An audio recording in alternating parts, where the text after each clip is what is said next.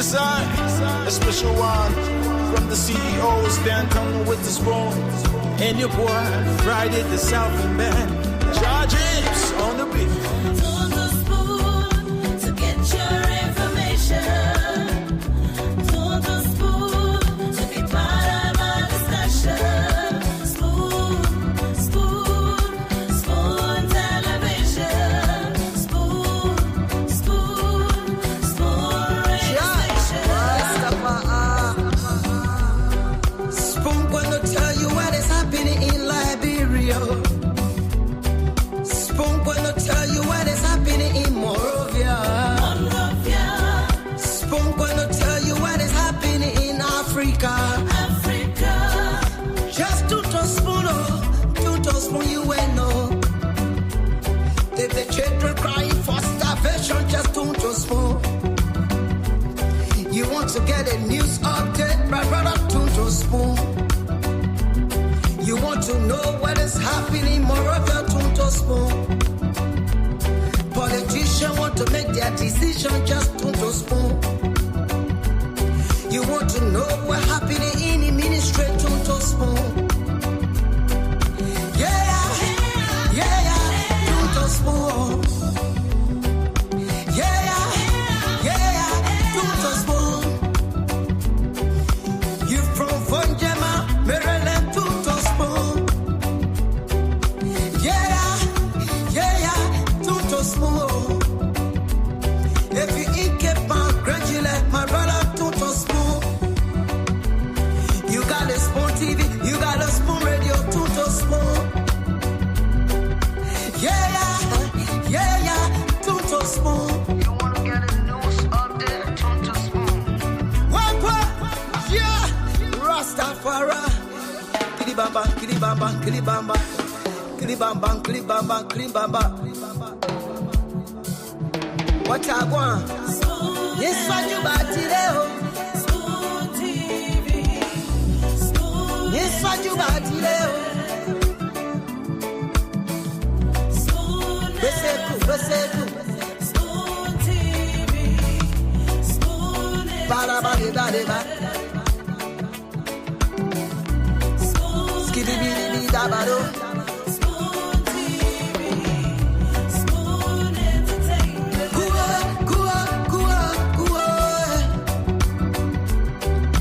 Beseku, kudileo. Kuwa, kudileo. On the spoon to get Yes, your what you want. information. Kuwa.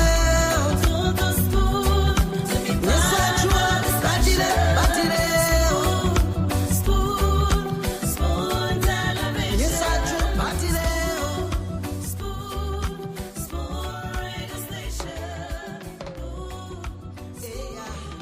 Spoon television.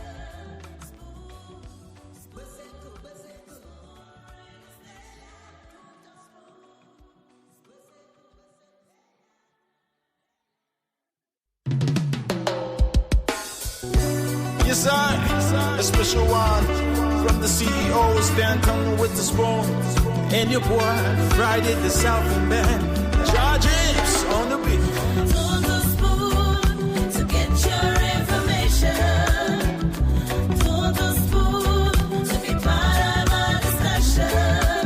Spoon television. Spoon radio station. Spoon gonna tell you what is happening in Liberia. Spoon gonna tell you what is happening in Monrovia. Spoon gonna tell you what is happening in Africa. Just to spoon, you will know. If the children crying for starvation, just to spoon. You want to get a news update, my brother, to spoon. You want to know what is happening in Moravia, to spoon. Politicians want to make their decision, just to spoon. You want to know what's happening in the ministry, to spoon. Yeah,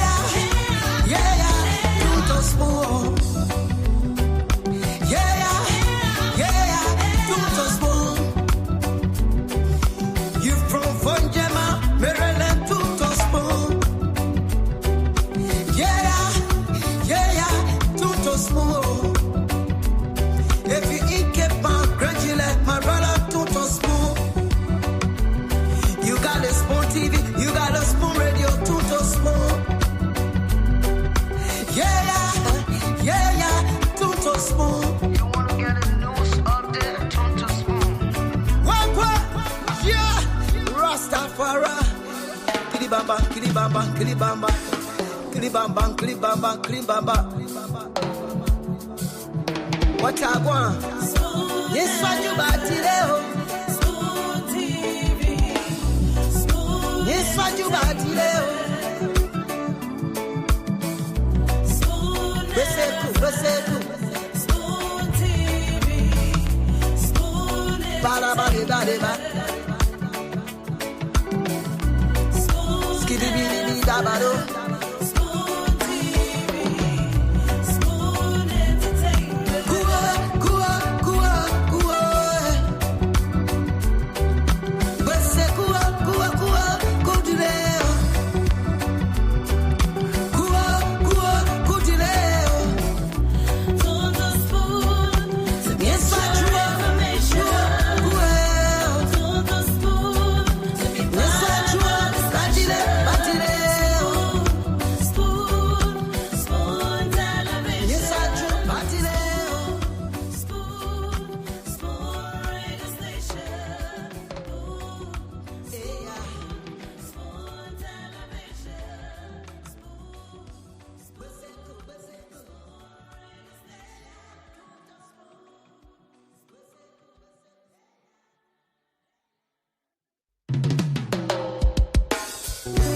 Yes, I, a special one from the CEO, stand tongue with the spoon. And your boy, Friday the Southern Band. James on the beat. To the spoon to get your information. To the spoon to be part of our discussion. Spoon, spoon, spoon television. Spoon, spoon, spoon radio station. Spoon gonna tell you what is happening in Liberia. Spoon gonna tell you what is happening in Morovia. Spoon gonna tell you what is happening in Africa. Just to spoon, you will know. If the children crying for starvation, just to spoon. You want to get a news update, brother, to spoon. You want to know what is happening in Morovia, to spoon. Politicians want to make their decision, just to spoon. You want to know what happening in the ministry, to spoon. Yeah, to spoon. Yeah, to spoon. You from Vonjema, Maryland, to spoon. Okay, again, we want to welcome everyone tonight to another edition of the program. This is Spoon Talk. We are back on the radio. What a pleasant way to welcome our many followers across Liberia listening to us on radio tonight on Spoon FM 107.5, on Fabric Radio 101.1, on Super 95.5 FM, and a host of other radio stations across the country. Many thanks to our partner radio stations. And I want to welcome all of you joining us from across the country on those different outlets as well. We're live in Bowman County on Trust FM. We're live in Bone County on Premier FM. In Margibi County on Gibi FM. Grand Crew on Trend Radio. In Nimba County, Seclipia to be precise. We're live on Radio Yalaman. And I want to welcome everyone tonight. It's always a pleasure coming on here, getting you Liberians across the country joining us here every single day on Liberia's premier talk show on radio and online. This is where you get authentic information about the happenings across Liberia. This is where you get factual information, objective analysis from a diverse panel here every night. And you get to have the opportunity to speak with your leaders, to engage with the policymakers, to say what those issues are that are of concern to you. And if you want to hear the policymakers speak, you want to hear Liberians talk about the different issues of concerns, this is just the the best place to be. And that's why Liberians across the world every single day at about this time troop in on this very channel, on this very social media handle, or on this very FM dial to get all the latest information, the news, the updates, the views of Liberians. So welcome to the show tonight. My name is Nelson Colette. We're also live across the social media. That's why we say Spoon Talk has absolutely no borders, regardless of where you are. You can always follow the program. We're live on Facebook, Spoon TV, Fabric TV, and Super TV. We're live on YouTube as well. Our YouTube handle is Spoon Talk Live. Many thanks to all of you who are already on there.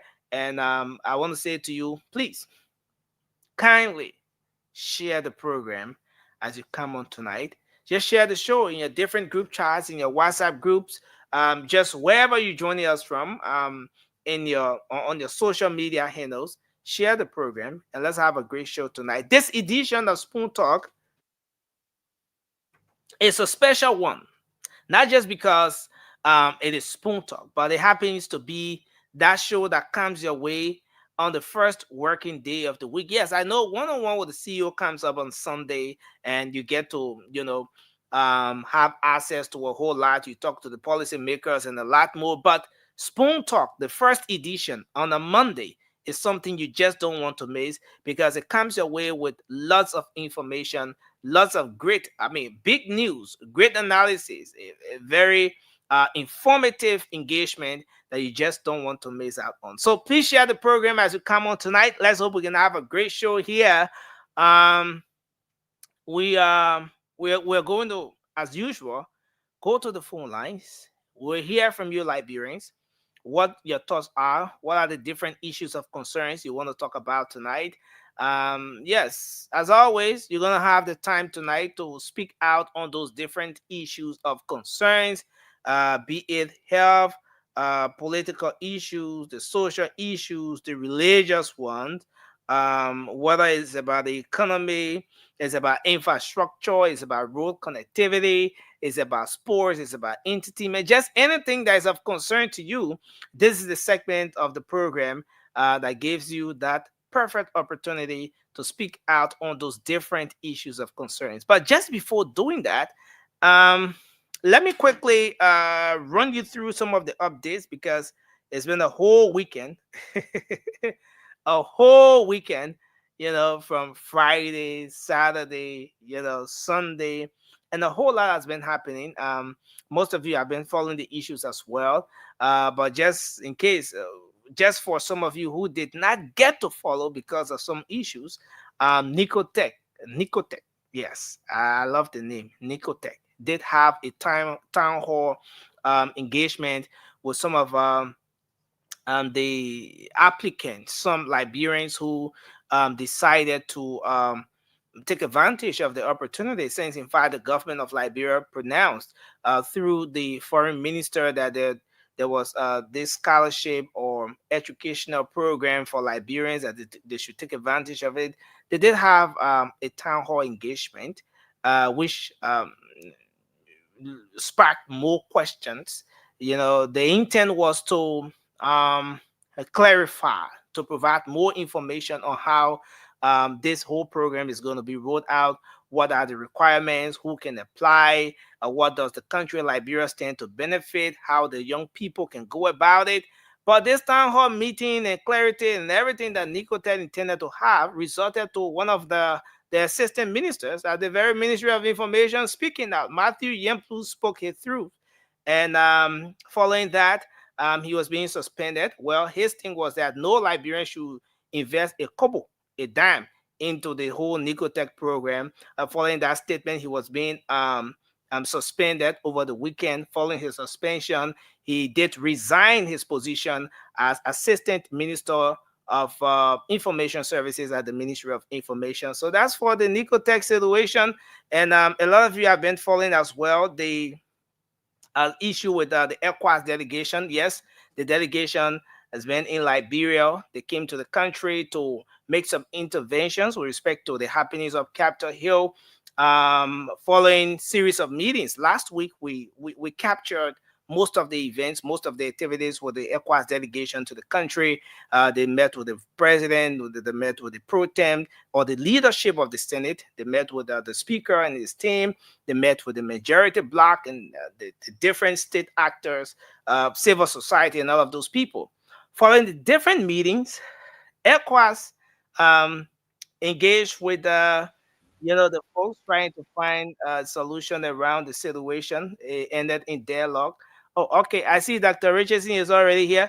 Dr. Richardson, welcome. It's good to see you tonight.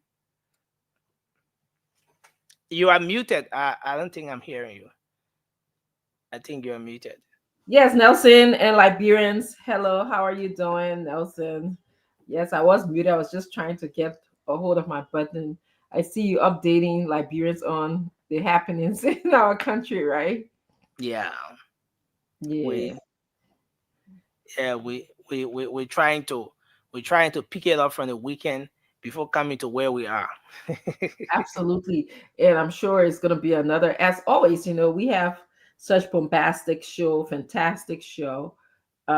We strive to bring information to the Liberian people, information that they have not heard about. I actually like the panelist format that we have, where Mhm. everyone can present different, at least you will learn a different view. Even though we might generally sometimes hold the same view, but everyone will present their view in a way that allows others to learn or take something. Because even when I'm listening, I'm like, oh, okay, I've never thought about it from Mhm. this perspective. That's a good perspective. Or and sometimes like we don't always agree, which is okay. I always say that, you know, but it's okay. Things would be okay. Our dear beloved Liberia would be okay. We'll pray, we'll work hard, that it should be okay. That's all I wanted to be, today. I know Nelson and our listeners, they're going to think I'm a little bit paranoid, but that's all right. I'm making sure that my daughter's passports are updated. Okay. Yes, we are in a new territory right now. So Uh, someone is asking the question, why so? Why are you trying to check up on all those making sure that the passports are updated and crossing the T's and dotting the I's and all of that? Well, yeah, it's always good to be prepared, Nelson. We had a very tough year here politically, a tough elections year, and when we had other elections, it felt different to me. At least I could see the virtues of the United States being explained, and there was differences on different ideologies. But now it seems like very personal for people who are not born in this country, people who are immigrants like myself, that have worked very hard. It's not easy being an immigrant. Nobody should come here and tell you say that immigrants don't work very hard. Before you reach where you are allowed to reach, you work very hard, sometimes 2 3 jobs, sometimes not seeing your families, and it's not easy. Nobody should say that's an easy. So I think for me it's just a matter of the matter of making sure everything is good enough with the children. I'm constantly advising them, even little man, little Steve, we're gonna get him his his passport, his book. I would love of course, I don't know. I would love to bring him to Liberia. Honestly, I dream about that. Just having him going out and have the same experience that I had as a child. We played outside. We played in that what I call hibiscus in America. I learned that now is the hibiscus plant. Stena, how you doing? I'm just finishing up and then you can continue. The hibiscus plant, we used to beat it. They usually put it around the house to make a border. So you beat it, it becomes slammer like Oh, calaosa. okay. Yeah. Okay. So we'll be outside all day playing, cooking, fake cooking, beating the hibiscus plant, like trying to see if it was, to cook something. But the kids here, they don't do that. My grandson today all day, he hasn't been outside. He hasn't slept before outside. I cannot imagine growing up in in such an environment where we don't even know. We do that all day because it's getting cold. It's cold. Certainly. There's an echo coming from one of the, I think it's from the CEO. Yeah. So I should get up. You don't want me on? No, I think there's a gadget on that maybe you just have to release. Nothing. Is that Dr. Richardson? Let you mute herself. Yeah, You see, let but me say something. Nelson, let me say something, right? uh, What in the good heaven they call abesco? Hibiscus. What's that? That flower, the Islamic flower, like when you in Liberia, it's a popular flower in Liberia. You know it, Stanton? Dr. Richardson, nobody, if we open the phone and we agree to it, that we get anything they call abesco in Liberia. Are you serious? They got hibiscus flower? No. Dr. Richardson, let me Yeah, see. man. I wish I Our man there, our auntie there, Dr. Richardson. All our man there, our auntie there, they all watching the show. Our grandma, nobody know. Nobody will tell you what they call hibisco. Say that again. Hibiscus flower. It's the flower that like, we had I always say this to you, Dr. Richardson. I think on the good side, it was okay to bring you, you grew up in Brooklyn, but you cannot blend in. Well, this is the issue with Lawrence. Thank you, Sis Mickey, that my sister there. She said, yes, we do got hibiscus. And Yamanto Mensa said, yes, I remember. So there's some people who remember it here. So Dr. Richardson. The name that you call it. Very popular in Yekepa. But Dr. Richardson, wait now. The name that you call it. That's in Kamba. Where you going? Dr. Richardson. The name that you call it. Those are names that are not even in Liberia. Well, how you can call it? How you are calling it? Mama, calling it hibiscus. Yes, the issue, Dr. Richardson. That's true. I red flower, Mr. Frank. We that used to go fishing for bullfrog. I know the leaf you're talking about. Okay, so what used to we that used to go fishing for bullfrog. They get the yellow one and the red one. Yes. We used to put it on our the head of that leaf. We'll cut it and put it on our fishing hook, and we tap for the bullfrog to come. It will go pa pa pa pa pa pa on the water. Pa pa pa pa pa pa pa. That's it. No, seriously, let me help you, Dr. Richardson, because you will put it in the water, then the bullfrog will come. Then you tap it again. When the bullfrog comes to a suitable trap, then you call it and you serve the bullfrog and you fish it off. That's nice. The name is not called hibisco. I don't know what you're calling here, Dr. Richardson. But I feel so ashamed. I feel so ashamed that I can sit on the show with you and you don't know nothing about Liberia. That's what you think. That's what you think. And that's it. You can recalibrate. And that's the reason why Come is not even talking anymore. Because you go to Liberia, you get Fiji water bottle, and you're talking to a poor people that are drinking from where, and you tell the person, "You vote for me, I will change your life." You will not change the life. You go to Liberia with Gucci bag, with Louis Vuitton bag, and you say to the people, "We will change your life." There is nothing called hibisco. I don't know how you call it. We got a simple name for that flower, and I will not tell you today. What do you call it? You are calling the scientific name, and people in Brooklyn don't know the scientific name.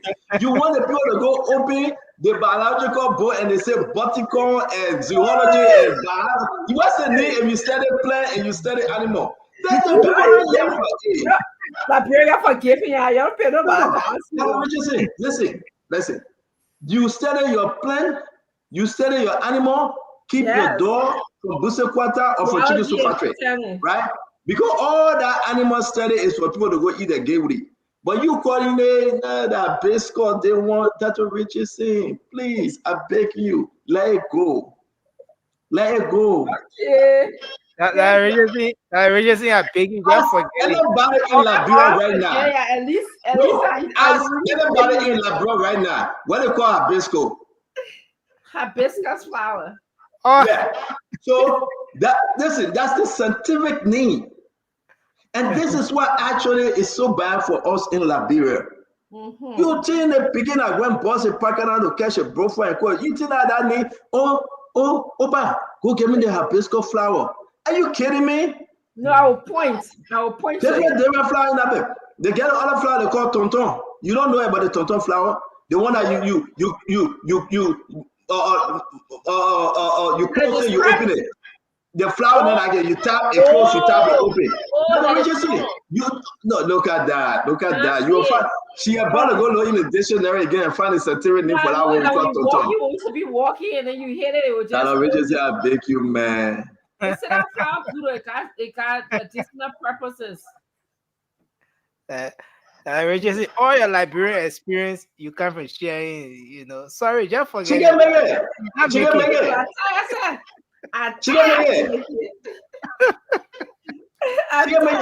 Listen, there's a reason why God allowed us. We were born in Liberia, and we are grateful to God. And we grew up in Liberia. It's a reason. We came from Brooklyn and can say, hibiscus flower, hibiscus. Hibiscus where? You think that cookie we eating? Somebody said that flower, you're talking close your lapa flower. Close your lapa. Yeah. They got a song for it. I've forgotten the song. Man, come close your lapa. Then you touch the flower will close. You go ahead and the flower open. You know, but it's okay though. All of you that agree with me, I said thank you. When I told you guys that Dr. Richardson was born in Brooklyn, our parents took her to Liberia at the age of 2. At the age of 13, they brought her back to Brooklyn. Period. So all that thing she's trying to blend in that she's a Liberian, she's not a real Liberian though. I am a Liberian. Liberia runs through me. Yeah, we agree because every black person is Liberian, so no problem. Joe Smith Jr., it's good to have you. Gladys Sherman. Basia Sleening. Listen, I'm a Cooper. It's good to have you. Agatha Glasgow. It's always good to have you guys. Eugene Toka. You know who called me today? And I got to say this. I think that person is a witchcraft. Fagon. Fagon called me today. I think Fagon is the #1 witchcraft. After Fagon said everything about me, then he called me today. So I said, my man, LBS will now be the same. What are you calling me for? I mean, I drink club, yeah. I drink club, yeah. What I got to do with you? Huh? Don't tell me you got no malice. No, Dr. Richard said, left is too short. Fagon went and said, every party about me. Then he called me and said, my man, I drink club beer. What am I doing with your club beer? LBS is on fire. Go quench the fire. Go quench the fire. Yeah. But he called me. I said, what do you want me to do? Don't call me. You know, man, I have to call you. He saw me playing basketball. He said, oh, my man, you get shot. I said, listen, I'm going to take 3 shots. I will make all the 3 shots. And I did. And he said, you want bet? I said, yeah, right. Then you ever pay people that? So you can't even pay that. You're having normal conversation, talking about basketball and everything. Everything y'all go on. You're having normal. Yeah, what happened that nothing happened. You know, he asking for the daughter and you want to eat the dog. So I said, no, the daughter not yet. Are you serious? If I go to eat dog. If I go to eat dog, I'm not laughing. I can't eat no dog, man. Tell me what you say. If I go to eat dog. Me can't say. That really you understand? That need all conversation, but if I go to eat dog. Yeah. I don't want to say what I want to say, but if I go to eat dog. Well, it's okay. And I'll leave it at passing. We go. You gotta explain what happened. I saw it. I saw the man what he was doing today. That's why he called me for, and he was asking for my daughter. Sure, I said, my man, the daughter, yeah, but so leave me alone. Yeah, welcome to the show. Yeah, hello. We really, really appreciate you guys being here. But then while we wait for everybody else, Akaris Mostly Great is coming in studio to talk also. Oh, ladies and gentlemen, it's good to have you. It won't be easy. Yeah, please share it will not be easy today. My key. You know what Akaris is great. It's in my next step. When he ready to. Akaris Mostly Great is coming on today. We're making use all the time that we can joking about on this show. What it work? But you take it to the bank? Yeah, take it to the bank. The man is coming on. Akaris Great is coming on. Yeah, and but here's the other issue though that Richie say. The government, the executive branch presented the budget. I read. Who they get a budget to? That so many people asking that question. They sent to the clerk. As per the letter. As per the letter. Are we going to talk about the Guinean that came to the airport too? The cisjunta Guerrero Guinea. Are we going to talk about They came to the what? militia group that in Lofa County? Oh. But we're not going to talk about it today. The post said that security matter. So we should We'll always talk about security matters. Security matters, so why? It's a mustn't talk But I about want to take a different position on it tonight, though. You are? Yeah. I got a recording. I want to play tonight. Yeah. To be frank, and you know, it's important that everybody understand. Everybody got to understand what's going on in the country. You know, Joseph Yima Bwaka left. He's in Sierra Leone right now.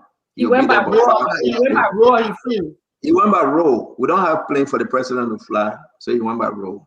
What do you mean by how president got to the father? He go there by plane? No, but Sierra Leone you can go by road. The Vatican you can't. Oh. Okay. So the Joseph Bwaka got on all the dusty road that Roland Guinea say he faced. That Roland Guinea say he faced. He got all on the dusty road when he entered Sierra Leone. That was a paved road. That's said, right. Oh, my people, look how the people that treated our country. I said, oh, baby, you the president. Roland Guinea $822 million until he say he gave you pliable road. That pliable road you're driving on now.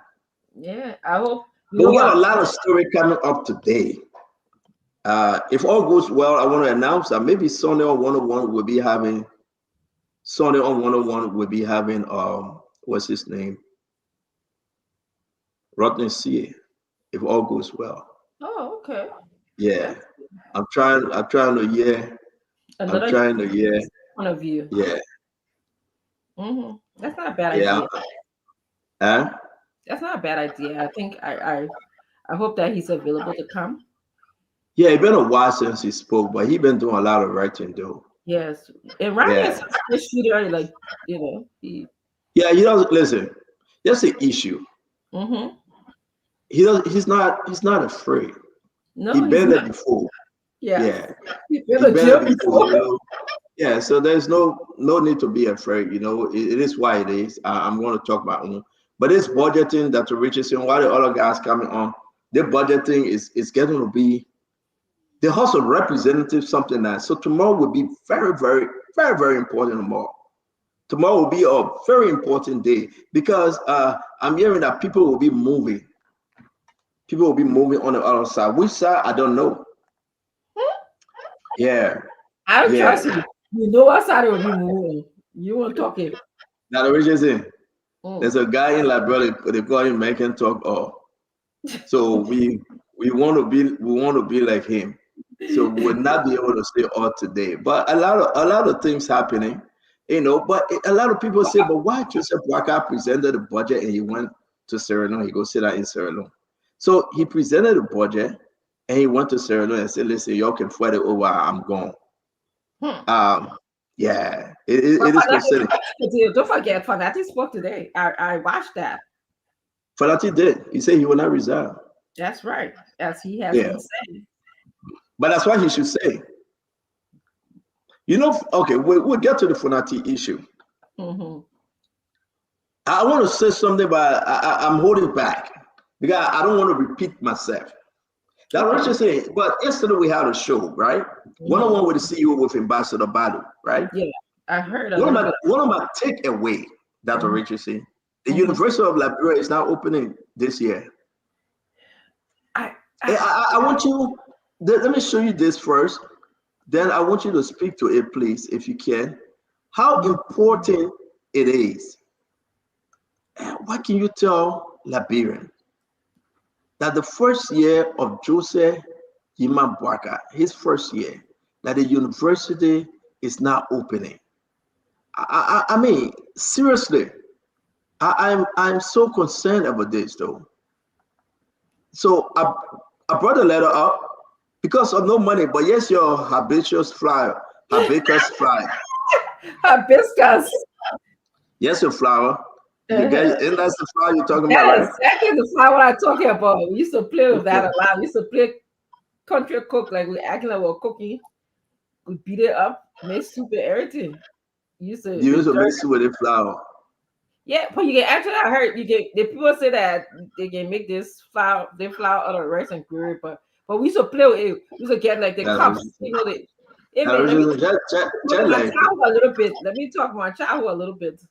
We used that to get reason we are getting a serious issue, but we'll give you a few the seconds. cup. I will advise you, please let it go. But if you want to, go ahead. I'll let it go to a serious story because No, go ahead. Go ahead. Spoil your name. Go ahead. Spoil your it is name. right. I just want to point out that this is the flower I was talking about. This is the hibiscus flower, and is used to make borders in our in Liberia. That's what we used to use it for. That reaches in that trap you're walking in small, small I'm soul. telling you, I'm telling you. So let me tell you. But I I dare you. advise I advise her not to say it, not to talk, but she talking. So So I done. You used to suck. They said somebody said we used to suck the sweet water out of it. Okay, that part is. that's not this flower. Somebody want to kill somebody. Let me put a flower there. That Richard said, let go back to our show, okay? Yeah, that It's not helping you. somebody That said flower that you you're talking about. cup. All right. They put a So respect on the past. yeah, but let's talk about this. Let's talk about this Wait, first of UL all, issue. can I just tell you, like, parents, you see what I'm saying? They may learn like bro so much that even when you try to deviate, he will be told. By the time you say hello, he said like bro. By the time you say good night, like bro. Good morning, like bro. Yeah. See, I just wanted You to know bring that. my passion for Liberia, Dr. Richardson, you know why? I'm so passionate because I think Liberia is a good country. Liberians are better people. We are proud of our heritage, right?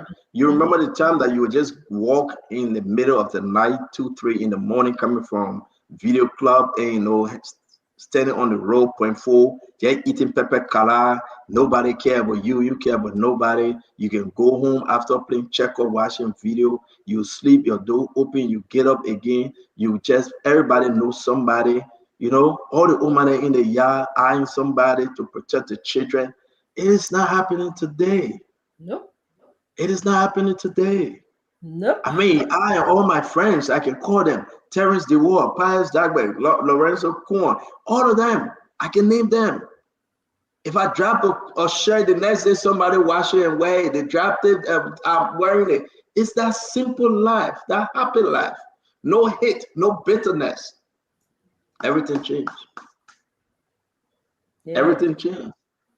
The Labrador we have right now is I just don't like you. I hate you, you know. The Labrador you have right now, it should be only me. So I just want us to have a beautiful Liberia.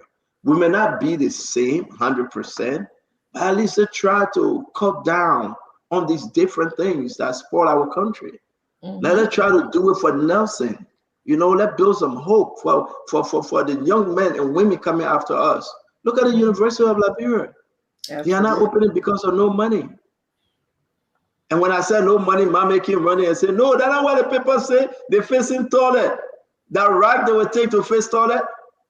That's not what the people say. They're facing the bar, they're facing the kitchen. That rack they will take to face kitchen. Listen, no money, say it. We got Senator DeLong from Musserado County, where you have the University of Liberia main campus. They don't say, oh, we put $119 million in the budget. Out of the $119 million, we got $33 million there for the University of Liberia. Go ask the people, they didn't see a dime yet. And they don't want to boast that he allocated money in the budget, but nobody can see the money. In the Department of Education, zero, less than 40%. How can these guys treat our country like that? I'm telling you. You put the money in there, but the people ain't get the money, but you boast it and say, it have never happened in the history of Liberia before. We increased the education budget to $119,000. I can increase the education budget to $2 billion, but the people ain't get a dime. What good it is? That's right. What good it is? I mean, it's so shameful, man. Boast of something that the people feeling, that the people see, that the people can hear, that they can see. Don't boast of something that is so useless. You put all kind of numbers together and you say, oh yeah, the education system will be good. We gave $33 million to the University of Liberia. I got a news for you. The university said, I'm not seeing that money. You right, Marcel, let's talk Liberia. How we can improve our system.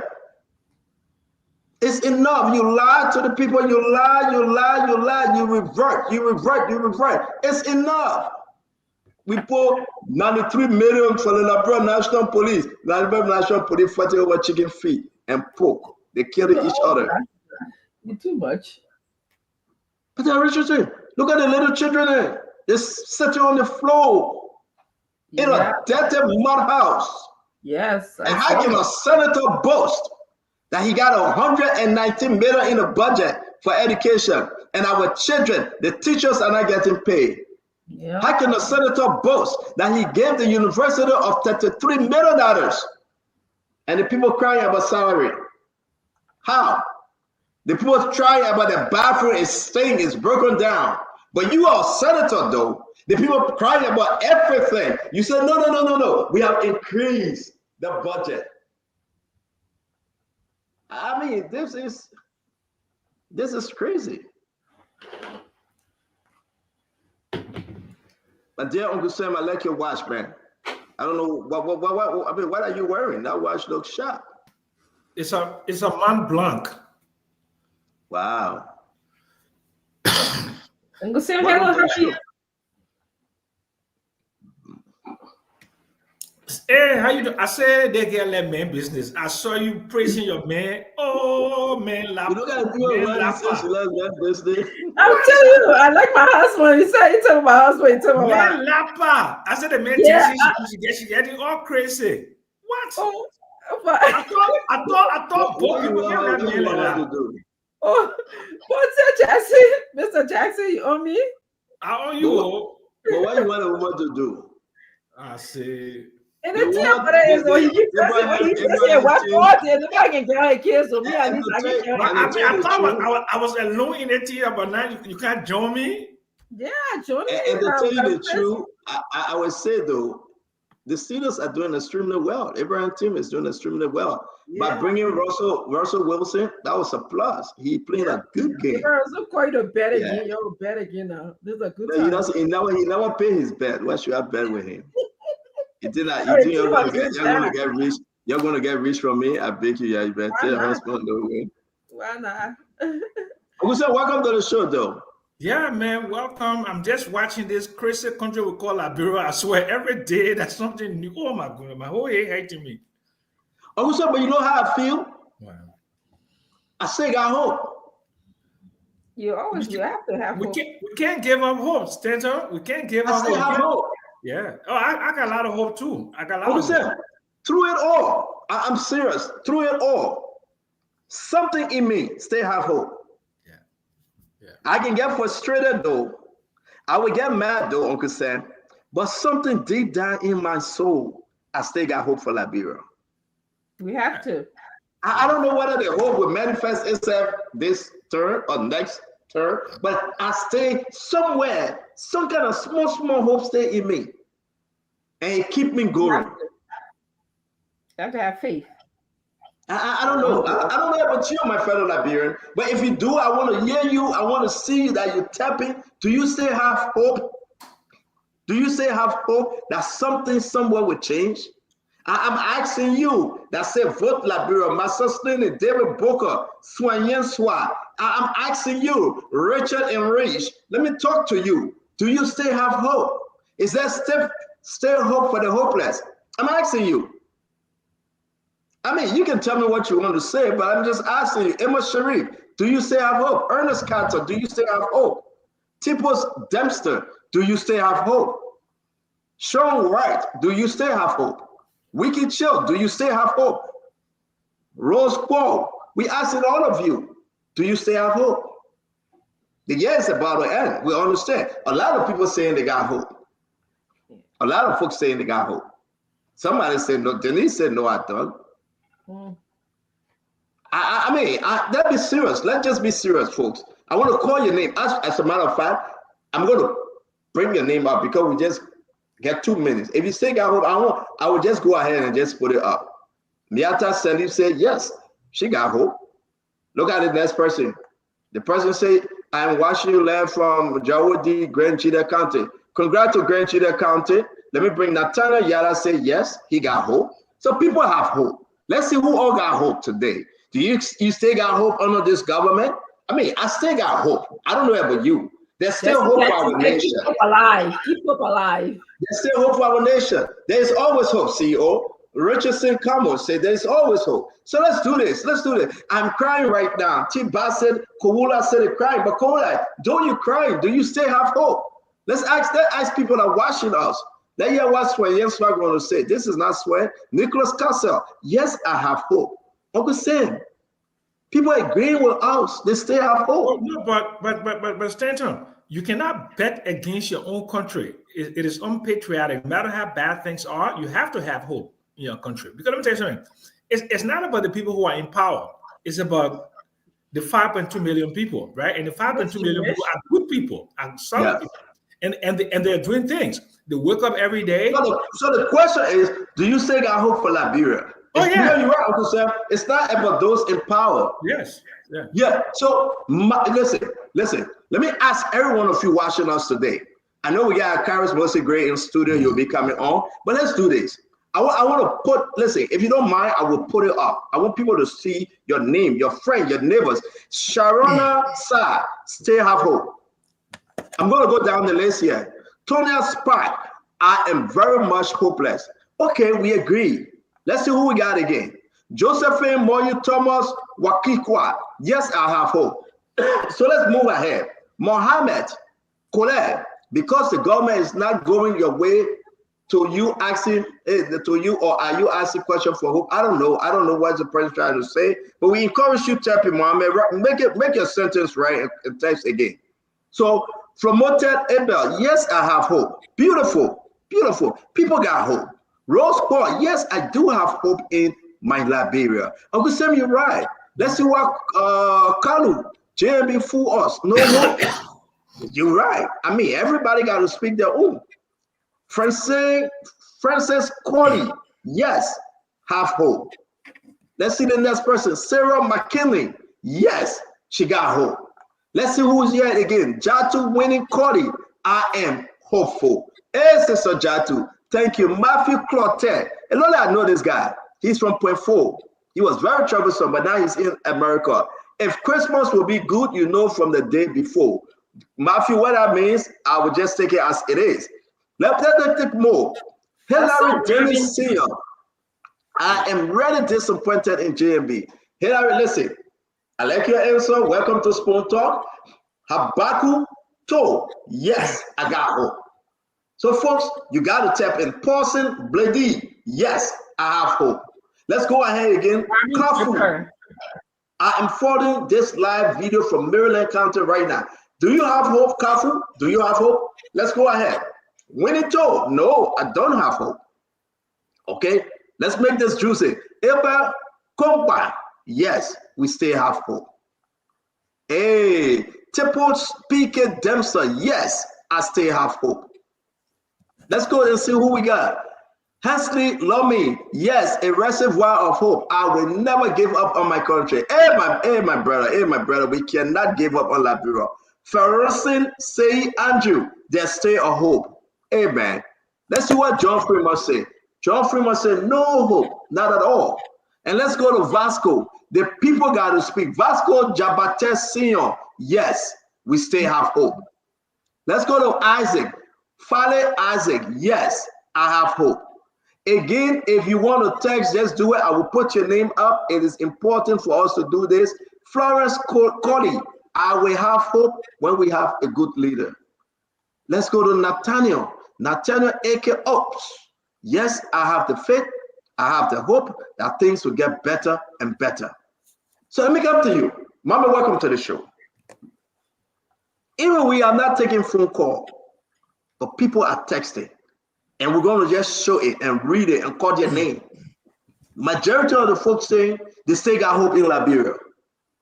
They say have hope.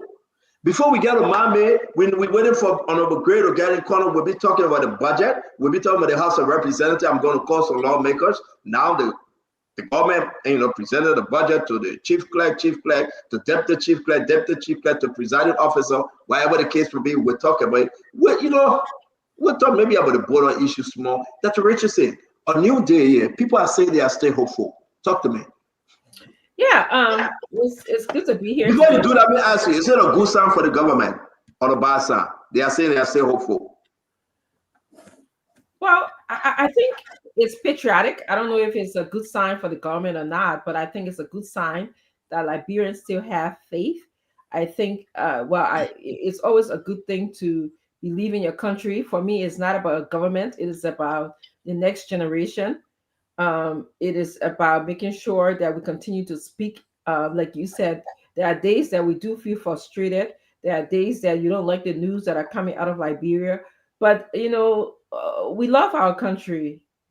We want a better Liberia. We want to look at it, and we are all smart. Liberians are smart. We're no different than other people in different parts of the world. We're no different from the Sierra Leonean, where our president is currently visiting. We're no different from the Guineans who just wanted, according to you, had a junta that came through. So to me, it's patriotic. It's not about a government. It's about our generation in the country. Uncle Sam, well, what you make of this, Uncle Sam? People are still hopeful, and Dr. Richie says it's about the country. Yeah. But how that reflection going to play into this government? So let me just be very clear. I think Liberians are coming to the realization that they cannot put their faith and trust in government per se. They know that. But they're hopeful for a better day because they're patriotic, they love their country. And so if you give up hope, what do? Do you stop working? Do you stop going to the market to sell a market? You stop sending your children to school? So you still have to be hopeful. So hope is what drives and energizes a nation, right? So right now, people are, they're disappointed in some of the things that President Boca is doing, but they believe that there will be a better day for they and their children, And I cannot give up hope. I give up hope to do what? So what? Sell everything I have in Liberia and move where? I love the country too much. I'm invested in my country. I love the people in my country. I have more fun, and I have, the fun and the goodness of my country. I cannot get that any other place on the planet. Okay, no matter. I live in luxury around the world, but Liberia is where my heart is, my navel string is buried, and where I would do almost anything, And if, despite all of the rigmarole that I've been criticizing the government, I won't take a job, I won't take a consultancy, but they were to put like a committee together, something to say there's a specific item that you guys want to study and make some recommendations. I would jump on it quick. To have my country. Absolutely. In my community, I'll do it. Thank you. Mama, welcome to the show. We see you on regular this time. What's happening? You look like a suspect. The $70 million finish. Huh? The $70 million finish.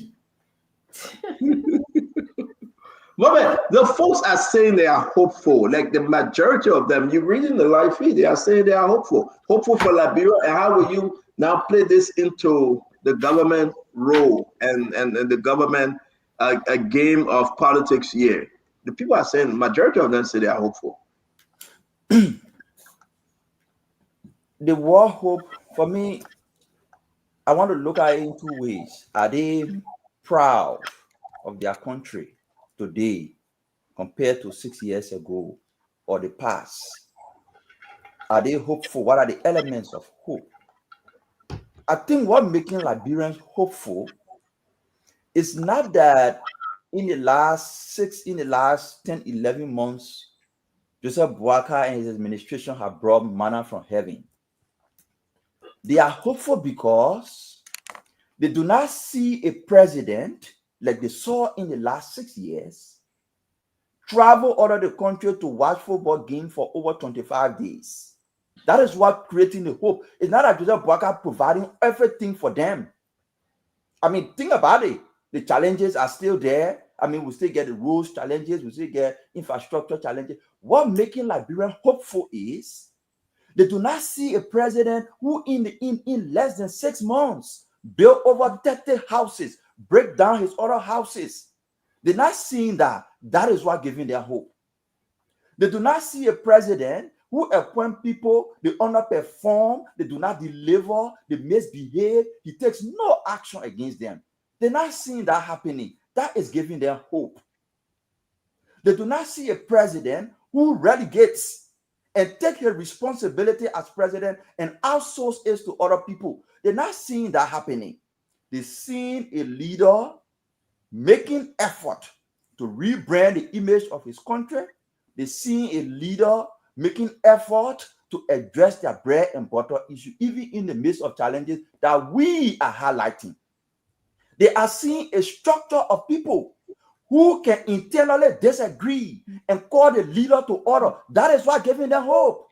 When they hear Stanton, when they hear Amula, when they hear Martin, when they hear Mo Ali, when they hear Stephen Johnson and others holding the government accountable, it gives them hope. Because in the last 6 years, it was worship the leader, pray to him, suck up to him. But because they're not seeing those factors, that is why they are getting hopeful. But it's not because the government is solving the problem. Their hope will move into reality when the new budget is passed and we begin to see action taken to address those fundamental problems they have.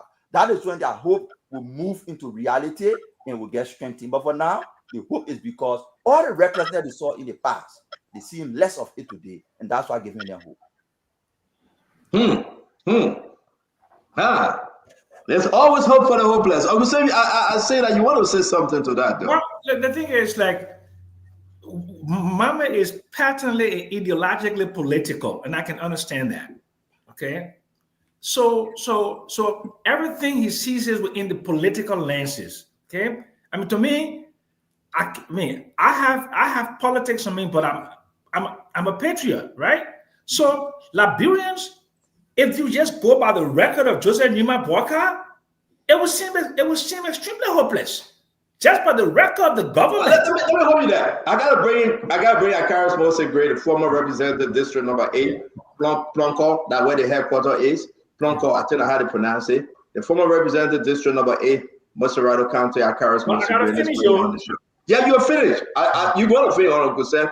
I mean, with the conversation that will lead us into our main conversation, I want to bring him on as guest for tonight. While we talk about hope and hopelessness, I want to say welcome to the show. Honorable Gray, how are you doing today? Thank you very much. It's a great pleasure to sit in the midst of all of these forces, which is very important. And I think this will be one of my first time sitting on the show, a few questions. But again, I want to appreciate your program, and I made it an honor to be here tonight, to be your guest. And I hope I will live in accordance to the expectation of the people out there. And not necessarily you. Thank you very much again. Yes, indeed. The hyenas will come last to eat, because once they appear, and then all the foxes have to run. Uncle Sam, you were in flight container. We are talking about hope and hopelessness. It will lead us into our conversation, Honorable Gray. So let Uncle Sam finish. The thing about patriotism and hope should not be politicized under no circumstances, because you're dealing with human beings, and human beings are imperfect. If we were beginning to recount the imperfections of JNB and the missteps and the mishaps over the last 10 months, it doesn't augur or manifest hope, okay? But the Liberian people, they are hopeful despite who is in power, because they've been disappointed.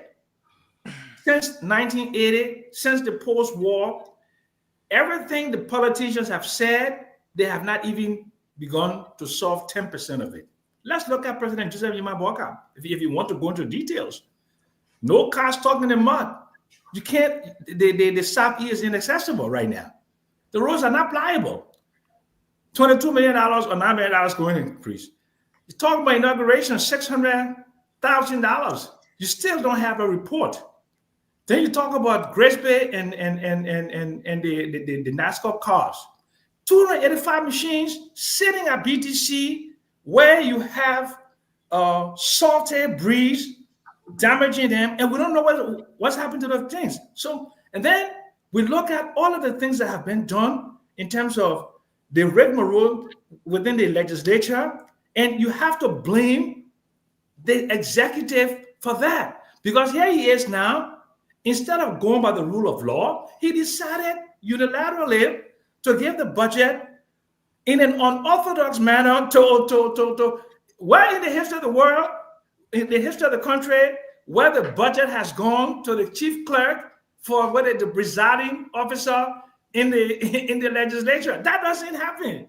That's not hope. But in spite of that, Liberians are hopeful because the president, Booker is 80 years old. Okay? It's only another, 5 or 6 years. People in their 20s, 30s, how would they lose hope? Because an 80-year-old man has the gavel in his hand. He can't, I mean, that's just face it. I mean, time. Let that hold you there for a bit. Uncle Sam, welcome to the show. Dr. Richardson, welcome. Ambula, welcome. We're going to stay on hold for the next 10 minutes because we got to give Akaris Mercy a great chance to speak, but we have to go back to Ambula and Dr. Richardson. I will be here as a nice moderator. I'm not going to get in the mud till we get into the budget. But again, the reason why we are talking about hope, a lot of stuff is happening in the country. People afraid, people think that the whole Liberia is about to burn. Are they hopeful? The budget was submitted today. Whoever they submitted the budget to, the way in which it should be done all the time legally. We have Honorable Akaris Mercy Great and served a little over 2 terms, if I'm right, or 2 terms. He will tell us exactly the passage as to how you submit a budget. Again, we're going to talk about the national security issue in Liberia. And again, are you hopeful? President Boya is not in the country. Are you hopeful?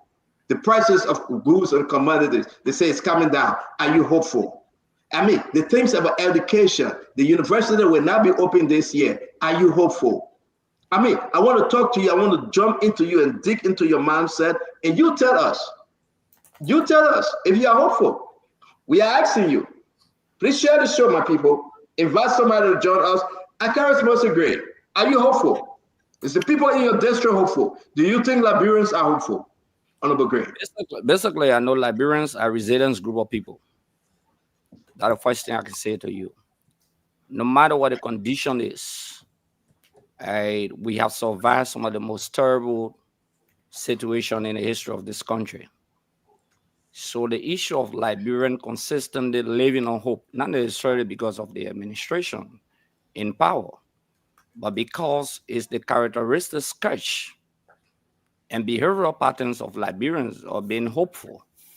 So even sometimes when Lone Star will say that Lone Star will not be qualifying, but still we hope that Lone Star will perform and perform the miracle.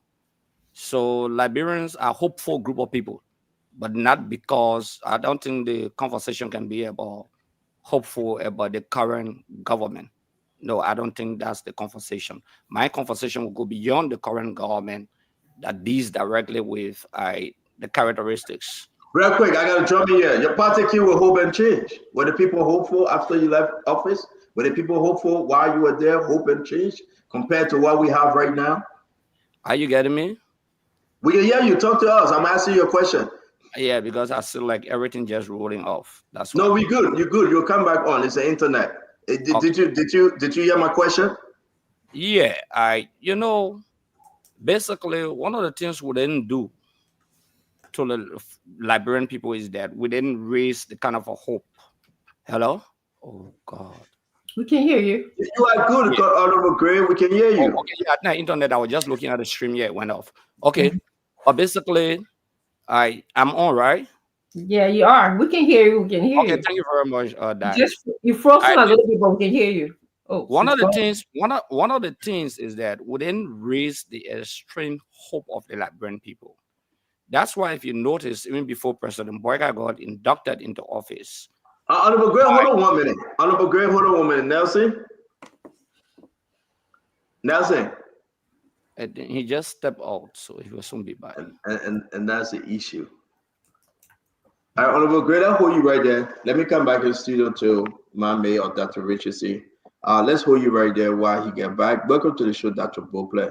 Dr. Richardson, please take it away while we try to Yeah, get you the know, Honorable man ready. I want to agree that we can sit here and describe hope from various levels, but I think it is important to look at hope from a non-political lens.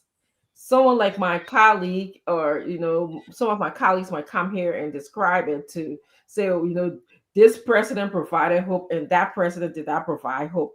But I think on the average or generally, we can see that no matter what the circumstances are, Liberians tend to be hopeful. If you are a patriotic Liberian, if you are born in a country, if you want better for your country, you want better for your next generation, you want not to pay attention to the existential threat that can happen in the country, the sense of meaninglessness, the sense of not having any freedom, okay? Then you say, I'm not hopeful. If we want, we can compare governments. We can do that and see which government provided more hope for our people. But I think it is our nature as Liberians. I think as the former representative was saying, like, we tend to be resilient. We tend to be strong. Okay, we want a better country. We are educated enough. We know better. We've been exposed enough to provide a better Liberia. And I think leaders should be doing that. We can't sit here. If we all sit here, we'll say, well, we're not hopeful because this government, the previous government didn't do well. Then we may as well fold our hands and just put our hands between our legs and just sit there and let our country just, deteriorate, just become nothing, become a failed state. But we are not doing that. We're going to fight. Again, Dr. Richardson, thank you. We're going to welcome Dr. Bople will send a message to me and say, I shouldn't announce it. I don't know how long I can keep that secret, Dr. Bople. I don't know whether I will keep it till the show finish. I beg you, I can't. Something about me, if I keep secret, my blood pressure can be boarding. So I will send you blood pressure medicine. I'll be I recommend a doctor to medical a cardiologist. The American doctor and the Liberian doctor, they got plenty. I'll get combination. You'll be all right. So let's see if I will keep it. Let's welcome for Dr. Patrick. Mr. Patrick, well, welcome to the show, sir. Thank you, sir. So let's close on you guys and we'll get to our conversation for tonight, Dr. Bople. Are you hopeful? And why do you think most of the Liberian people that follow us tonight saying they are hopeful? They are still hopeful. Hopeful in Liberia. Is it having a trend within the government based on their hope? Well, I think many Liberians are still regrouping. No, let Dr. Bople go first. Vendetta, then we'll come to you, please. Vendetta, let Dr. Bople go first, please. Okay. Thank you. Dr. Bople? All right, so thank you, CEO. So, first of all, it's a good thing that Liberians are hopeful, that many Liberians are hopeful. And the fact that they're hopeful says that people desire better for their lives. It's also a good thing for the government that the people feel hopeful. Here's the thing about hope, though. Hope is an emotion, right? That you have to feed with good, constructive, positive action so that you can sustain, perpetuate hope. Hope does not feed people. Hope does not pay school fees. But hope keeps you looking forward, doing the right things, and expecting the right things of your government. So Liberians are hopeful. Liberians are resilient people, but we can't take them for granted. So the government must move with a sense of urgency. Those who have the privilege to lead must understand that this is an important time in our nation's history. This is not time for errors and all these things. Everybody should come with a sense of service and sacrifice and do the best they can and do it now. And the people can see measurable improvement in their lives. Hope will continue to swell. If they don't, hope dissipates. When hope dissipates, we start running into problems. But I remain hopeful, and I'm encouraged that majority of Liberians remain hopeful. We need to stay there, but the government has a responsibility. We, the people, too, have a responsibility to do our part. And together, I think we can move our nation to a better place. Listen, yesterday is yesterday. Okay, we can't live off a history. We can only learn from it, and we Thank get you. better and move forward. Thank you very much. Thank you, Dr. Boblai. Remember, we have our correspondent Gray, the former representative for district number 8. He is joining us tonight as our guest. I'm going to bring you Vandetta Patrick on this whole issue. Then we'll go back to our main conversation tonight, starting with Honorable Gray. Vandetta, talk to us. Are you hopeful? Why do you think so many Liberians on the show tonight saying that they are hopeful? Well, I don't cry for the bereaved. If they are hopeful, fine. It's up to them. But personally, I'm hopeful. If many Liberians say they are hopeful, it's up to them. Who am I to question them? So it's up to them. Saying they are already hopeful, it's up to them. I am hopeful. But what I can say is, I think many Liberians are still stuck in their comfort zone, void of politics. Let's put politics aside. Let's assume government did not exist. Many Liberians found it very comfortable sitting in their comfort zone. There are still people who believe they were born in poverty. Many of their family members did not go to college. So they believe, quote unquote, God created them for that purpose.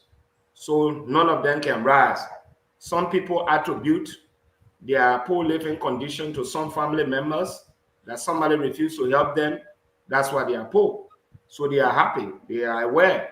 Some people still believe that leaving, from the village to aspire for excellence, to acquire a better education is very difficult. So they are like that. It's okay for them. So you don't measure the level of satisfaction of other people because you are not in their shoes. So they are hopeful. It has different connotations. Some people, maybe they are hopeful. Maybe there's a family member that went to America. So hoping that in the next 2 years, they'll be happy. That's good. Thank you. There are other people who are hopeful. Maybe a government official, somebody from in their family, got appointed in government. They are hopeful. So for me, I don't want to question them. As you said, they are hopeful. I am happy that they are hopeful. Thank you. Thank you very much, my brother Vandetta Patrick. Welcome to the show. For Canada, we're going to have a big show today. First thing, I'm going to again introduce you guys to Honorable Moses Akaris Gray. Now, folks, you are hopeful. I'm blessed. I'm happy. I'm hopeful for Liberia. Thank you. You were speaking, but you went off. Can you finish out on the hope something? We want to get into the conversation here. Conor Gray. Yeah, basically on the issue of hope. Sometimes they will say he will live on hope without fasting. I know whether you've listened to that adage before. But many reasons people are hopeful for. Even during the Liberian civil crisis, I can recall vividly, Liberians were hoping that the crisis will come to an end and they will return to their homes. So being hopeful may be in different contexts. Like Dr. Richardson Redford said, I think being hopeful, I'm looking at beyond just the context of politics, but the context of who are Liberians. Are they not resilient group of people? Are they not a group of people who believe that at the end of the tunnel they could see light? Are they not the people that have consistent search for solutions to problems, for example? So the issue of hope by Liberians is not a result of a specific administration being in power. It's a result of their own character. It's a result of their own behavior. So it speaks a lot to who Liberians are, be it from the CDC, be it from the Unity Party or any political institution. So, but if it is restricted to the gains of the administration, then I hold a counter difference in terms of that context. And probably we could discuss the counter difference subsequently. Yeah, sure, we will. But I want you to, because Mami gave a whole different page in this thing. And he flipped it. And he said, well, they are hopeful now because you have a president, blah, blah, blah, compared to the president we had in the last 6 years. You care to respond to that before I think it's basically wrong. By this time, October 29, 2018, we are officially declared free tuition for public universities across the country, mainly public colleges, the University of Liberia, we are declared fluctuation. That was hope by itself to provide to the educational sojourn a perennial problem in our country where the market women children could not afford to pay tuition. For example, we made that free publicly. That was hope by itself. I do not want to dwell on the political recitation that was presented by Mame, because the fact of the matter, in the last 9 months, as the senior man Sam Jackson said, the flagrant violation of the rules of law, the repeat of those things that they criticize the CDC administration for. You've been saying it on your show, many of you, all of you. Okay, Sam says something very important. Our President Boyka was not president when $500,000 was taken from Social Security. He wasn't president of the Republic of Liberia. And interestingly also, Gersprit was not Minister of State. He was not even appointed, nor was he confirmed. That was a violation, a clear-cut, blatant violation of the laws of our country. The issue of the tenure position, the Supreme Court ruled in the twinkle of an eye, the very people, you when they reappointed them as acting, you dismiss someone because of audit report. The Central Bank of Liberia, the CBL governor, Thank you. You could not dismiss another person at the LTA. You cried Thank you. on your show. So Yeah, we're gonna get into it, and I know we're gonna get into it. Ladies and gentlemen, welcome to the Spoon Talk again. Whatever you are, please share the show. We got everybody coming on. It's gonna be a hoo ha ha because everybody will say the piece. I want us to get into the first major topic that which is trending right now is the budget. Mama, you have the time to respond to Conor Gray. I see that you want to, but I want us to get into this budget issue. This thing been almost 6 weeks. Some 47 men and women decided that they don't want Funati Kofa. He should get out. The back and forth, after everything, they came down to 43 men and women. Funati secured 30, including himself. Everything to the Supreme Court, back.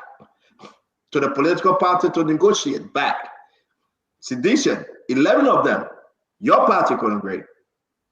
All of the 11, 6 said, listen, I'm going to surrender myself to the grievance committee, but I don't want Funati.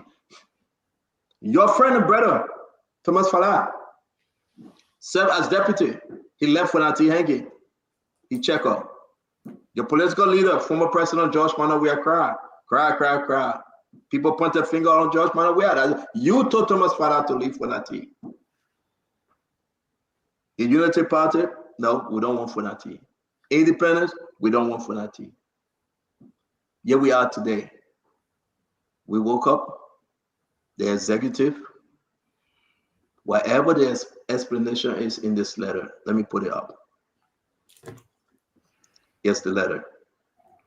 I want to do it more. It's in our chapter, and you guys have seen it. The presiding officer, November 18, 2024. The presiding officer, the Honorable House of Representatives, Capitol Building, Monrovia, Liberia. I want to keep this up and ask who the executive branch were referring to when they said their presiding officer, Honorable Gray. Basically, I will try my best on this subject matter to be in the confines of the Constitution and the rules of the legislature. Let me repeat. I will be in the confines of the Constitution and the rules of the legislature. All right, let me now go back to where the executive, one day they will write the speaker, another day you write the chief clerk, now you're writing the presiding officer. So the first guidance on this debate is that Article 49. It says the House of Representatives shall elect once every 6 years a speaker, who shall be the presiding officer of that body. A speaker, who shall, the lawyers will tell you when they say shall, it means or must. Who shall be the presiding officer. So if a communication is sent to the presiding officer, in my mind, that communication is sent directly to the speaker. There's another rule I want to tell you from the House under section 25.10, because I came with the rules so that we can be able to understand what the rules are all about. Under section 25.10, buttressing. First, there's a PFM law, 17.1, public No, financial. we're gonna come there. We reach to the PFM. No, I'm just I asking. need to answer the I'm just asking the question. presiding officer. I want to bring the other guys in real quick because some people on this segment disagree with you. So I beg you, let me hold you right there, Colonel Gray. I'm sorry, Representative Gray. The presiding officer, you're saying should be the speaker. Am I correct? Definitely. And I'm here to respond to the questions or to the concern. So, Yeah. So 49 is clear who is the presiding officer. But we cannot discuss the presiding officer without looking at the PFM law.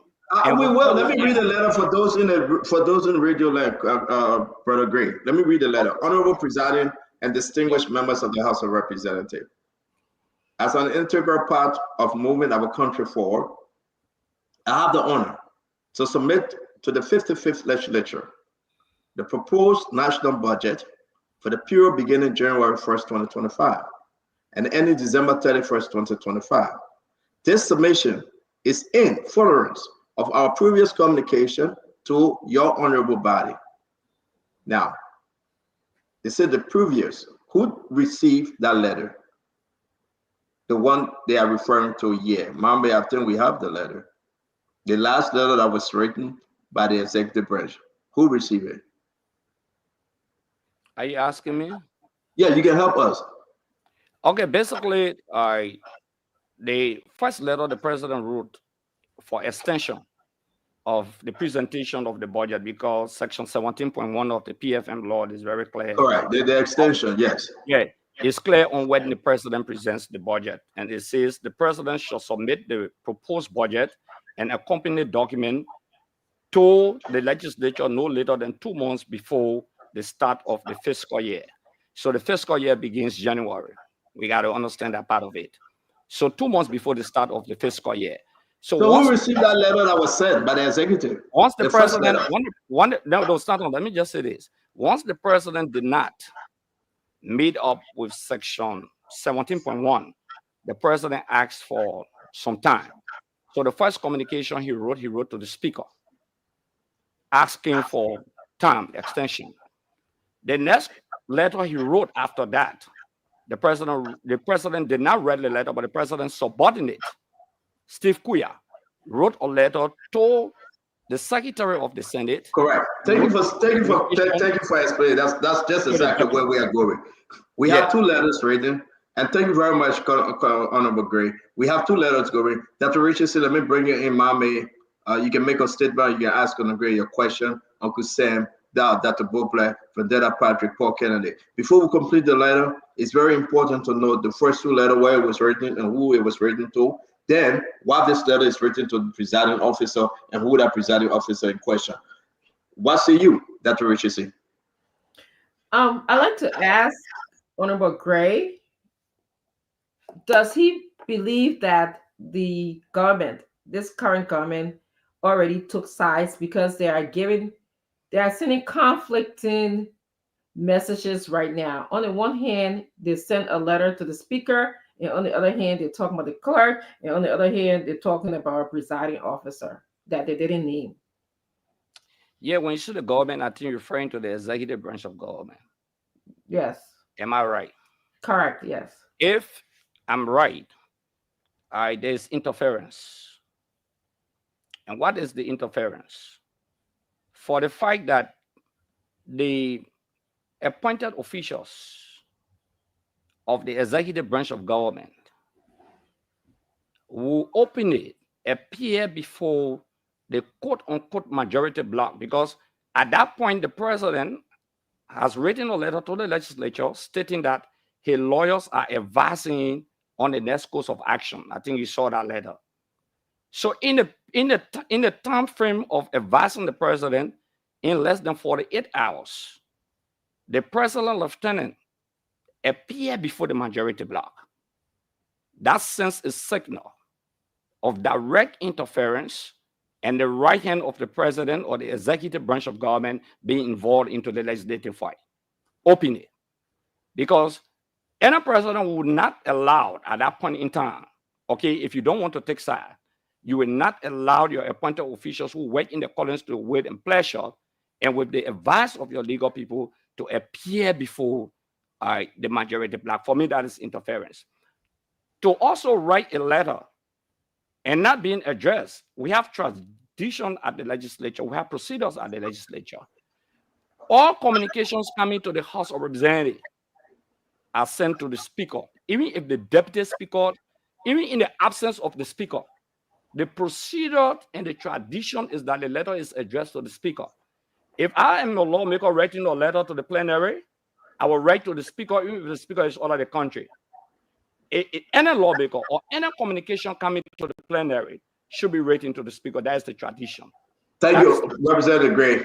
Yeah. That keep the answer short because you know with that extra 9 individuals here, we want to beat on you. So please, I will beg you. Let's try to just get into the answer. Dr. Richardson, your second question, man. Oh, great. So how would you recommend that the president proceed? The first thing here is that the legal advisors to the president, in my mind, they didn't read the rules of the legislature. The first thing, the rules of the legislature, and I say I will be on the law and I will look at other aspects. Under 25.10, it says the function of the chief clerk, under 25. Receive all communications, including, but not limited to, messages from the president and the Senate when the House is not in session.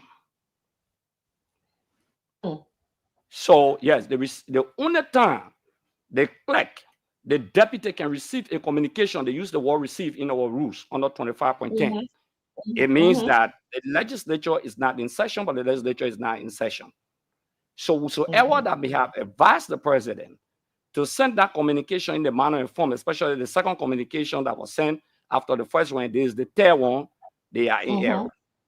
Yeah, it's in error by the rules of the legislature. So if Fonati people move to the court, trust me, they will win because this is verbatim. This written. It's not implied. It's clear. It's written in black and white. Thank you. Mommy, before Uncle Sam, Mommy, come in with your 2 questions, sir. No question. Just want to, the show will be like a roller coaster. We'll go ahead, make your statement. Let's do this. We'll go back and come forward. Just a historical correction. It's a misinformation to argue that CDC did not promise much to give people hope. We heard about the island. We heard about an airline. We heard about coastal highway. We heard about stadium in each county for football players to develop sports. Those were statements made to raise hope. So we leave that, we come to the budget issue. You're talking about tradition, you're talking about practice, you're talking about law. Show me the law that says what the president did today.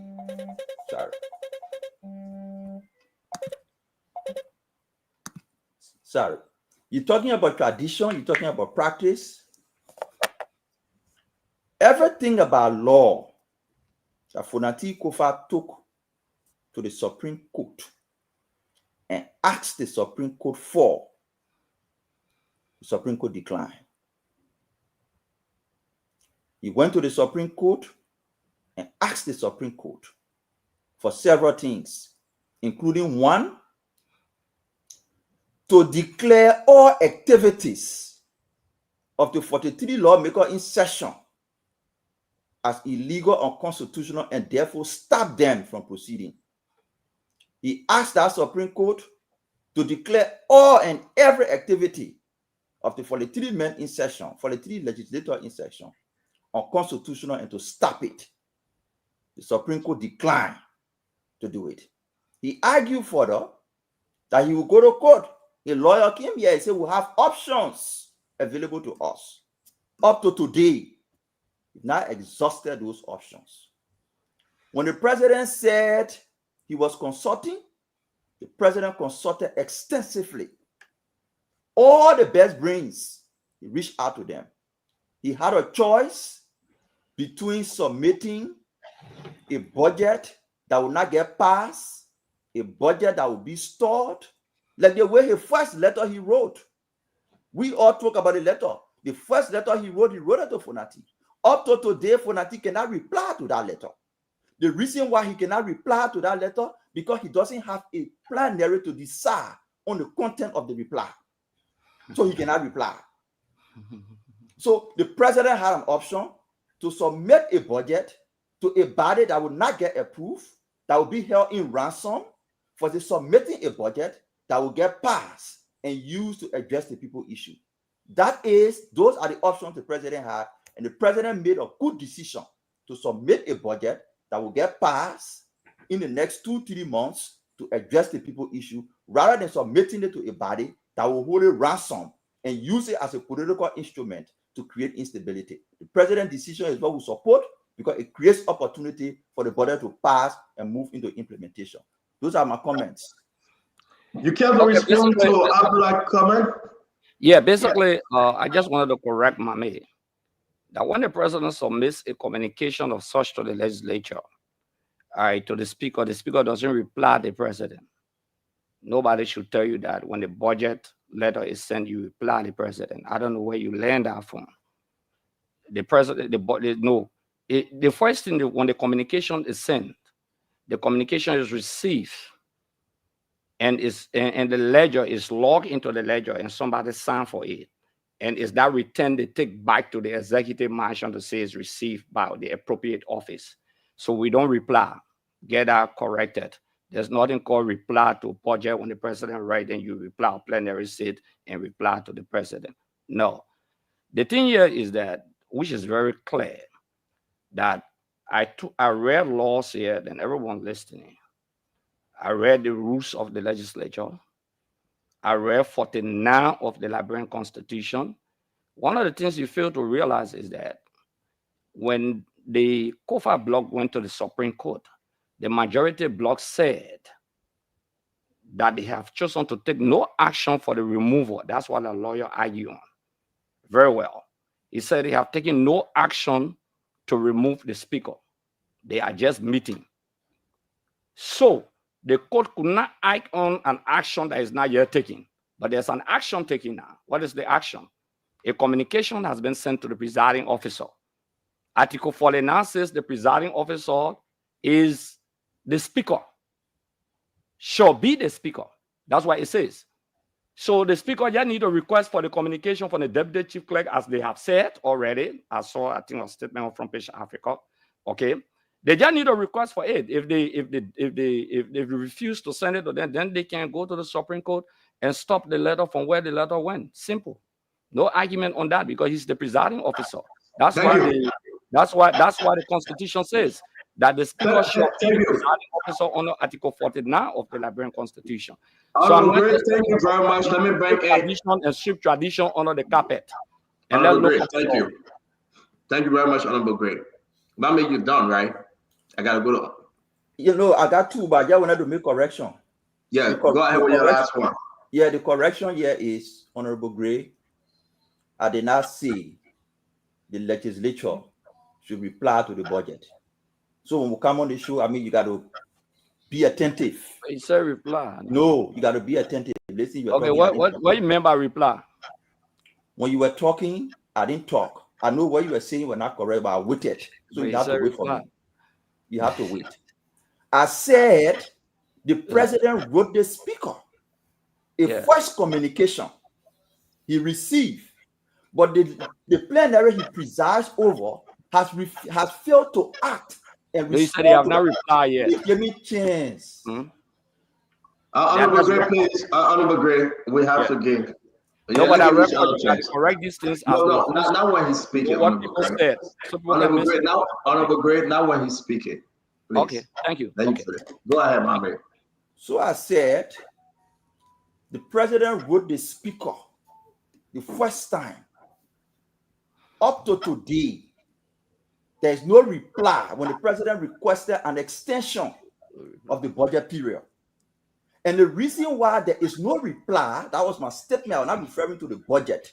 I said the reason why there is no response, there is no reply, is because Funati Kofab has not been able to convene a quorum to decide on the president's request. That is why there is no reply. I said based on that, the president could not submit a budget, because equally so, when he submit a budget, the budget will not be passed because the first letter that was submitted to Kofa, there was no reply, and there was no reply because Kofa doesn't have a quorum to decide on the president's letter. I was not referring to budget. Thank you, Marbe. I think you are quite clear. Let me bring in Uncle Sam. I want to hold you right there, Colonel Gray. You can reply either or, but let me bring in Uncle Sam. Uncle Sam, basically, I just wanted to say something. No, Colonel Gray, wait 1 minute. Let me bring in Uncle Sam. When I come back to you, you can please. Okay. I want us to cover everything tonight, please. Uncle Sam. I'm going to speak to the Liberian people, and I want Honorable Gray to listen to me, and then he will give his opinion on what I'm saying make a lot of sense. My Liberian people, there is something that the people, your elders in 1986, after we had a violent coup, we decided to do something called to go back to democracy, where we elect our leaders. And they wrote a document. That document is called the Constitution. The Constitution has rules. That Constitution is like the Bible, okay, where you have the 10 commandments. Thou shalt not steal, thou shalt not do this, thou shalt not do this. And this is what honorable people follow: the Constitution of the Republic of Liberia. That's how we elect our leaders in terms of our president. That's how we determine in terms of the term. This is the Bible for the country. So their group of people decided a few weeks ago that they wanted to remove the speaker by using that Bible, the Constitution. The Bible said you must have, because we got 73 lawmakers, that 38 and a half, but they don't have questions, so that 49. They went, they got 46, 47. And they couldn't get the other 49. So now they decided, okay, we're not going to go by the Bible anymore because of the Constitution. We will make it difficult for the speaker to run the legislature, to run the House. So we're going to sit in a different part of the House, okay, in the joint chambers. We'll sit down there and somebody will pay us money, $25,000, and keep us in a hotel, to a fancy main hotel in RLJ.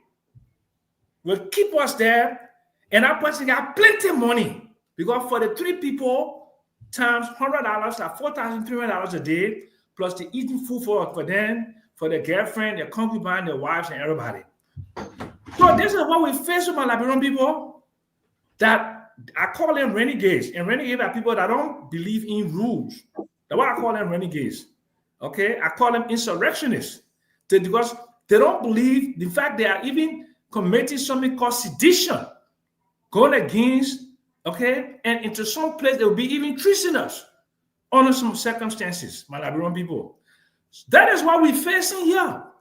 That they have decided that the men that we cannot move from there by the Bible, the Constitution, we just set that somewhere and we'll do all kind of nyama nyama. And then we'll send a signal to the president. The president, because he wants his budget to pass, he will send that budget to us. And when he sends that budget to us, we get something that the Bible did not give us, the Constitution did not give us. But that's what we face here today. And the surrogates of the Unity Party will want to pretend that there are laws. Okay? It's like reading a different voice, a different Bible voice. But the Constitution is clear. How you remove a speaker? They haven't done that. So who is a speaker of the House of Representatives? I asked my friend Mo Ali the other day. He was tongue-tied. Because if you say the speaker is for Nati Kofa and you have not removed him yet, then the president should follow the laws, should follow the Bible, should follow the Constitution.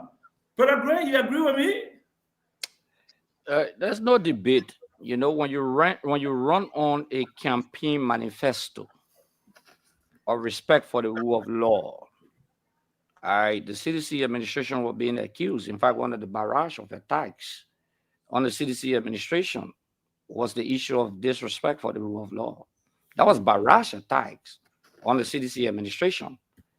So when you come on the foundation of such respect for the rule of law and in flagrant violation of the rule of law, it presupposes that you are contradicting and you have breached the commitment. Therefore, I just want to say to you, Sam, the Constitution is on the side of the lower number.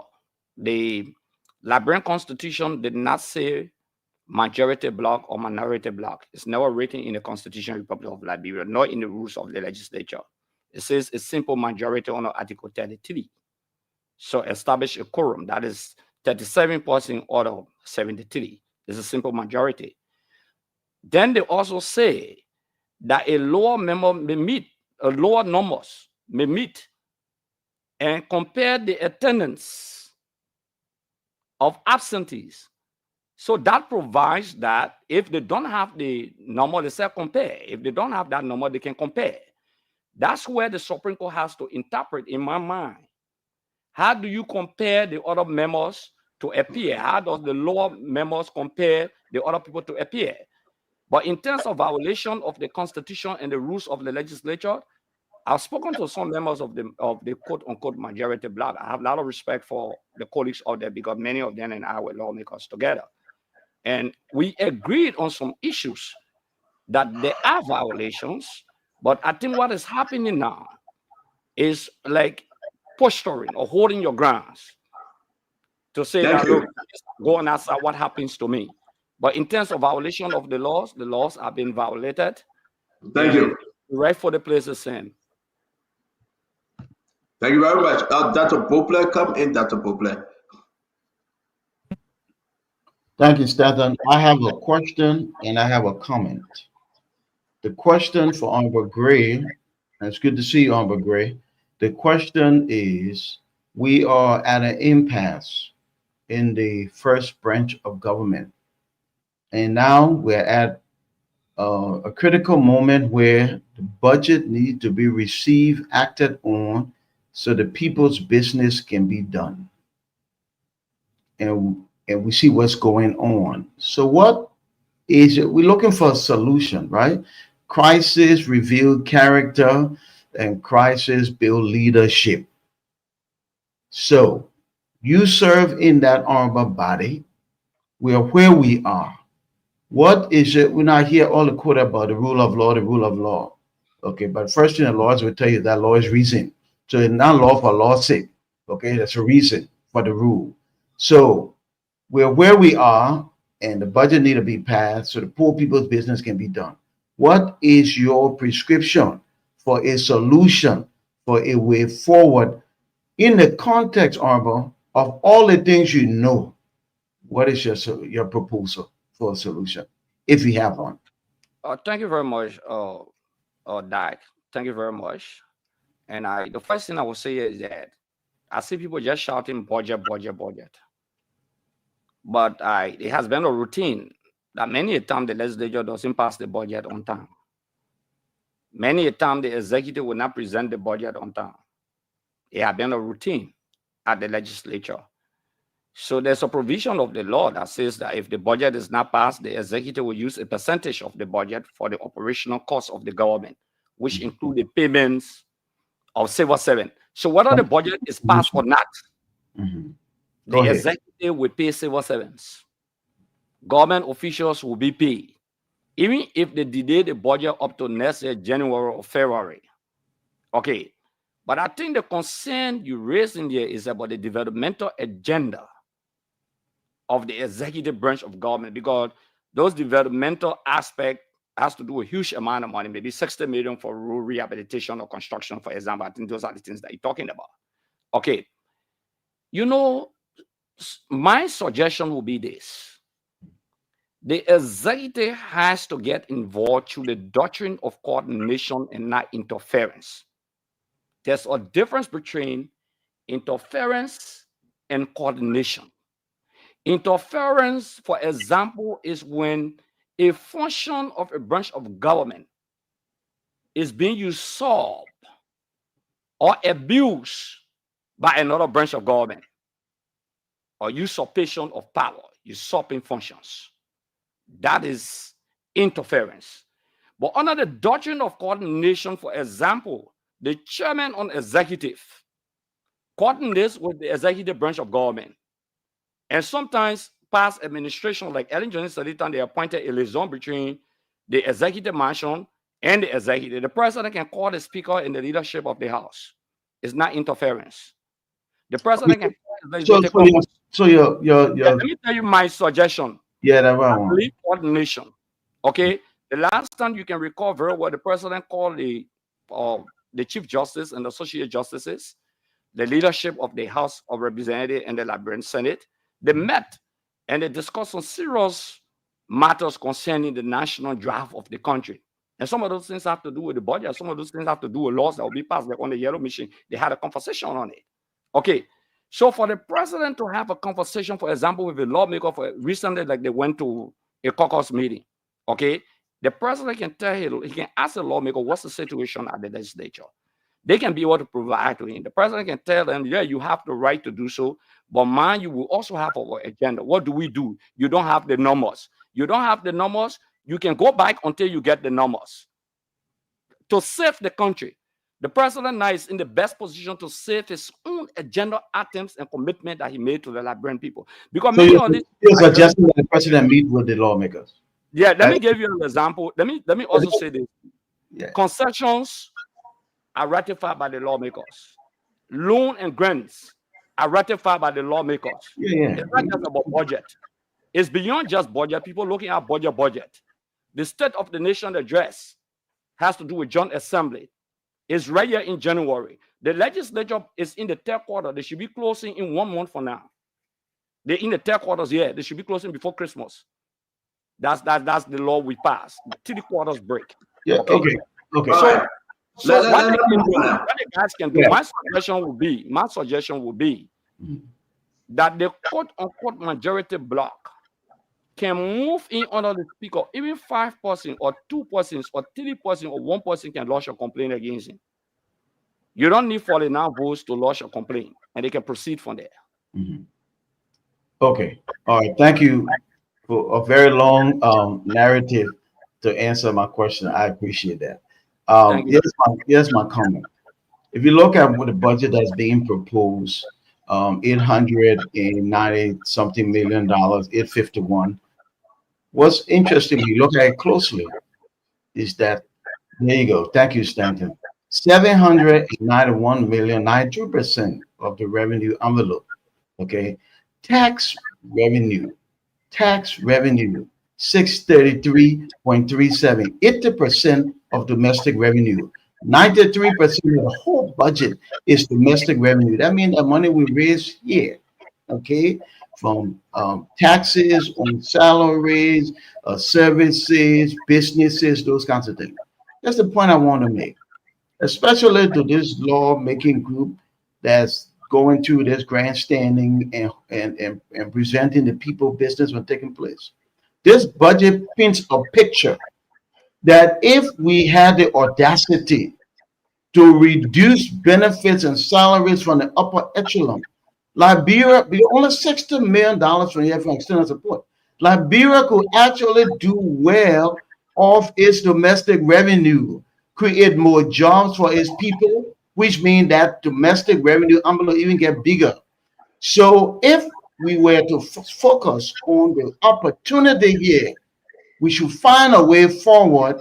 Let's move forward with this budget, do the people's business, create more private sector jobs so more Liberians can live better. That's what I want to say, CEO. Thank you very much, Dr. Bobla. I'm going to bring from Dr. Patrick Paul Kennedy and our brother Asif. Welcome to the show. Then we're going to go back to Mohammed, Dr. Richardson for the second round on this thing. After this budget, please give it your best shot. We got to talk about other issues of national concern. Again, my brother from Data R. Patrick's.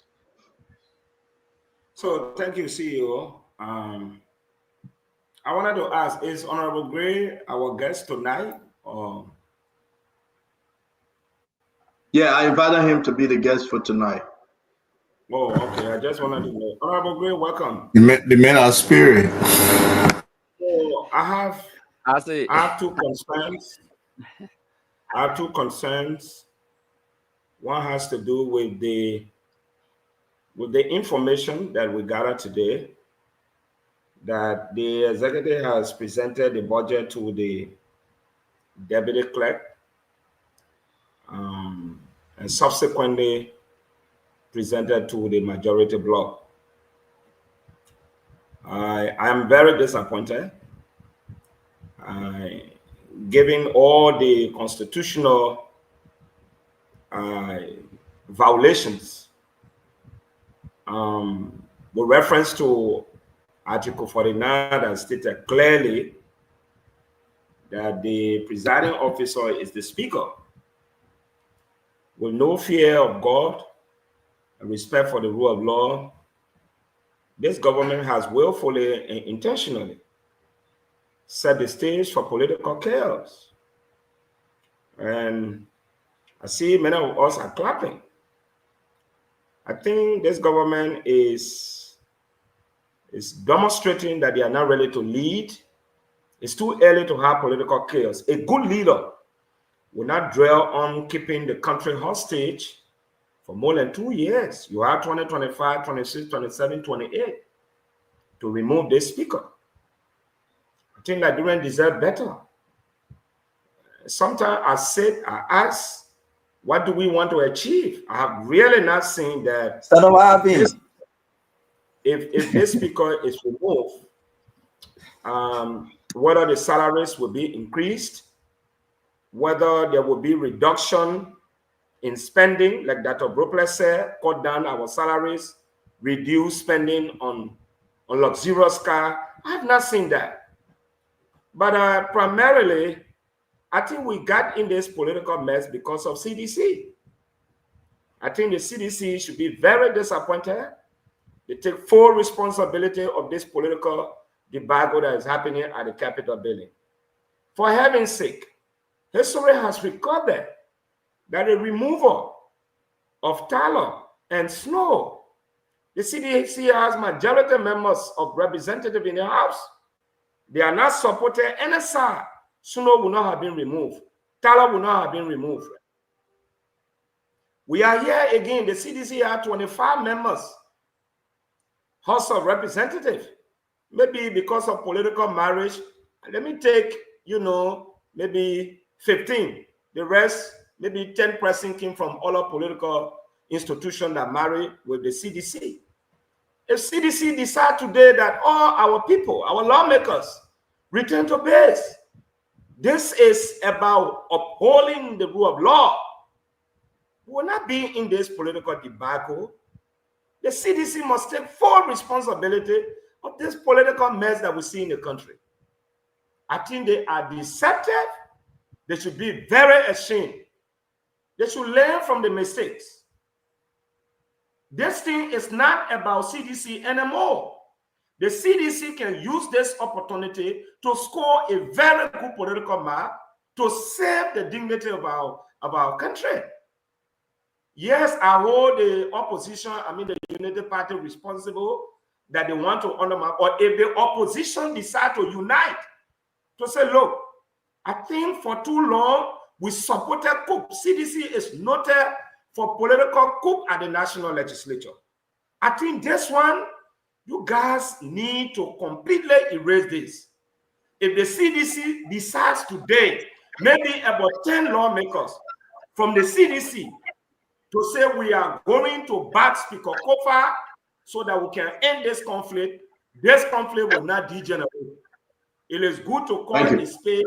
The CDC is the only political institution that has supported the removal of all speakers at the House of Representatives. If they are never stood one, they wouldn't have been successful. So in as much as blame the president, the CDC bears the greater responsibility because they should know better. They cannot control their lawmakers. They mean they have lost political legitimacy. It is said that if you cannot recapture your political zeal, you will become an irrelevant political club without moral and political authority. This is exactly what we are doing. Thank you, Brother Gray. Let's give you the chance to respond to Yeah. that. We'll bring in Paul later. I will partly agree and disagree. Let me express the first historical disagreement. On Snow, the CDC had a majority of 15 persons. We added a number of by November to 16 when we brought in the guy from Mount Gibby in a by-election. So it was 16 persons out of 64 representatives by then. There were 64. So that was a minimum majority. 15 out of 64. That's what the CDC had.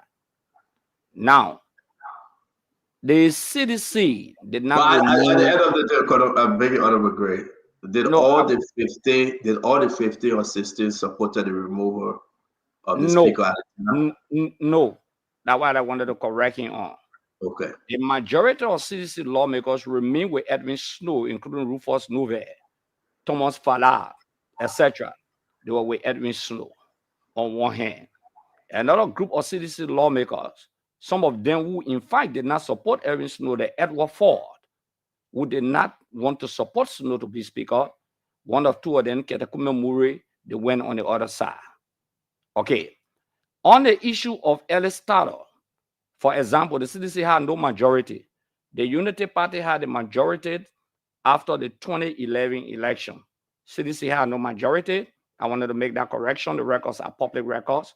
It was not majority. Now, the CDC had a majority under President Weah, and the CDC has the majority today. My point of agreement with you, and I've been very blunt, those under the canopy of being CDC lawmakers,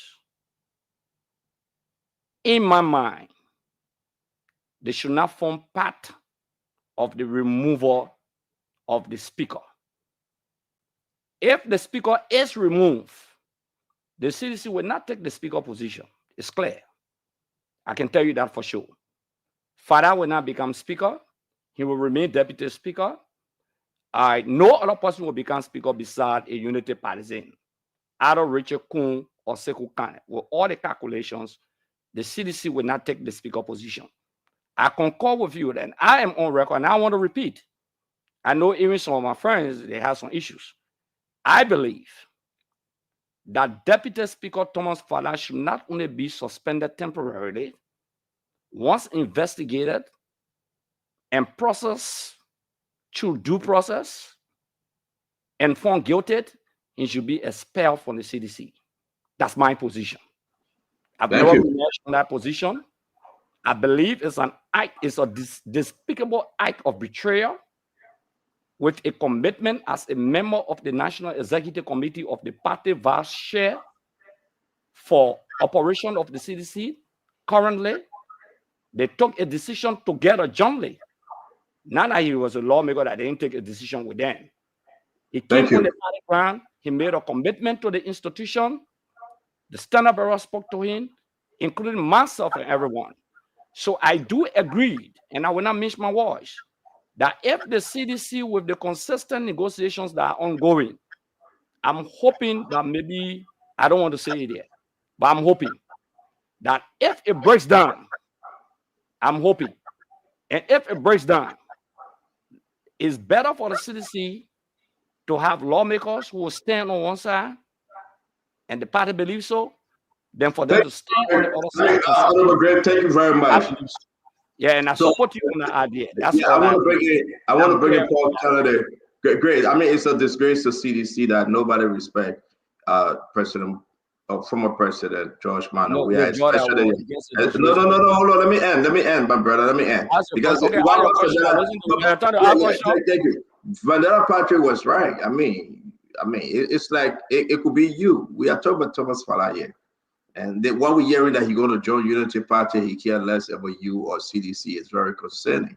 You know, I know you are hurt. You know, I seriously, and I asked Nelson to give you a bottle of water. I know you are hurt because this I'm not. Who Nelson will give water?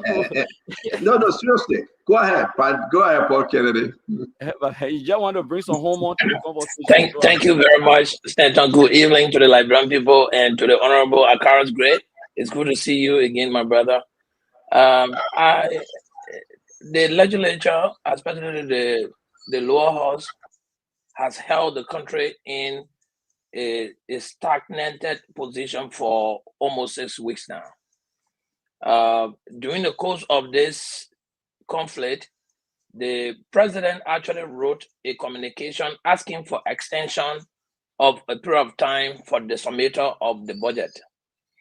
And then later on, when the budget was proposed, the budget was sent to the deputy clerk of the House of Representatives. In your mind and your experience as a lawmaker, do you think that there is some form of inconsistency here on the part of the executive branch of government from just the practicality of it? You submit asking one person for extension, and then you turn around when that extension period come out over, then you send the budget to another end.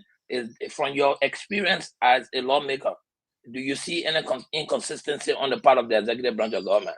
Yeah, there's the inconsistency that I've seen that I've not experienced in my 12 years time at the legislature. Even when the issue of title, the budget was submitted to title. Okay, the budget was submitted by President Serif to Ellis title. They put this on record. So the budget was submitted to him, even with title. But there's inconsistency. But there's a politics of it, and I just laugh about it. The politics could be, let me play the devil advocate to respond to the question directly.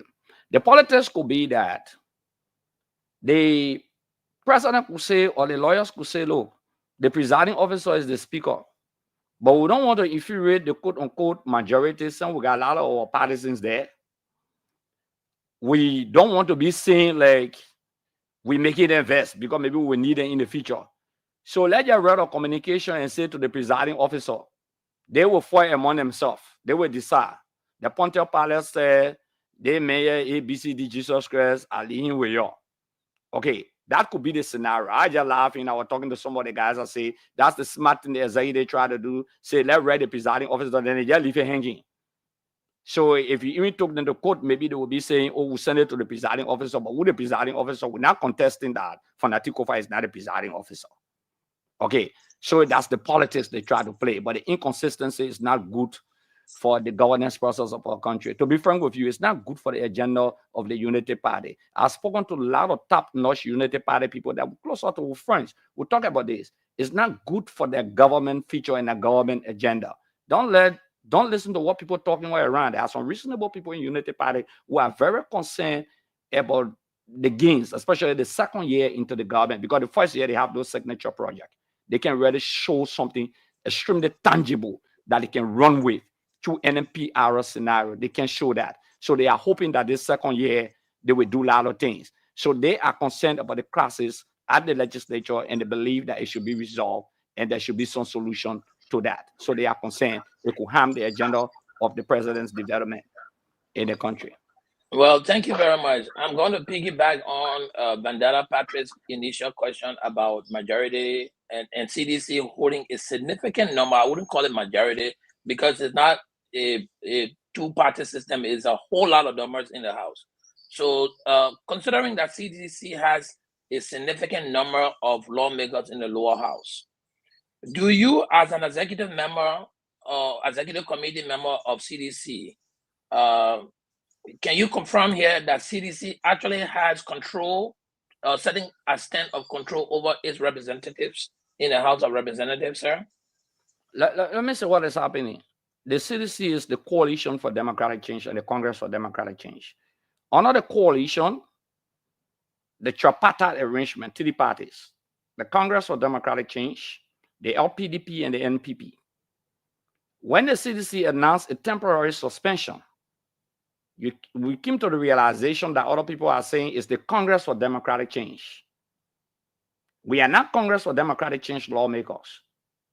Yes, it is true that we are Coalition for Democratic Change lawmakers, but some of the parties have withdrawn. The NPP wrote a letter saying they are withdrawn from the coalition.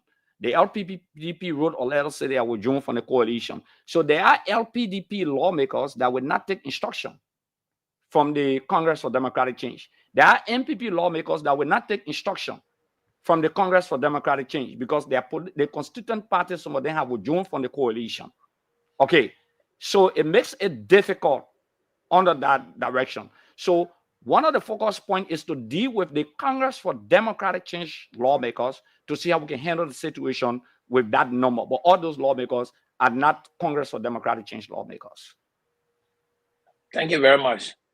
Okay, since welcome to the show, Clinton. I want to just switch up to Mohammed briefly. Before I do that, I'll bring that to Richardson, who's still putting questions together. When she start writing questions in like 10 in 10 minutes. But let me ask you a question, Joe. Let me lay something to you. What was your position during the title removal? I supported the removal of title. In fact, I did not vote for title. Let me be on public record here. I nominated Rich Twight to contest against title. So you supported title? You don't know. So you answer the question. You supported title removal, right? I supported title removal. What was the president or the political leader at that time position? When you say the political leader position, ask what the party position. What was the party? What was Joe? Where position? No, ask me for the party position. No, you can't tell me what to ask you. The position of the party is the position. No. You can't tell me what to ask you. Great. That's why you ever say what to do. I'm asking you, what was the former president? Let me answer you directly. Initially, the National Executive Committee of the Congress for Democratic Change called in the lawmakers and had a consultation with lawmakers, many members of the National Executive. They felt that the best way to go was not to remove title. Many members believe that. We had a divided camp, like group of lawmakers on both sides. What some of us asked for is that since this title is not a member of the CDC at all, and in fact, he has formed a political institution to even contest for the presidency. We beg the indulgence of you people to allow the lawmakers of the CDC to remain where they are. Are you getting me? I'm hearing you, but you're not answering my question. What was George Butterworth's position as political leader at the time? The executive initially did not want that at all. That was the position. No, what was President Weah, the political leader at the time? What was his position? That was the position. So you went against the president position. You went against the party position. No, I did not go against the party position. What am I hearing here, Mama? What am I hearing here? You said that executive now. Don't be shouting. You don't win nothing here on the show. Just hold on. No. We're not talking about who we. I'm asking you, what am I hearing here? So repeat yourself. Excuse me. I am telling you, initially the party was negotiating. Okay? And I know somebody will come and say the party suspended you guys. And I want to correct that voice. No. Feel what me fair. No, wait. You cannot. Honorable Gray, you can't do this. Okay? I ask you a simple question. You're trying to play on the question. And you have 1,000 of Liberians listening to you. You must answer this question. I ask you, what was your position against Stoddard? You wanted him out. Why was the former president, the political leader then, his position? And you brought up the party. They all went against you. They never wanted Tyler out, like you said. But you wanted Tyler out. Did you go against George Manawea's position? And why did you? At any point in time went against the position of the party. At no point in time. Did you go against George Manawea's position not to remove? Did you go against George Manawea's position not to remove Tyler? Absolutely no. Why you say no if you say yes, you just did, and you say no? I mean, why are we here, man? But did you listen to me? Okay, now I'll give you a chance to repeat yourself, and Mommy, you can take it away. Since you want to understand that, I listened to your show before. The chair is not hot. Stop adjusting yourself. No, that seat is very comfortable. Honorable Gray. The chair is comfortable. Stop adjusting yourself. Stop adjusting yourself. I see you shaking yourself in your chair. Okay? So don't shake. Okay. You know, I heard people saying the first thing here is that at no point in time Tata was a CDC lawmaker or a speaker representing the CDC or the interests of the CDC at any point in time. Let me repeat. At no point in time, Ellis Tata was a member of the Unity Party. So Ellis Tata could not hold or citizen could not hold allegiance to Ellis Taro as a member of the Unity Party, as a man that in fact the party did not even want to support to become speaker.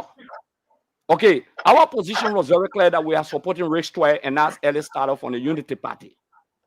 So, for anyone to believe on this show today that we got suspended as lawmaker, Thomas Fowler, me, or what the guy named Solomon George, that we got suspended because we stood against party position is a fallacy.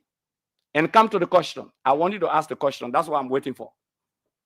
I will respond when you ask that question. I'm waiting for you. No, Mommy. You want to take it away and we bring that to Richardson for us to do this round, Mommy? I mean, I will do few corrections and I will speak on the president's budget. The information is public information. Carol Gray and others joined the Unity Party Black to remove Tyler.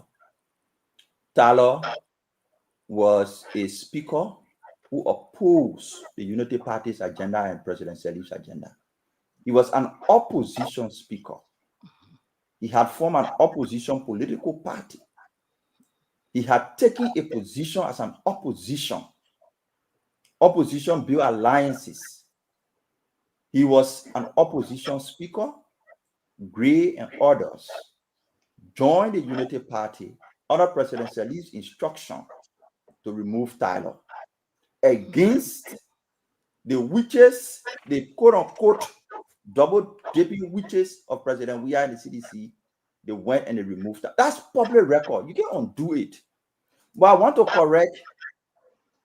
I don't know whether it was intentional or Gray just wanted to say it.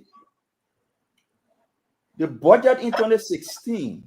I beg you, my brother, before you get to the budget, it's important. I beg you, Mommy.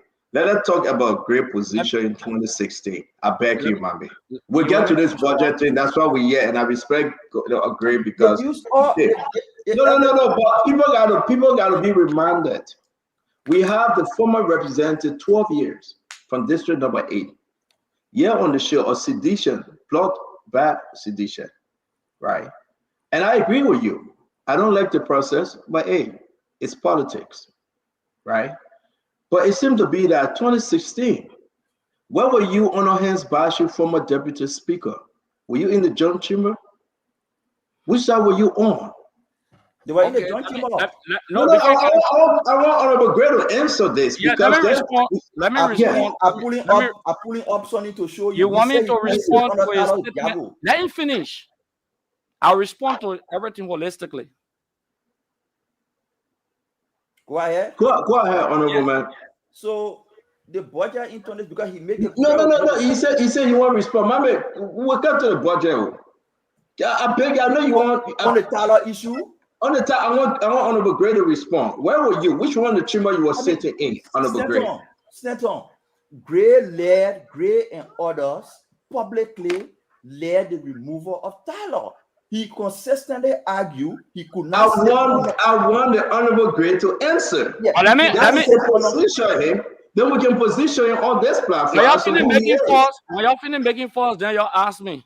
Honorable Gray making false. Senator Jadi don't give me chance. Nobody making false. Okay, stand on. So basically, let me respond to the first portion of Mami concern. And I don't have a concern. No, you said something. No, why you said let me respond to it now. Okay, but then what we can do is that you can ask your question and I respond because you said something and I wanted to respond to and Stanton intervene. Okay, but you want to ask your question holistically, then you give me the opportunity I'll respond. So I'll wait for you to conclude. Stanton, is fair enough, or I can respond to the first portion of your statement. The first portion of your statement is fallacious by record. Ellis Tyler ran on the Unity Party ticket in 2011 and won Bomi County on the Unity Party ticket. He was not an opposition speaker. He got elected by the Unity Party. Check the record. Can you just search the record and bring it up? He got elected. Whether subsequently Ellis Tyler formed new party will reach that point. But he got elected. He defended to intellectual death the agenda of the Unity Party consistently. When he and Ellen split because of oil block 3-4, you know the story better than I do. He tried to position himself, okay, like he hit the Ellen. Let's be realistic, okay? Let me say this to you. I also want to correct you. That my 6 years under Ellen Johnson Sirleaf. Let me correct you. I went to the executive mansion one time when the legislative caucus of Monserrato, my 6 years under Ellen. I went to the executive mansion once. Can we go to No, wait. When you talk about relationship with Ellen Johnson Sirleaf, up to today, I don't think President. Let's go ahead. Dr. Richardson, let's go ahead. No, Stanton the question you wanted to ask, just ask the question. Nobody. I was not asking a question. It is Stanton that. Oh, you say Ellen Johnson Sirleaf, director ABCD. Okay, let me ask my question. Move ahead. Dr. Richardson, let Mommy finish. Sorry, I interrupted him. Isaac I didn't ask this question. And because of the time, I will stick on this. I will stick on the Ellis Tyler removal because of time. But the one correction I wanted to make, the budget period, the time Ellis Tyler, the budget was submitted to Ellis Tyler, it was on May 16, 2016. Okay. Ellis Tyler was not an battle speaker when the budget was submitted to him. Kwame Kamara submitted that budget. So the budget was submitted to Ellis Tyler. When you're talking, I don't talk because I want to give you the chance to talk. Just give me chance. Not all the things you can be saying correct. Just give me chance. Let me just say my own. That's how we do it on school. No, we don't say we say rightful things. You said the contradiction you see in this administration is the administration did not submit the budget to the speaker, but in the Tyler case, the executive submitted it to speaker. I am saying Tyler was not an embattled speaker when the budget was submitted to him. The budget was submitted in May. Tyler problem started way after May when you people remove him. So back to the removal, even in the chamber they were seated. The chamber they were seated with all Tyler. The chief clerk was not present. This are Carol's grade. And it's not a justification for what people are doing, but just people to know your record. This Akara grade, the chief clerk was not there. This Akara grade nominated and recommended his chief of staff. His chief of staff automatically turned into chief clerk and presided when Tyler was sitting with the legitimately elected chief clerk. His only argument at the time was they had a majority and the majority would do business. That's how he agreed, nominated his chief of staff to be chief clerk. No, so you are in error. So the whole thing about Tyler removal. No, you are in error. CDC position was not the removal of Tyler, and you took that position and supported the Unity Party and removed Tyler. Let's just make that historical record clear. Let me we gotta go. We gotta go. Thank you very much. I beg you, Colin Gray. I gotta bring in Ava. No. I gotta speak on that. It's very important. Real quick, please. Yeah, it's very important. The first thing first is that it's in error. You know, that's where experience comes in the legislature, and Inspector Koga was part of the removal to use experience and use the rules. The first thing we sat under Ellis Tyler. Let me repeat. We sat under Ellis Tyler. Emmanuel Nukwe, Senator Nukwe, raised an order, and Tyler recognized the order. The order of a complaint against Tyler to recuse himself because he was under some indictment. He could not be presiding, and there was some flagrant violation. So there was an order of a complaint. On our rules, orders are very important when you call the speaker to order or order members to order. Once the speaker recognizes that order, that's where Tyler blundered. Once Tyler recognized the order and Tyler rejected, recusing himself, you see what Fonati is talking? He said, when they come under me and they complain, I will recuse myself. Tyler refused to recuse himself. Therefore, we took a second path that the speaker has rejected to respect the rule. He cannot be presiding and investigate himself. It's a violation of our rules. The next person in command will take order. That was the position. So we live in accordance with our rules. That's Thank where you. the guys have failed to act. Thank you Mame, very much. you are Thank talking you. about some Thank you, Akaris. lawmakers who understand the rules of the Akaris, thank you legislature, very and I much. try to make Thank it very you. clear that you must Akaris, understand. thank you. Let the police go there. Akaris, thank you very much. Advise them. Akaris, thank you. Yes, I will Yeah. take away, guys. We got to bring in the rest of the guys. They've been very quiet. Those that just joining us, and we have to say this thing. I disagree with you. Your rules were your rule. I respect that, but this is my disagreement. You went against CDC Executive Committee. You went against George Banner. We are your political leader. You stood your ground, and you was a rebel at the time because, if I mean rebel, political rebel, I'm not insulting you. And you went into the John Chamber. So everything these guys are not doing right now, my dear friend. But let me finish. You can't conclude. You basically from the public. Nothing you can be doing to other people. Yes, say you are rebel. You are Here's gay. the issue, yeah. You went into the very John Chamber. These guys are going into you fought against everything your party was saying. That is comparative analysis. But let me tell you the difference. Everything your party was saying. And now we are here again. You want to be just. I'm going to bring it down to Richard saying, let's make progress. Let's make progress. For the panelists, I just want to say something before we go further. It's nothing. CEO, all due respect to the guests, I would advise that you ask a question and don't make concluding statements. Because when you make this concluding statement, I'll have to come in and make necessary clarity because you don't know what I agree. You can come and make it what an order is. I agree, but that was no violation. I said political rebel. I didn't call you anything like that. No, I'm not telling you. Call me anything. I won't be rebel. No, not because you said that. I'm just telling you that. Thank you. Dr. Richard said, so we have Honorable Gray here on the show. Honorable Gray that did the same thing these guys are doing. But now he's a repentant Honorable Gray. Talk to us, Dr. Richardson. So actually, Honorable Gray, it is great having you in the studio where you can give us your firsthand experience of going through the removal of Tyler compared to many of us here who are panelists. My question to you, you mentioned that there are 16 out of 64 CDC members in on a snow by then. On a snow then. How many now members? There are 73 members now. Yeah. And the coalition had about 25, almost 25. So how many members of CDC members are supporting the anti-rule of law bloc? Actually, when you say CDC, the coalition, I can't give the precise number, but I think they're between 9 to 11. I think. I can give you the precise numbers. I don't want to mislead you. Yeah. My next, so 9 to 11. Would you recommend that those who are not supporting the CDC call for them to go back and work for the Liberian people? I heard your leader, George, we are called for that. I'm also assuming that you are also calling for that. Would you recommend that some sort of expulsion be done to these members who are not following George Weah's calling? Like I said, Doc, I said, and I want to be on record again. There are consultations ongoing as I speak to you. I know there will be a climax point of the conversation.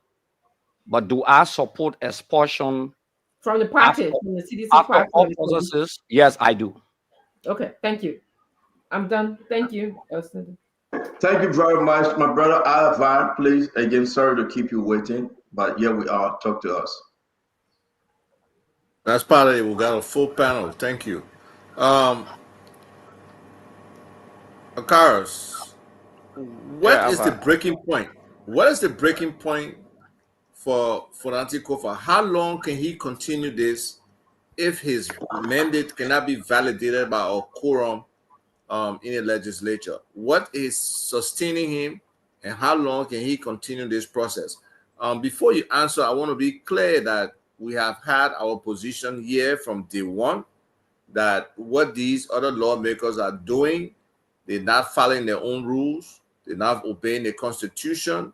We really believe if even for 1 minute they will go in our house, honor for Nanti Gavel, and the first order of business after prayer or whatever the roll call is the submission of the charges against Fonati away from the resolution now. Just the submission of charges that they have complaints against him and he has to be investigated. and he can turn over the investigation of somebody at the minimum, in my mind. But what is it for Mr. Speaker Kofa? Having been a legislator now, you're working with him in terms of that breaking point, or how long he can continue to sustain with this and keep his 26, 27 persons with him. Yeah, the first thing I've had is that, thank you very much. I do not work with Speaker Kofa, and I will not work with him, and I will not work in the Unity Party-led administration. I didn't work in Unity Party-led administration when I had nothing, when our opposition very robust. You have the history. We worked together a very long time. And I want to reaffirm that whether in the legislature or any branch of government, I will not take a job. And I cannot work for Fonati. That is reduction of my legislative status as former chairman on the executive. I cannot reduce myself at any point in time. So that flimsy propaganda, not you now, that people been carrying around, it's just a gossip. But I will say this to you. There is one important thing that Talo didn't do that Fonati is doing. Fonati is insisting that you must get the 49 votes. You must give me due process. You must live in accordance with the Constitution and the rules of the legislature under Rule 48. All the provisions under Rule 48 of the House of Representatives. Fonati is insisting. Hatalo, maybe. Like Snow. Hatalo insisted on the basis of the law. Like Snow won the case. If you listen to Justice Jane, he said that. But Snow refused to go and preside. That's all. He resigned. So all the fight, the question now should be, those who say, okay, the majority wants her, those people should be telling them, go and set on him like we did on the title. We raised the issue of an order on the title. Go, if he doesn't recuse himself, then you get legitimate grounds, like you said. So the breakup point should be that they should assemble under the speaker. They should assemble under the gabble of the speaker and apply Rule 48. And if you read Rule 48, from Rule 48.3 to Rule 48.6, any member can file a complaint against any other member. But when you file that complaint, the complaint must go to the speaker. It didn't say the deputy speaker. Even the complaint against the speaker, I will send the rules to you and read the rules if you want me to read the rules. The 48, under 48, down, you go down and read. So the complaint will be submitted to the speaker, the rules clear of the legislature that were adopted by the 55th. That complaint, the speaker was sent to the Committee on Rules of Administration, that specialized committee, that where Yeke warned us. When Thomas Father complained, Yeke called back. Instead of submitting the complaint to the Committee on Rules of Administration, because Representative Koga raised the issue that our rules said the complaint should be sent to the Committee on Rules of Administration. I'm surprised why he's not raising that issue now. All right. The speaker established a specialized committee. And Yeke went to court and said, they said they suspended me, but they didn't send it to the Committee on Rules of Administration. They said they suspended me at 30 meeting days. What are meeting days? From Monday to Friday. That 30 days they're supposed to. They went like 3 months.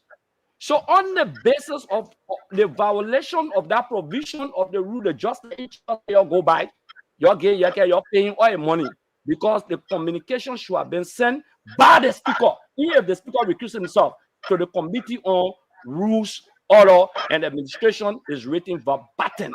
Thank you, Colonel Gray. We got to run through with the rest of the guys' question. Let me beg you, ask if I can. You just hold on right there. I want to bring in my brother Clinton and Sis Fatima, and they will ask one question each. I say he's sleeping. That's okay. I say have ways that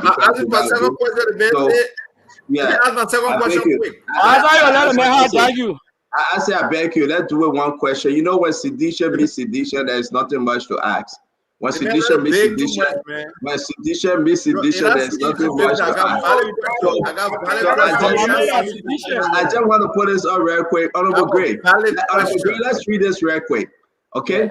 Wow. CDC isn't ready yet to fight crook and corrupt my Ellen Ward to remove Speaker Alex Starr from office. This is August 11, 2016.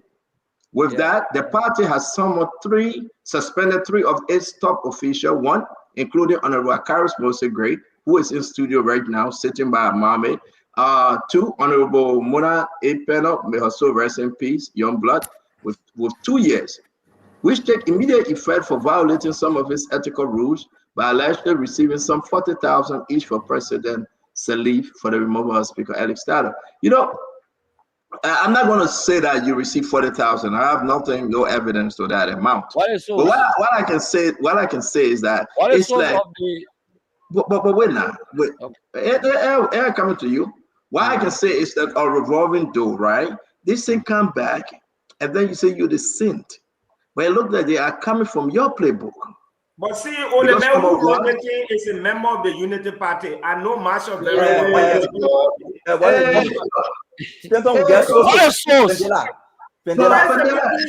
Pendela. I know Marshall from Philadelphia. Vendela, you want argue yet? Vendela, you want argue that I can't did not support the removal of Talo? I say, CEO, please ask your question. CEO, I beg you, I will answer. Please ask your question. I was very clear. I said I cannot hold a carry screen on the 40,000. And I just said it. Correct. No, I got to respond to that. I said this is the same playbook, right? For the family. And the rest of them, they are playing. Fatima, am I wrong? They went to the John Chamber. Akaris went to John Chamber. They're going against the party leader to say, you don't do this. Akaris went against George Manawia. They're going against the executive meeting. Akaris doing the same thing. Choma Fara said, I will not listen to anybody. Then Akaris saying that they might expel the man. Did they expel you from the party? Did they expel you? You called for them to expel Thomas Farah. Did they expel you from the party? Okay, let me respond to you. Come on, guys, man. CEO, but that please take care of the show. No, I gotta conclude. I know I gotta respond to you. CEO, I love your exuberant, right? I love your exuberant. And CEO, you're not talking to one of those boys that on the side of anything for long. Okay? I ran a whole political party in the country technically. CEO, you didn't provide the source of the information. The first thing here is that, like I said, Muna Pena was never suspended by the CDC. Let me repeat. Alex Starr never accused the group of quote-unquote majority of taking money from Ellen to remove him. That's no who accused President Salif. Alex Starr never accused. So the few lawmakers that was suspended, Solomon George. No, hold on. Solomon George. They take away, you did exactly what these guys are doing right now. That's the takeaway. Give you a piece of shit with all a source and they just roll someone on trash. And they credible big station here that everybody sitting on. That my other picking sitting on the other side. And just take something, you cut everything and send it to you. One day bought from Unity Party when I wrote and put on Facebook. It was I think I respond to. Also, that Patrick following. Clinton, make your case. Clinton, come in, Clinton. You're being serious here, man. No, I just want to establish something, right, Clinton? I thought of establishing Clinton. Akaris Gray wore this shoe before. That's all. He went against Jovia. He went against the executive committee of CDC. And I think the guys, so there's no need to crowd war. Y'all run all around. I here tonight to demystify the myth and the perception. Honorable Gray. As my sister Fatima just shaking her head. But Fatima asked the question you want to ask because the scenarios are not the same. We sat on our tower and call for orders, say recruit yourself. Let the people go there. Talk to your friend and let them go there. In due time, and I will reclaim my time when it's my time. How are you, my cousin? How are you, Fatima? So that Clinton time, right? Yeah, but I don't have, a question for Honorable Gray. I just have some comments. I'm listening to Honorable Gray, and I'm listening to the CEO and Mommy.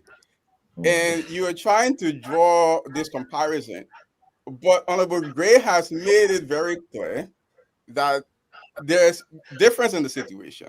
In one case, you have a speaker who's calling on the majority black, to follow the rules in the House, and he will recuse himself.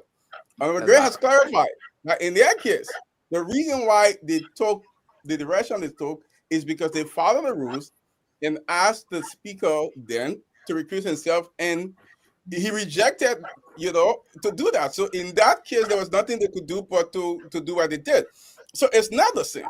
And the issue should not be about whether Thomas Falla and other members of the CDC are disobeying the party's order. That's not the issue. The removal of Fanatic Kofa, the complaints, or the details of that complaint, or the merits of that complaint is not an issue. The issue is whether or not they are following the rules of the House and whether or not they are following the Constitution. That is all. People can disagree with Josh all the one, they can disagree with the party all the one. These are human beings, they're not machines.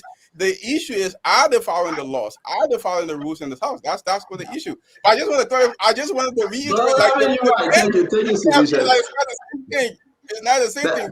Thank you, Sidisha. Let me bring in Fatima. You got one question though. Stand on quickly. When the people say they suspended Akaros, the president. Come back to that thing again. Let me ask my question. Forget about that thing. They suspended. The president called EBC and said they get the authority to suspend Akaros.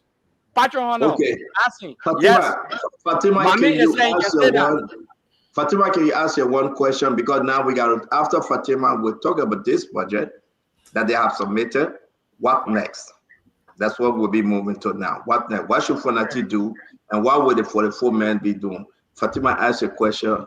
So first, let me just be polite and greet all of you panelists, including my former CEO, and to all of the good people of Liberia watching and listening and sharing the show. My question is just basic, and is my fifth cousin, Honorable Akaras Moses Gray, with whom I'm well pleased. If anything could be taken from your playbook, I think it's just this. You have been part of asking speakers to resign through your action. And I was just sitting here listening, and I saw that this was done. Why is it different now? That I'm sure there were reasons why you felt like Tyler could never not sit on Tyler's gavel, and you guys came together and decided to ask him to resign. Now these people also have said that they have lost confidence in the speaker now, and they can no longer sit on his gavel. Why are you guys calling for them to be expelled or for them to go away or whatever? Because I think if people have come together to say they've lost confidence in the speaker, what we should have done, what you guys should have done initially, was to go and start talking and paving. They going to the pavement and trying to listen out there and try to work things out. But now that even ECOWAS came and they've made their statement and said there is no way that they can sit under this president's, this speaker's gavel, I don't think you are the bearer of good news, because you've done it before. Now that the shoe is on the other foot, you're talking about expelling people. I don't think this is fair. What would you do differently in this season if you were a lawmaker? What would you have done? You said something. You say I'm not the bearer of good news. Let me pick up on that. It's like the Unity Party was defeated after 12 years, and still Joseph Boka was criticizing CDC that he's better than Joe. We had to come to power. So was he the bearer of good news by then, after being defeated on the basis of the defaults of the 12 years administration? If he was a good bearer of good news, then I'm also a good bearer of good news. But let me tell you what's the difference. Yeah, I just wanted to quickly destroy this perception about who the bearer of good news in the country. Okay, so nobody can boast of being bearer of good news if that is the case. But you ask what the difference, and I said the difference here. Gamule says something very important. I said the first thing, we had a majority, yes, but did we decline to sit under the speaker? We did not. We sat under the speaker, and we raised an order to Emmanuel Nukwe on the floor that day. In fact, I saw James Barney. When James Barney ran to the speaker, I told him, I said, it's finished. The speaker should not have tolerated the order. Once the speaker tolerated the order, that means in a position under our rules to recuse himself. So the difference here is that we use a provision of the rule under the gabot of the speaker. My friends, I got a lot of good friends. Even Clarence guy, I spoke to him this morning. I got a lot of friends on the other side. They have not exhausted the usage of the rule leading to a complaint. Initially, they said the difference here, they are saying, the caucus chairman, the chairman of the majority bloc is saying, they're not discussing removal anymore. He's on record. I monitored him on OKFM yesterday morning. Caucus said, they are not discussing removal. We were discussing removal. They're not complaining what you're discussing. That removal, say, tell them to go. They have resolved from removal to complain, and they wrote a public position statement that they have a complaint that will be submitted to the speaker. They wrote that position statement. So they are confusing themselves. The reason why the guys are confusing themselves, let me tell you this. They will not claim the numbers. That's the first time that a speaker has been fought and the number is not increasing in 2 to 3 weeks. Honor Snow, the number was increasing. Honor Tyler, the number was increasing. Honor Fonati, the number is static and consistent as the Northern Star. They need to reduce that number below 25, 24, because they need 49. If you take 49 from 73, that 24 remain. So assuming that they need to take 6% for that. The difference is that we were recruiting, we're getting the numbers. When Tyler realized that the last person had been collected by us, Tyler resigned. So I would advise, and I know you got proximity to many of the people on our end, okay, even your lawmaker, maybe you voted for or supported there. I would advise you, cause I will call you cause tonight. I would advise you that you tell them to go and sit under the speaker, gabot. It's not about majority. The Constitution provides for procedures. The Constitution is clear on expulsion to tear. Thank you, on removal of the speaker and elected official to tear. Even the chief clerk cannot be removed without to tear. The sergeant of arms cannot be removed. Let's get into it. What to tear. Okay. Thank you. And the framework of the Constitution know why they wrote the Constitution like that. So a group of lawmakers can just jump out today and say, we'll move the president from office. You know the dangerous precedent you're talking about? Thank you. Let's get into this. Now people decide to sit under the speaker, they get presiding officer, they impeach the president. Thank you. Thank you. That's a dangerous precedent. Dangerous precedent. That's the difference. Let's call you to order. Fulfill the rules. That's what we Colonel Gray, let's call you to order. It's not Colonel Gray. It's not Colonel Gray. Adding Colonel to his name. I mean, they make him call me General. General Gray, Colonel Gray. But let me ask you a question. Let's get to the way forward here. Akaris Mostly Gray representative. Let's get. I mean, what next? Mami, I come to you, Mami. But what next here? What next in a sense that as if they have presented a budget? What we're hearing the budget is with Thomas Falah. What can Fonati do now? Mami. Okay. No, not you. No, I'm bringing Mami in, then you can address it. I'm just moderating. What can Fonati do, Mami? And I'm speaking on what can Fonati got people, group of advisors that advising on what to do. But my question, I'm not saying you can't represent Fonati here. I'm just saying, in this thing, right? Because you were fighting and said, well, you went to the court. Okay. This. So now, if Thomas Fala get a budget issue for us, you say, okay, that's it, I'm out. Or, I mean, go ahead. Yes, I got your point.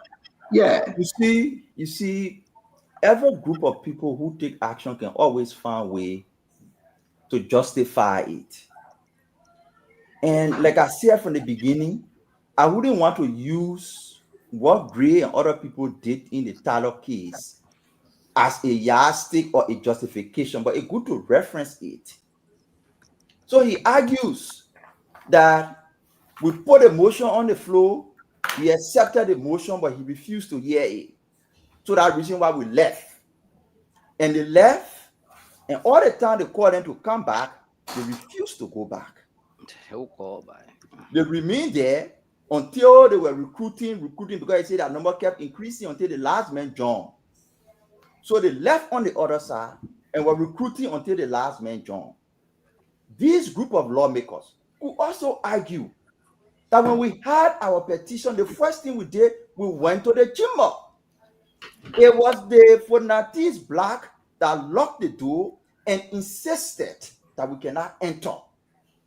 The same argument he's making, that, oh, we were there, we presented our petition, but the black us started held it and he refused. So when we left, we refused to go back. This group will argue that when we had our petition, the first place we went to the chamber.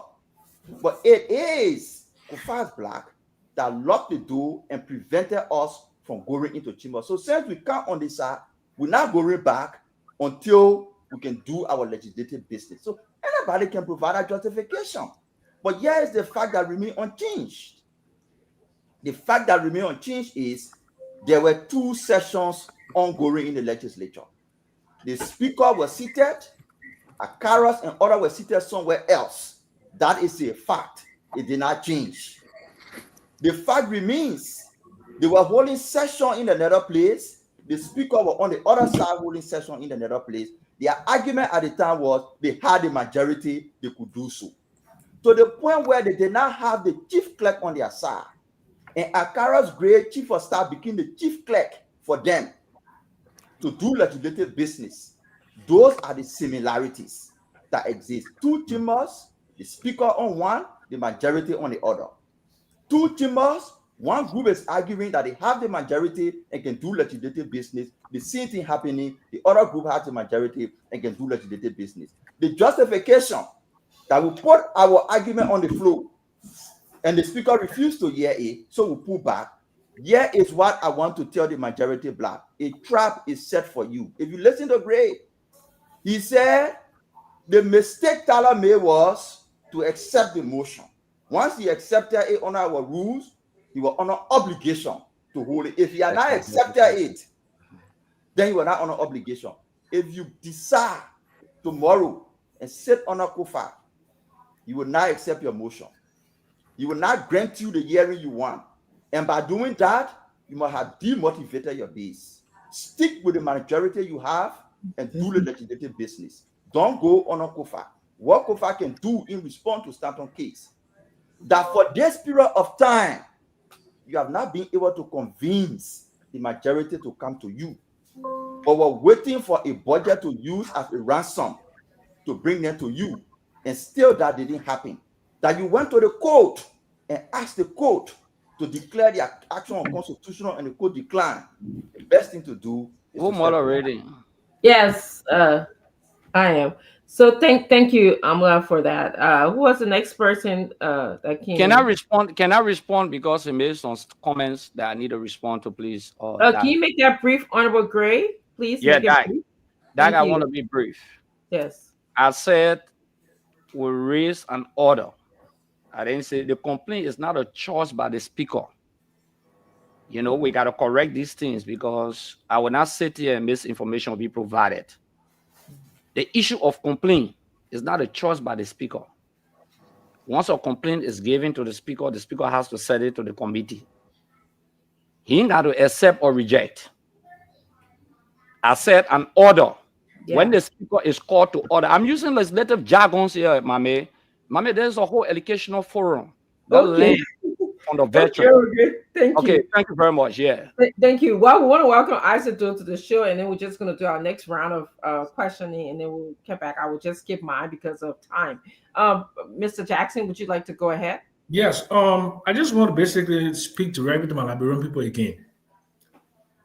At the beginning of this, I know the nefarious activities of the Unity Party because I consulted with them, worked with them, I have a lot of friends in there. They don't believe in the Constitution. They don't believe in liberal democracy. They don't believe in democracy at all.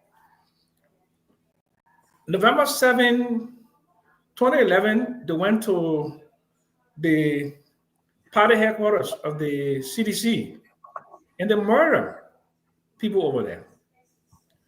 They went in and then during the whole course of their 12 years in power, billions of dollars in support from the international system, Booker's $16 billion lie about investment, no growth. They're back in power again. And they don't have any real plan to improve the lives of the people. So they want to bring confusion in as a distraction because it was becoming very clear that the Unity Party administration was gradually getting unpopular because of the missteps, the half steps, and all the illegal things they did, starting from the inauguration funds disappear, no record. The story with somebody writing who not in power yet, writing NASCAR, stealing poor people money, brought in 285 machines. They try to railroad us 85 million, and the thing only like 29 million. Then they said there were no cars talking the road. So you see now, nobody talking about no cars talking the road. Okay. Nobody talking about 285 machines. Nobody talking about Booker scholarship. People talking now about what? Removing the speaker. That's what they want. They want to distract you. But Liberian people, I want you to be focused. Keep a clear focus on these people. The rascality that they've used. Thank you, Mr. Jackson. For 12 years, going to 13 years in the Democratic dispensation. And I want my representative to respond to this because I'm making a statement. I want you to respond. Okay. These people don't have any plans for you. Their mantra of what? Arrest. They're not even following their own arrest agenda.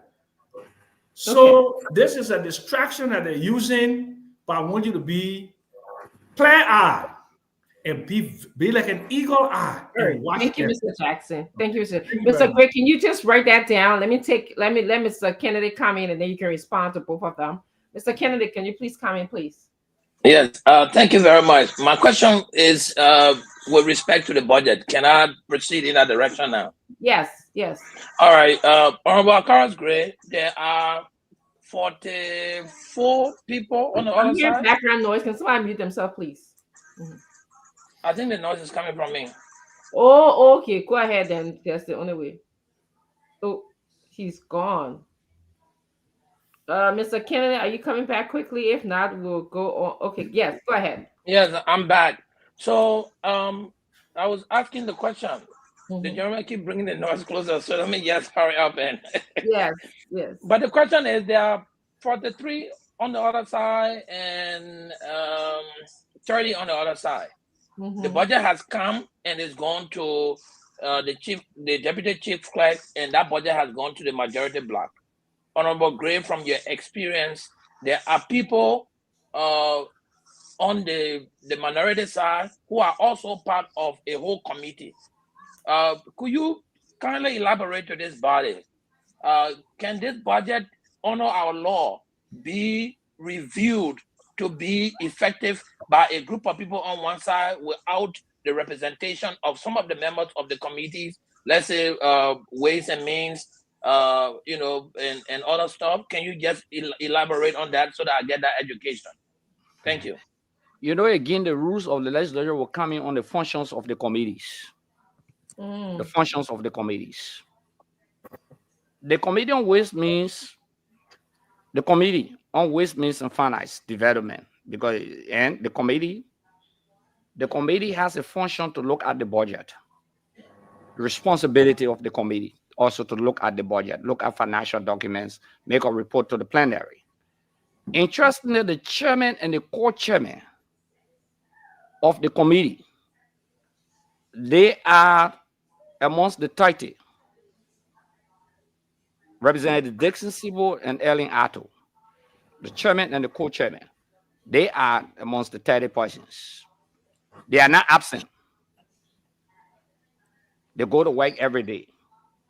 So assuming that the majority bloc decide to establish a specialized committee to look at the budget, because the Constitution says and the rules that the budget committee should be made out of the political subdivision. Now we have 15 political subdivisions. We used to have 9. We went to 13, and now we have 15, the counties. So that means every county will have a representative on the budget committee. So assuming that the quote-unquote majority bloc announce a new committee, there are 2 ways I'll answer the question. Announce a new ways, means, and finance. They announce. Not specialized. I will come to specialize. Let me say announce new ways, means, and finance committee. The rule says to remove the chairman of a committee, you need to tell the speaker in consultation with the leadership can appoint new chairpersons after 3 years. Here's the 4-year in. Okay. Now, or maybe under certain condition, but to remove, then the guys can go to court. The committee now can go to court. Sibo could go to court. Ellen could go to court and say, I have not been removed. But they are established a new committee called Ways, Means, and Finance. I have not been removed, but to tell. That's one of the technicality. I play with the rules. I eat and drink the rules. To be a good lawmaker, you must know the rules. The next thing they could say, they will establish a specialized committee. That could be a second position, specialized committee, 15 persons amongst them from the majority, from the 15 counties. The question here is that can the specialized committee usurp the function of a statutory committee? Okay. The court will have to answer that. Can the specialized committee, and Sibo then will run by the court, say, well, under our rules, we should be looking at the budget, not a specialized committee. No specialized committee should usurp the function of a statutory committee and authority, because the rules of the legislature is not suspended. To suspend the rules of the legislature, you need to tell. Okay. So anybody could raise the motion, say, we suspend the rules of the legislature. Any motion whatsoever, no, you don't suspend the rules of the legislature by your mouth. You suspend the rules of the legislature by to tell. Okay, Honorable Gray. Everything in favor of Fonati and his group. Yes. Thank you very much, Honorable Gray. That was a very good response to my question. I've been in doubt of this because of the split in the legislature, knowing that the speaker is still living well and healthy. People who are members of these committees are still living well and healthy. They are just on the other side. They are not absent. They are coming to work. So I really wanted to know except they don't challenge the establishment of a specialized committee, because the court will not hear what you never brought in front of it. Sure. Yeah. Thank you, Mr. Kennedy. Let's go to Mr. Tukpa. Is that okay, Mr. Kennedy? Because of time, we'll just do one question, okay? Yeah, absolutely. Thank you. Thank you, Mr. Tukpa.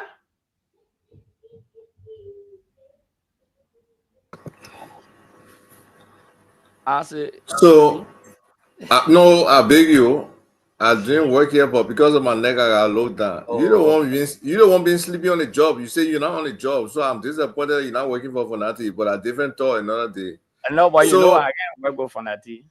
I say, maybe that's a new realization. But honestly, though, the quote-unquote majority bloc, who I don't think their functions or whatever they're doing is constitutional, have received the budget.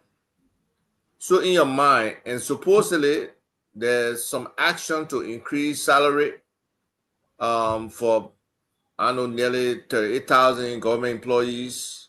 And they will probably try to do some things, I think, to win favor with the people, which again is politicking, is something, they can do if they choose to do. What is the validity of those actions? This, in my mind, unconstitutional decision-making will come to at some point when a real legislature is seated in terms of, under the right gavel, under a quorum situation, and they are ready to make real national decisions. Do you foresee a reversal of some of these things that are going on? And how can this budget, let's say the legislature come back and this budget is supposedly approved, instead of the executive going to a continuing resolution and not getting involved in this dispute, if that's what their choice should be, how do you see a full legislature eventually receiving some of these actions? Do you expect nullification, or do you think it will be an acceptance thing? Nullification, when you say nullification, I didn't get that context. Okay, for example, they're doing something positive, right? If they pass this act to increase 38,000 people. Okay, but you see, Ava, to increase civil servant salary, it cannot be done by the legislature alone, because you got to look at the source of funding. Where do you generate the revenue to increase? So the legislature cannot make a political statement that will increase your budget. The executive presents the budget, right? That means they know exactly, they have identified the source of funding. Except they do reappropriation, all of those things, maybe they look for $10 million. I mean, they do some cut reappropriation. They can do that in that direction. So that does not still presuppose that the speaker is not the speaker. You can go heaven, you can go hell. You can come back, they can do all the illegal things. Until they get 49, the speaker remains the speaker. The day President Boyka comes in January to address the state of the nation, that the Joint Assembly, the speaker will just walk in there. You will not see Father walking to preside. The speaker will walk in, he will preside, he remains the speaker. You can't take him all like that. The only thing that can take the speaker off, that the 49 votes. So the guys are hitting the head.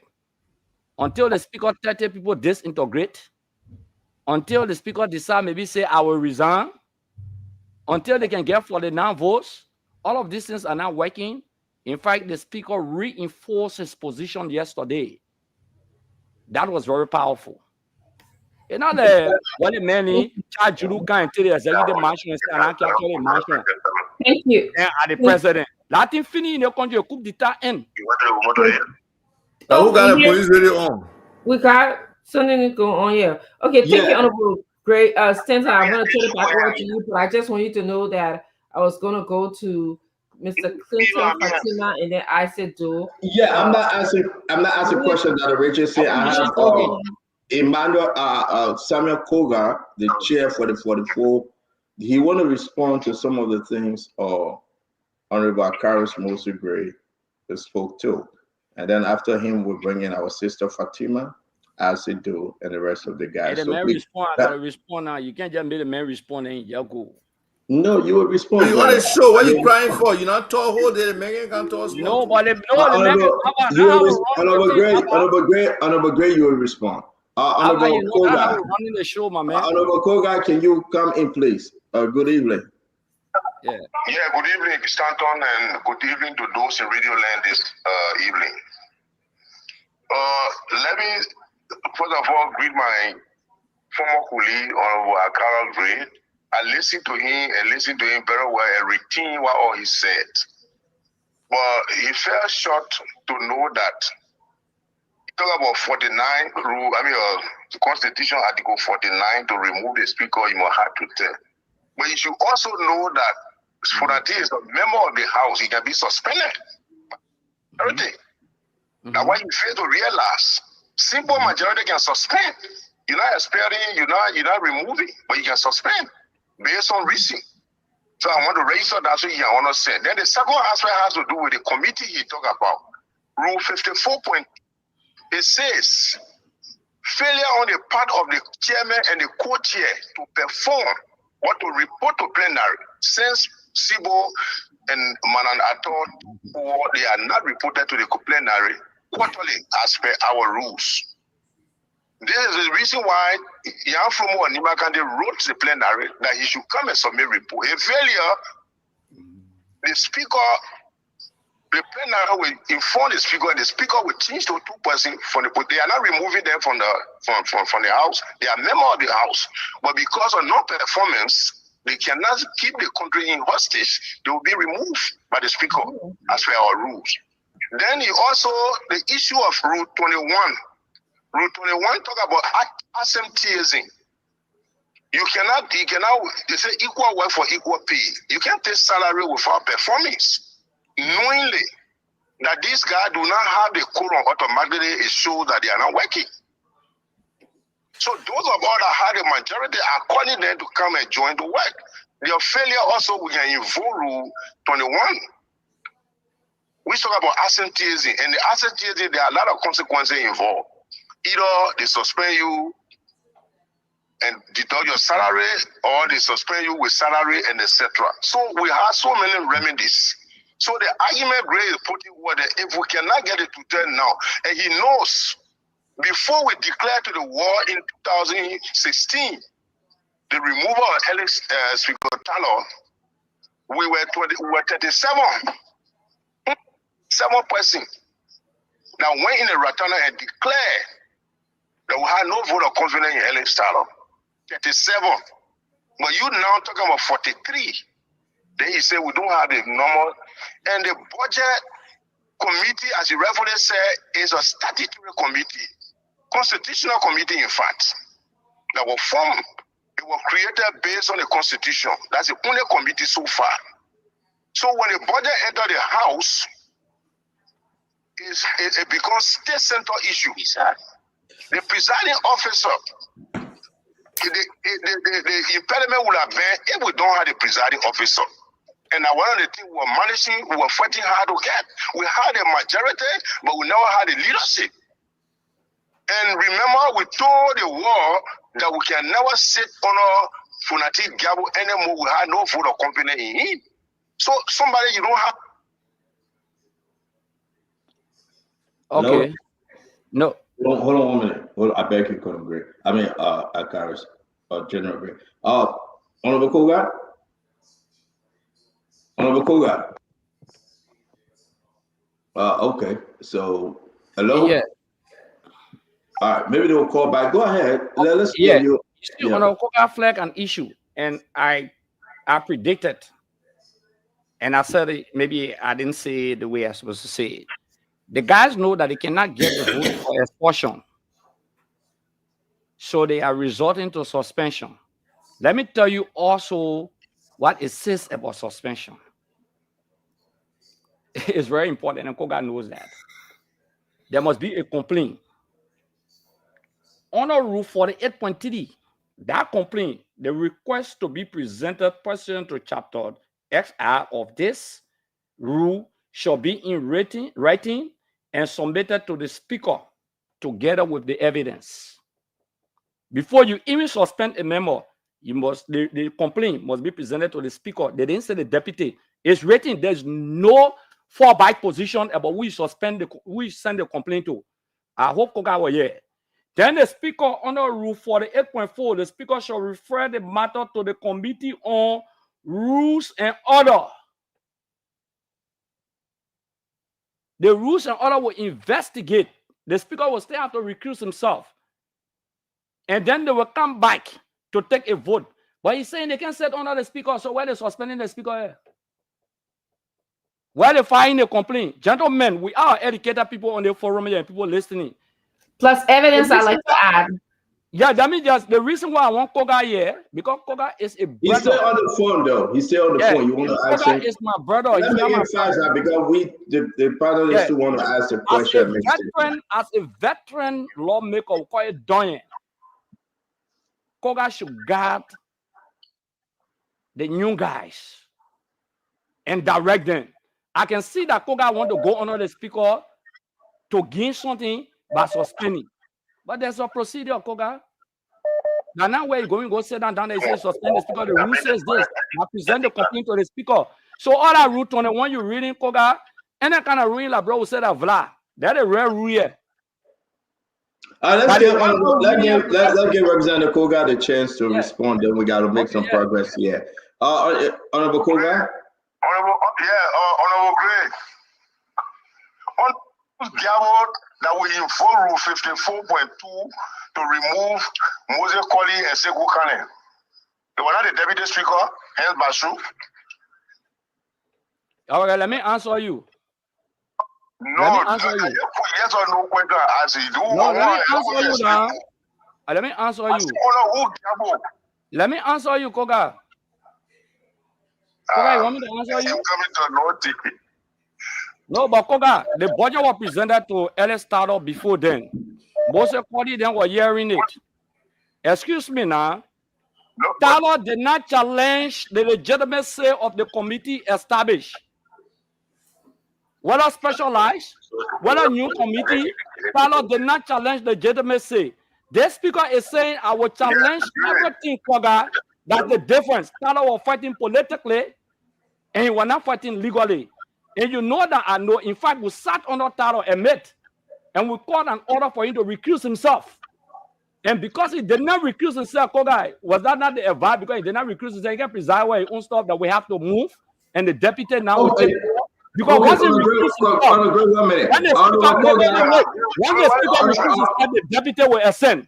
Okay, Honorable Koga, do you have Clarence Guy? Honorable Koga, do you have Clarence Guy? He's calling. Can you bring him on? My man, bring all of them. For me. I will call bring them. I saw my children there. Bring them. Great. And the issue, because you say confusing yourself. This time around, you say the budget was sent to Ellis Taro. Somebody who received. Okay, what the rules is now? Honorable Greg, give him chance now, please. The chief clerk of the Republic of Liberia is a recipient of all communication instruments from outside, and also is a gateway to the information from the house outside. Wait, they say who the recipient? The document coming to the chief clerk is the chief clerk the recipient. But the concern here is, Akami, wait, Koga. Is the chief clerk the recipient of the Honorable Greg, he's not hearing you. Can you just give him a chance? Okay, let me give him a chance. I don't want to say the chief clerk the recipient.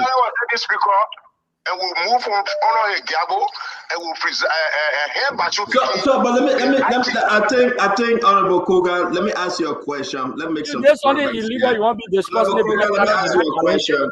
Honorable Koga, let me ask you a question. What's the way forward now? You guys, the 44 men and women have this budget. What next? This is the reason why the due process is on or ongoing. We have invited Sibo, who is a ways and means here, to come to plenary and report. A failure will be left with no option, will invoke Rule 54.2.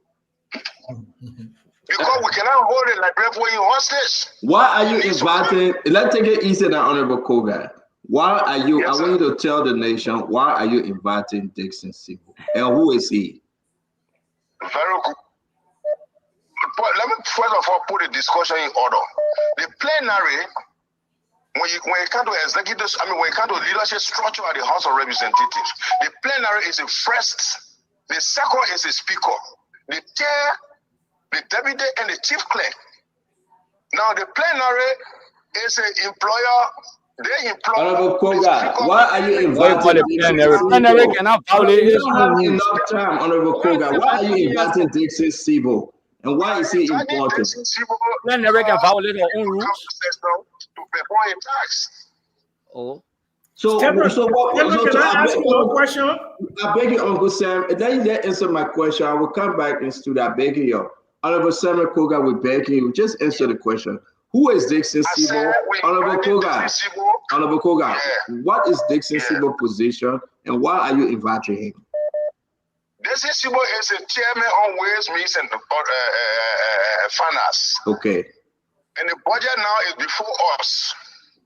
Come to the plenary. First of all, before taking responsibility of the budget, he needs to give us previous reports. And we are calling him to provide reports. So if he doesn't show up, then what happened? Then become Rule 21, absenteeism. Then we invoke that. And what's the rule say if you invoke that? It means that if he doesn't report, if anybody who doesn't go to session within 2 weeks, 2 sessions, 2 weeks. Without the speaker, the plenary should, or the presiding, the plenary should take a reach a decision either to suspend or withhold the person's salary and etc. So if he doesn't show up, you can either suspend him or withhold his salary. Now my question is, will the budget go through without Dixon Civil? Yes.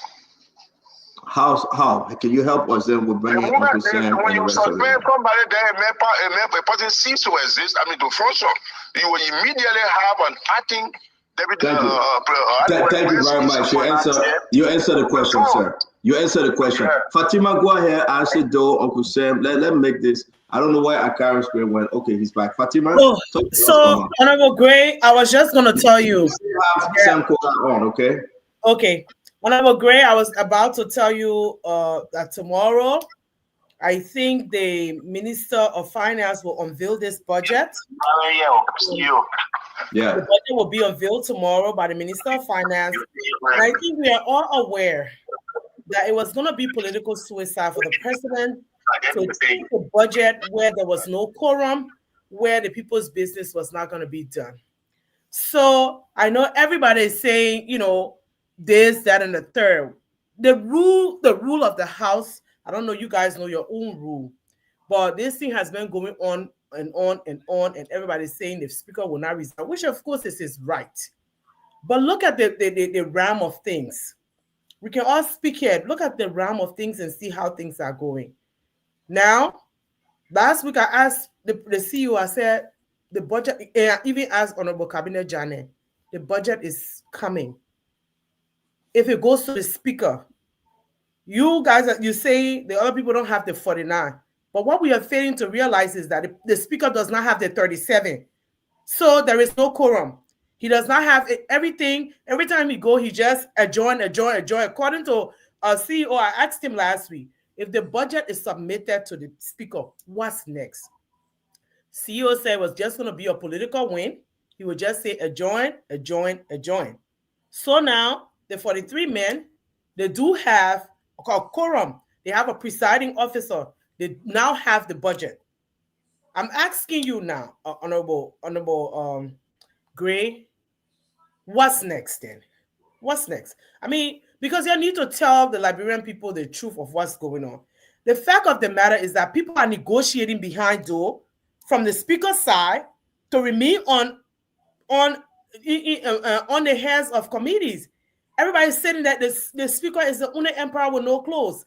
Everybody is saying they're negotiating on their own behalf. So I'm asking you, what's next? Now that the other people have the budget, what's going to happen constitutionally? Because the speaker took them to court.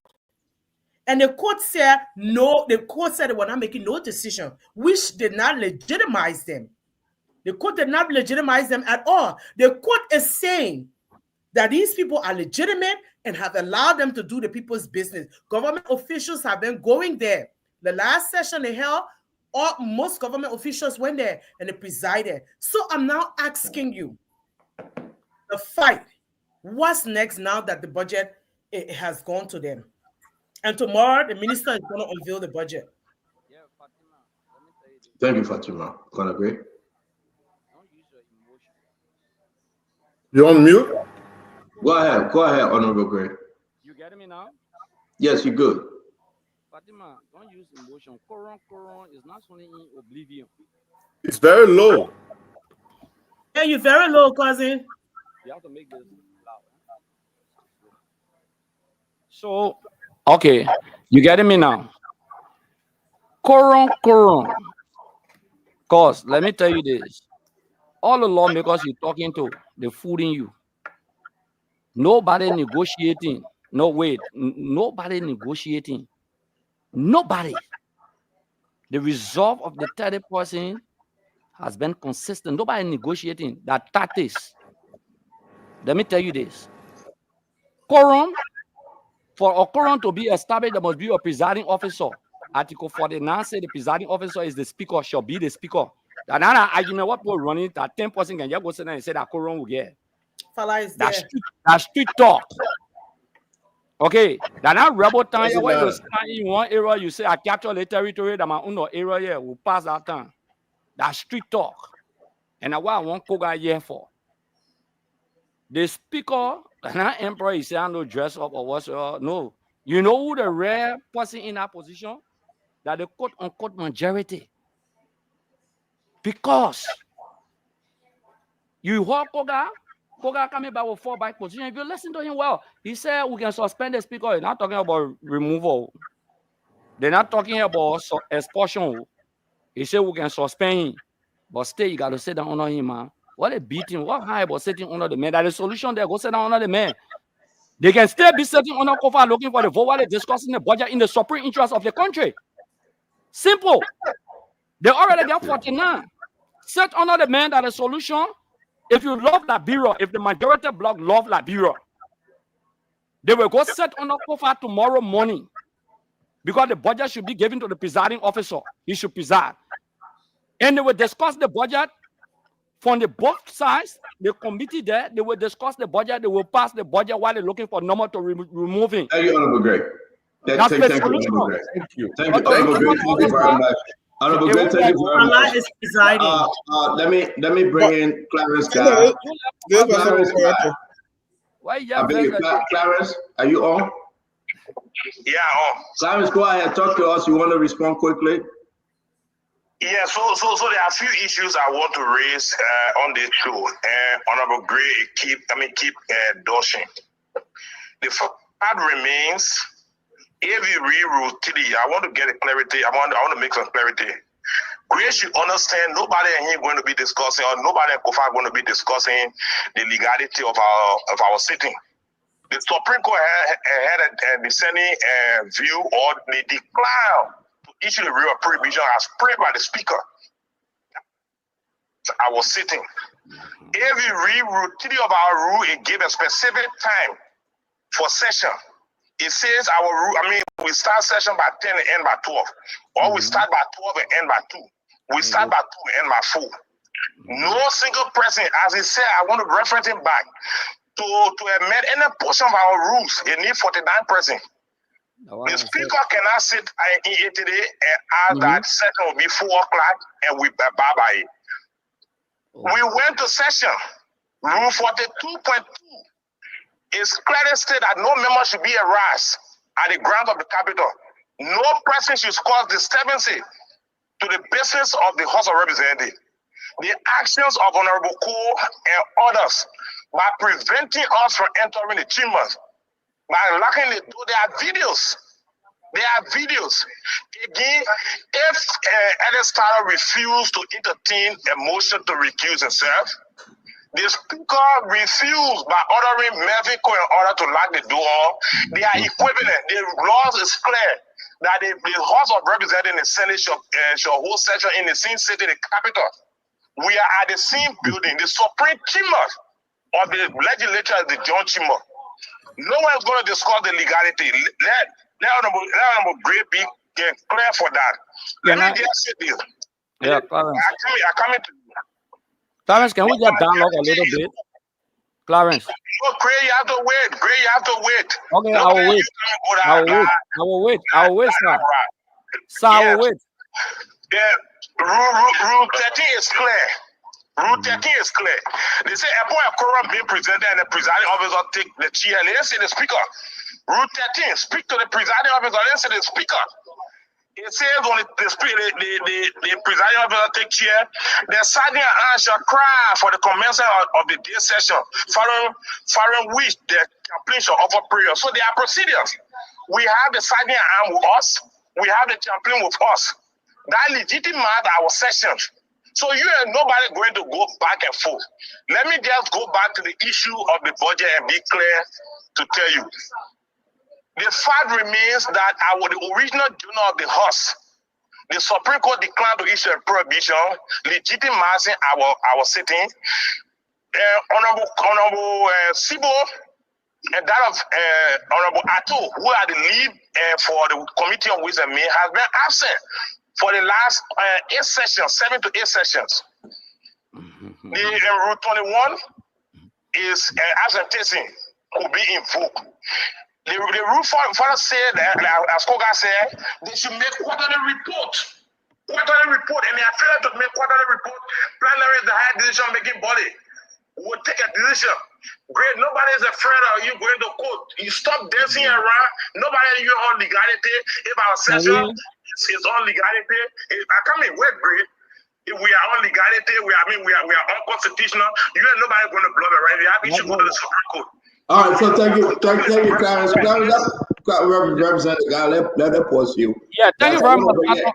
Yeah, I gotta bring in Asa and Clinton real quick, though. Yeah, Stanton, very much. Thank you very much. Let me just come in quick. Stanton, thank you very much for bringing in. It's very important that you bring these lawmakers in. He spoke about the issue of Rule 30 or Rule 42. Nobody should obstruct, impeding the function of the legislature. Assuming they agree, the lawmakers that he named, stop them from entering session. What that has to do with Onati, crime transferable? What I'm thinking is that is crimes transferable? Okay, crimes are not transferable, gentlemen. We should not. He's on the phone. Ask him. The second thing is that they said the presiding officer. He said the speaker. Okay, I agree.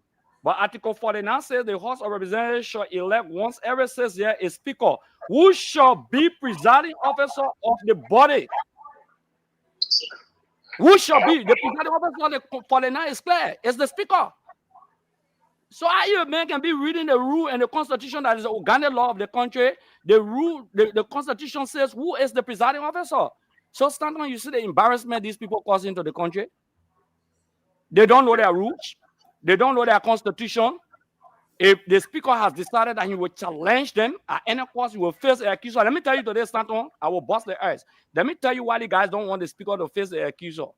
The document the speaker has, Clarence guy will run down the steps.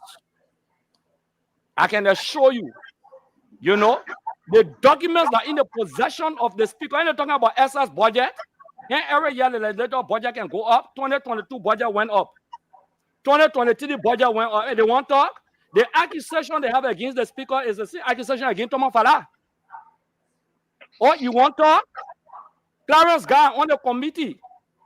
The other committee. Wait. I was talking. Wait, Clarence guy, hold on. I'm the first one on the executive. Hold on. Clarence guy, hold on. You were signature to all financial documents. You were signature to it's not all financial. Bring your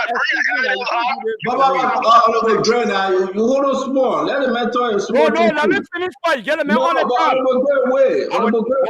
Honorable Gray, you are in studio. Okay, let me put you 1 minute. Honorable Gray, you are in studio. The man on the phone. No, let the man make it 1 point. Go ahead, Clarence.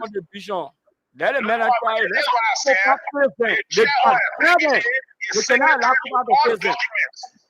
The chairman is like the senator to all documents, and he's seen that the chairman weighs and means. If anything that has to do with all budget expenditure that is under investigation, Gray is the prime suspect. I want to appear. When the speaker has a budget, the deputy speaker has a budget, the chair or executive become the senior member of all the members of the House that controls the House budget because the budget are separate. So Gray is the prime suspect and he's the senior accounting officer by the PFN law. So he should be answering. Gray should stop bluffing around. Let's take the real issue. So Gray has agreed to the public now that the issue of overspending of GOFA budget of $7 million is true, and which contravene the PFN law, the PFN regulation, and that of the budget transfer law. Gray to face the issues within the counts of the resolution. We are not going to discuss if our sitting are constitutional or unconstitutional. Go to the Supreme Court. The issues are in the counts. The issue of corruption, re-refuted. It says all members should fight against corruption and still be corrected by refuted. Refuted talk about the integrity. All members should fight against corruption. When the speaker is tangled into a question for the man. No, wait. It means that you great. You are also entangled. And tomorrow, said the NCC, and they have to arrest you because you are admitting our body overperform. You are the accounting officer. Now they waste me because you the child is on executive. You are the chair, and you are the one who signed all of the voucher for payment. So it means that you should be arrested. You great. It's because of that you Representative God, we're going to keep you. It's very interesting. The Liberian people are listening to this, but I want to pause, Representative God. Please don't you leave. Hold on 1 minute. What you said is very, very important. Great is a third ranking chair on executive, sign on all the vouchers. So everything we say in flying, Great is involved. We must give Great a chance to speak. But before I do that, Honorable Great, I said, you want to say something? Because I think Great has to defend himself. I said, do. No, I'm not defending myself. Let me explain myself. Since I came on the show, I'm just here. So I should have to say something, right? But again, if you say something, then we'll have to pause Honorable Great. You want to say something? Let me say what I got to say first. I'm a panelist. Honorable Great, wait small. I said, do it again. I'm coming to you. It's your time. You want to speak or you want Honorable Great to continue? Let me respond. I agree. I want to give you the chance to speak. Therefore, that Honorable Great will respond. Go ahead. All the situation. Listen, it's not me. I said time to speak, Brother Great. Why are you putting Isaac in that position?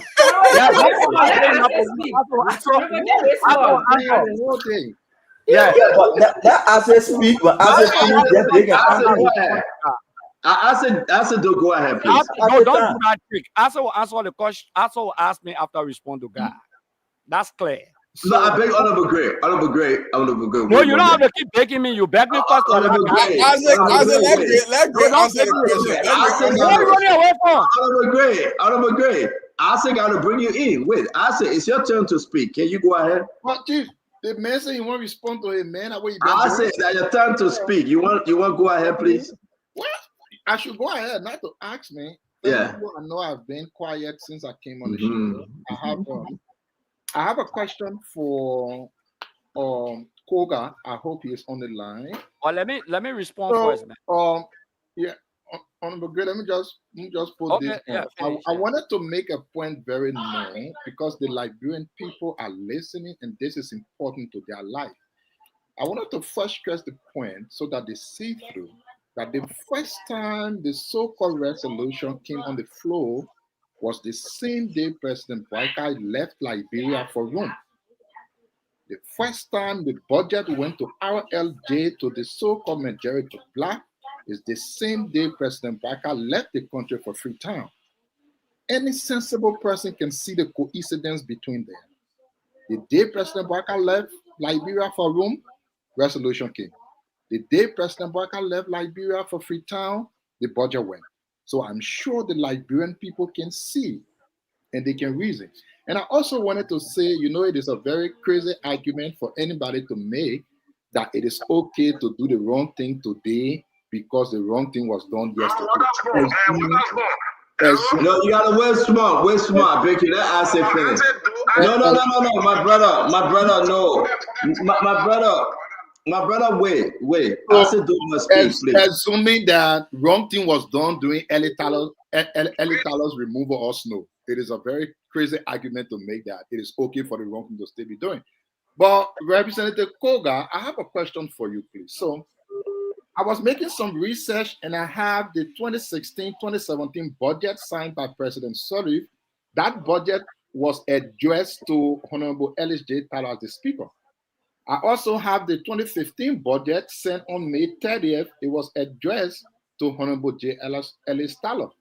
I also have the 2014 budget. It was addressed to Honorable Ellis J. Taylor as the Speaker. I also have the 2011 budget. It was addressed to, this is 2018, was addressed to Honorable Buffer Chambers. I have all of the budgets. I wanted to ask you, Honorable, you have been in the legislature for a very long time.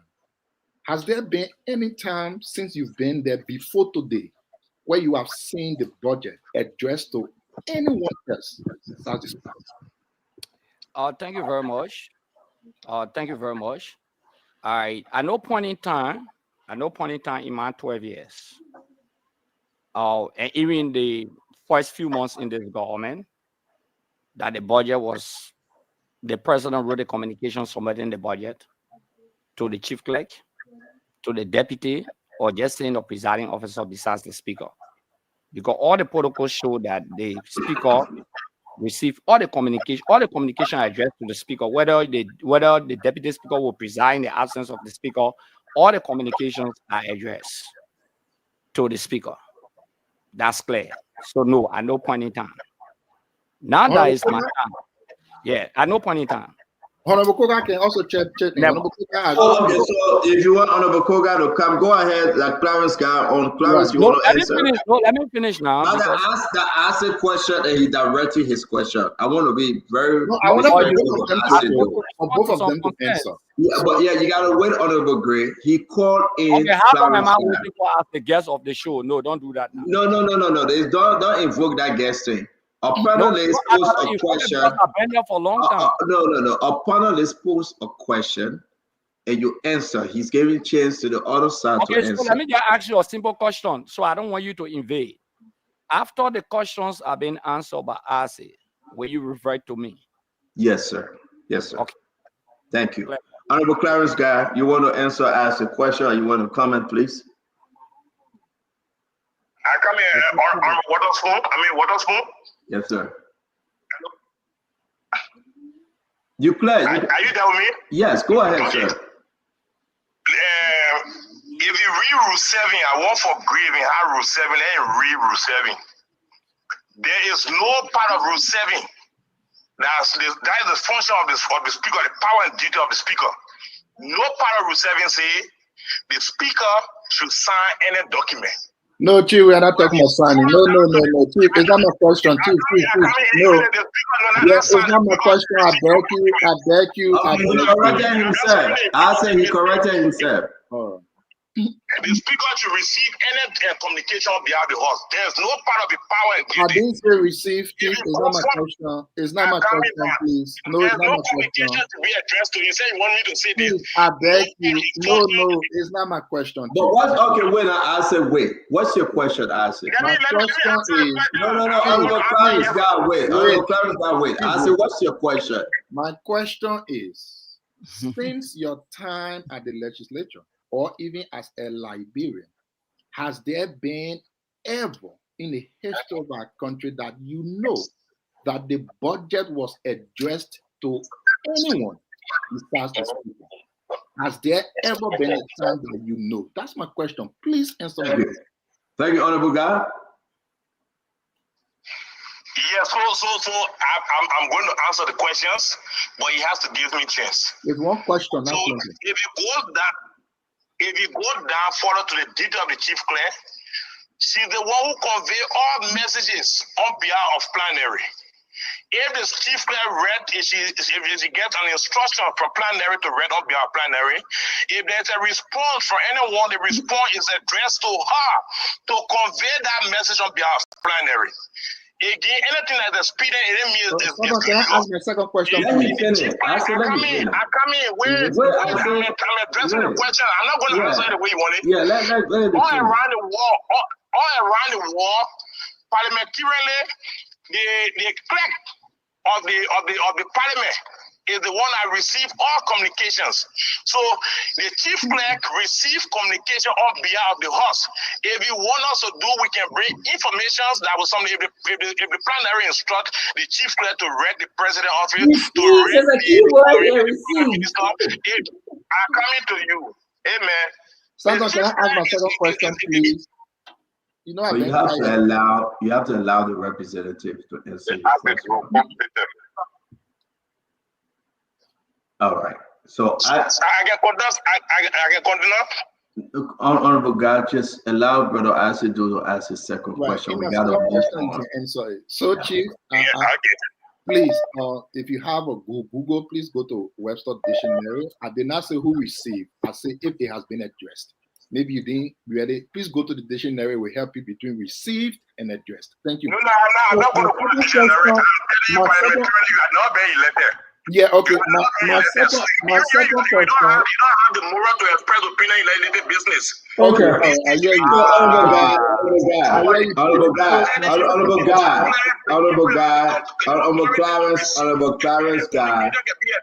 honorable Clarence guy, you have to, honorable Clarence guy, you gotta. I think you should mute the lawmaker. It's honorable Clarence guy. Honorable Clarence guy, let's move on and make progress. Please ask your second question. My second question is, I've also gone through all of the budgets, the years that I mentioned, and all of those budgets were actually signed by 4 persons. I'm not a lawmaker, so I need education. It was signed by the chief clerk of the House of Representatives, signed by the Speaker of the House of Representatives, the Secretary of the Senate, and the Vice President. Who will be signing the budget this year, sir? Honorable guy. So again, we just received the budget. Between now to the 31st of December, the actions will determine who signed the budget. Again, the code legitimize our city, and I recognize Thomas Farah to be the presiding. So what is the presiding? I come in reroutine by the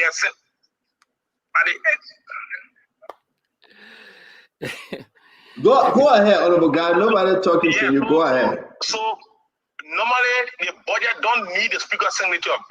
He can admit in the absence of the chief clerk, the deputy chief clerk can sign.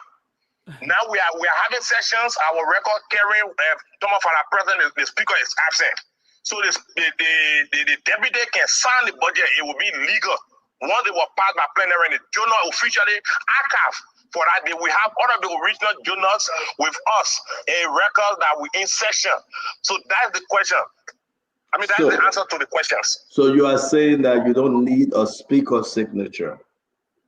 Once you have an elected official, so in the case of routine say in the absence of the speaker and the deputy speaker, in the absence of the speaker and the deputy speaker, one member should be elected who should be called. So again, just to be clear, honorable guy, you got 4 lines. But okay, and the 4 lines that you have for signature, you are saying only 3 individuals will sign because you deem the speaker to be absent, correct? Yeah, he's absent, and I'm not deeming the journal carrying absent. All right, thank you, honorable guy. Thank you very much for joining. If there's anything, we'll call you guys back. Let me. We gotta go back in studio. Thank you, Chief. Yeah. When I finish with the question, God will call back. When I finish with this concern. God needs to read his rules. It's unfortunate going to 7 years in the legislature. You don't even know your own rules. And you can't be in the politics we play here to say somebody can just sign in a document. Under 57.4, the function of the Committee on Ways, Means, and Finance. 57.4, under B, it says all matters relating to the finances of the House. Listen. Preparation of the House budget and the custody and the disbursement of the House's funds subject to the approval of the deputy speaker, of the speaker or the deputy speaker. That's not the Committee on Ways, Means, and not the Committee on or executive. My man, that rules here. I will send a rules to you, every one of you. I will send a rule to you, start on share with the people. You know, you gotta stop playing elementary politics around here, and I see people cheering. Oh yeah, I can sign all it. I can sign check. That father and Kun used to sign check. When you see my signature on one check, start on one check. Don't never invite me on your show. I don't sign check. I made a request. This guy is not reading. These guys are, look, you can't be a good lawmaker when you don't know the rules. I don't sign checks. You understand? That's why I say invite me. And you invite me, I'll show you my function as a committee on the committee. I will send it to you, my man, that you won't help the people, and I will send you the rules. My man, send me your number so you can read it and see. These guys just call and misinform the public and lie to the public. Trying to read the function of the chairman on the executive, the rules, what it say. Do I sign checks? No. But that is not an issue. You ask the mayor a very important question, and I will help to educate him because he's not reading the rules. One, in the absence of the speaker, the deputy can sign. In the absence of the deputy, the chairman on executive will sign. In the absence of the chief clerk, the deputy chief clerk can sign. The absence. You talk about absenteeism. Okay? When people are absent, the Constitution provides for you to red neck because they're absent for other reasons. They're not coming to work. The majority will determine whether people they're coming to work or not. You say the Supreme Court may follow. Listen to him very well. May follow the presiding officer. Any ruling of the Supreme Court talk about follow being listen to the man. Y'all got to listen. Eh? Did they say the deputy speaker and presiding? Let pause you there because you're making some very no, good point. Another thing. Hold on, Colonel Gray. Honorable Gray. You are making some very good point. Allow the folks down to help either ask some question and speak. Yeah, let me just conclude 1 minute. I beg you, stand up, please. Give me the benefit of the doubt. Okay. These guys come and running around. I see my sister Fatima cheering for them. They're not cheering Benin here. These people don't know their own rules. They don't know their own constitution. There's the problem we face in the legislature. After 12 years in the legislature, we got 13 years in the legislature now going. You sit down there and let the children just tell you, said, I had a thing looking at that, do it, I did, that Bugatti running in the country. We got rules, and listen, we're cutting the rules, we're providing the provision of the rules to you. Okay? So you people should be telling them, say, you blunder. Go back and set under the man. Look at Clarence Gar. You the chairman on audit. Why you the audit report then? For all those times, why you did not look at the audit reports? You were the co-chairman to Kafia on a job administration in the house. Now you are chairman on the committee. You requested $300,000 on a Fanatic Kofa. Why you with the money? Yeah, there's a request. There's a request. They requested $300,000 US. The whole foil, let me tell you, that money foil will control the budget. That's why the laborers then running after. That's the foil. It's not a foil about audit. It's not a foil about Fanatic Kofa talking about war crimes code. It's a foil or handful of powerful lawmakers, including Karen Guy, who are joined in to take physical cash. These guys may have property, but they don't have physical cash. They squat on the budget for physical cash. And that's what Fanatic is depriving them of doing. That's the choosing of the matter, and they will not say it. They would not say it. Why are they fighting the oil sponsor that said of RLJ? All right, hold on 1 minute, Honorable Grace. Uncle Sam, come in. Let's hear from the folks here. Okay, Honorable Grace, hold on 1 minute. You ought to pay $150. Honorable Grace, hold on 1 minute. What kind of thing that happening in the country? All right, Honorable Grace. Honorable Grace, calm down.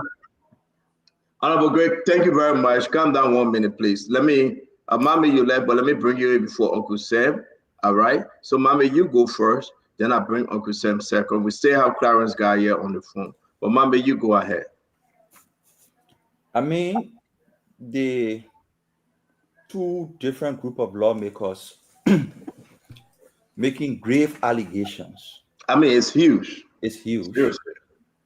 And I listened to Gray try to absolve himself and argue that he doesn't sign check, but he made requests. Yeah, made requests. You see, people have to be careful when they make these statements. Mm-hmm. As chairman on the executive, you sit on the show and argue first that there are corruption, misuse of public resources. But you say you don't sign the check, but you make the request. You argue that there is off-budget spending. And for somebody, before somebody can spend money, there has to be a request. The whole financial project has to be a request. That request has to go to the virtual processing. From the virtual processing, it comes back to those who made the request. They sign that virtual before you go to check making. So when virtuals are approved, then you move to the next step before people start making checks. Okay. So if you are chairman on executive, and Fonati made this in statement, but I can't go into Fonati. if you chairman on executive and you run the legislature for 6 years, and there are grave allegations of for corruption and financial malpractices, of budget spending, and you say, no, I'm not part of it. I only made requests and I sign check. It speaks a whole lot about the kind of chairman or executive you were. But it left for the public to judge whether a chairman or executive will make requests but knows nothing about how disbursements were made. That is something that left for the public to decide. But you don't know what the rules is? Go ahead. Finish your mind, please. On going forward with the budget, I think the president made a wise decision. The president made a wise decision. When Akaras and somebody say, oh, you know, you do it before, you do it today. Show me the part of the law. I'm not a constitutional lawyer. Show me the part of the law that says the president should submit the budget to the speaker. Show me the part of the constitution. I know the constitution says the president shall submit it to the legislature.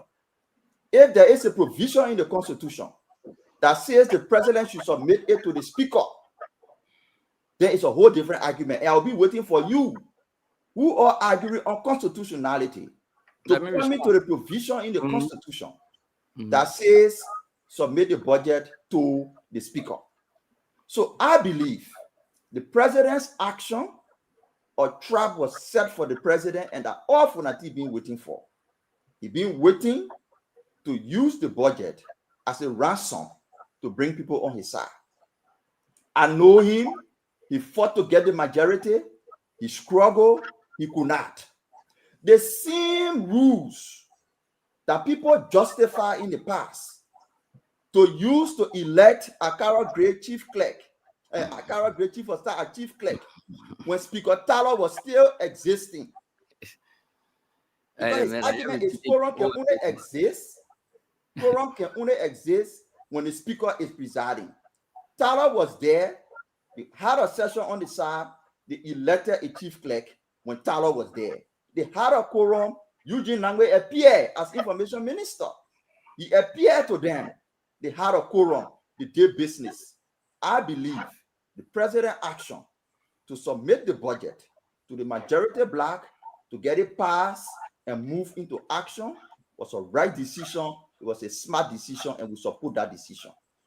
Thank you very much. Let me say that he asked for a law. Honorable Greg, can you wait? We got to hear from Uncle Sam, then you'll come. And let's just do 2 at a time. We got to go, please. Okay, I will take it 2 at a time, but he asked for a law. Uncle Sam, just give me 1 minute. I beg you. Uncle Sam, go ahead. Give 1 minute, like you show the constitution. Uncle Sam, you know, you see, you asked very important question. The president wrote the letter he addressed it. He said, the presiding officer, the president. He said, the presiding officer, the presiding officer. So my question to you, Gray. No, if you want to respond to my question, was, I'm responding. No, my question to you was, answer the president. You see that? You are now, wait now, the president said the presiding officer. Right? My question to you. Yes, my question. Listen now, my man. I didn't interrupt you. Listen, man. But you answering my question, so I want to give you my question. I'm answering it now. I understood your question. Okay, go ahead. Yeah. You said the president addressed the letter to the presiding officer. Yeah, Stanton, thank you. I think the guy here put it up, presiding officer. Listen.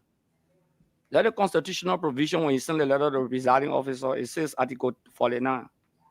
The House of Representatives shall elect every 6 years, once every 6 years, a speaker who shall be the presiding officer, okay, of that body. The speaker who shall, it's a must, be the presiding officer. The president wrote the presiding officer and somebody hijacked the letter. Well, you're not answering my question. No, listen. Don't tell me listening. I asked you a question. No, don't tell me listening. Don't spin my question. Okay, don't spin my question. So no, what is happening for who the president wrote? The presiding officer. Who is the presiding officer? I didn't say who the president wrote. The speaker. Santon, man, I ask you a simple argument question. not here for 8 to 9. That you're talking. I ask Now, you the a law right question. here. The presiding Great. officer that they speak on the Great. constitution for the But Honorable Gray, Honorable Gray. So you are saying, though we all are seeing the letter that the president said presiding officer, but there is nothing in the Constitution though. And I'm my question. Can you show up what is in the Constitution directing any president to write directly to the speaker? It's just but still that common sense, man. If the speaker is the head of the legislature, it's not a law. You are a lawyer, you can't do that. The speaker is the head of the legislature. The speaker is the head of the legislature. Who do you write? No. So Clinton, can we agree there is nothing in the law? The only thing you're telling us now as a lawyer is common sense. Let me say this to you. Let me just give let me help Mame or the benefit of the doubt. Is there anywhere in the law that says the speaker should read a chicle? Oh no. Or the deputy presiding officer? Wait, now hold on now. I'm answering your question. Why you getting fed up? Don't tell me hold on. Listen to me too. I'm asking. You were telling me shut up yesterday. Don't mind. You were telling me shut up yesterday. There's a reason why. You started to get there. Now your people are here. I don't want to do all this strategy. You were telling me shut up yesterday. Now I different men can't show you do that one to him. Great. So I asked, and a reason why. I beg you. Mame, I'm a late brother. Great. Gain the benefit of the Mame, so the discussion. When I walk on this law, is the issue. Forget about labor discussion. Okay, let me answer you. No, you're not answering me now. You're not answering me. Are you saying God, you say that? So guys, let's wait something out. Yeah, hold on 1 minute. Honorable God, can you answer the question that Mame asked, please? No, let me finish. No, I gotta finish. No. But yes, the issue though. Yes, the issue. Mame was being exact. Hold on, Honorable God. Hold on, Honorable God. Honorable God, hold on. Mame asked a direct question. Let me ask you, Stanton. Let me ask the question again, Mame. I lay the question off for a reason. Stanton, why you don't want me to answer? I'm not a lawyer. My man, you can't help to know it's difficult. Mame, ask the question. Hey, Jana, you want teaching the class, the teacher on you that you can't help the other students. Honorable Gray, 1 minute. Mame, ask your question, please. Mame is in her water. Honorable Gray. Hey, Honorable Gray. I thought we had an agreement before you came on the show. Allow Mame to ask his question, please. All I think Mame talking about. Yeah, but Mame, go ahead. Mame, go ahead. So I asked a specific question for a reason. Everybody said they uphold the Constitution. I am saying, show me a portion of the Constitution that says the president should submit the budget to the speaker. If you cannot show me that provision of the Constitution that says the president should submit it to the speaker, the president is not wrong. What the Constitution says the president shall submit it to the legislature. The reason why it is important to use the word presiding officer is because even in the legislature, they realize that sometimes the speaker cannot be there and the person who will be sitting in the seat is the presiding officer. So I challenge anybody to show the Constitution that says the president should submit the budget to the speaker. When you show that provision in the Constitution, the debate is over. If you can't show it, the president is not wrong. Where is the provision that said that the president has to submit it to the clerk? So in the law, they say what the law doesn't provide for, it doesn't prohibit. That's what the lawyer says.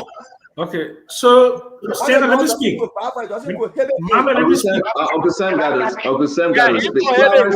Malabron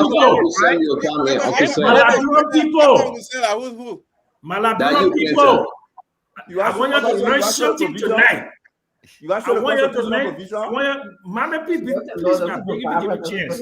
Hold your foot.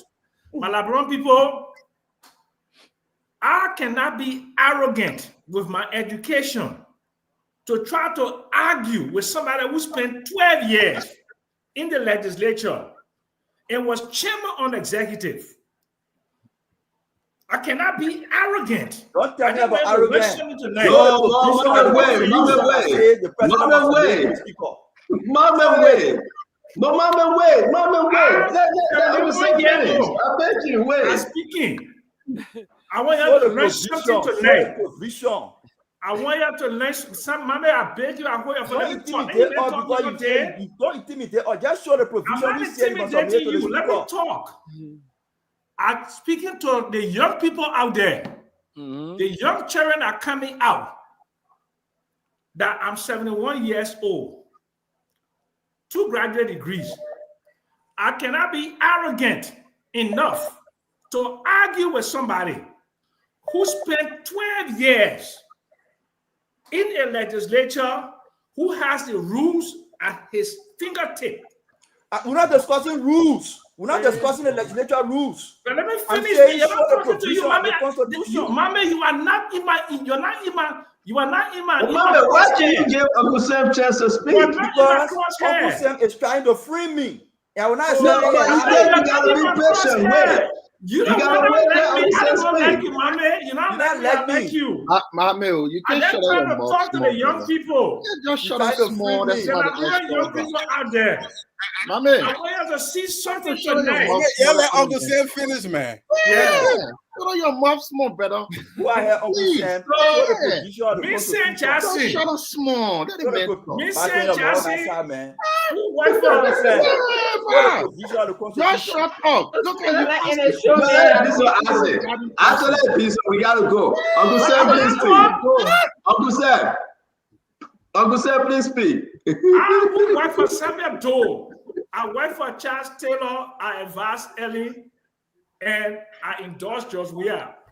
Okay, I know Joseph Burger. He and myself were on the Rights Committee in 1979.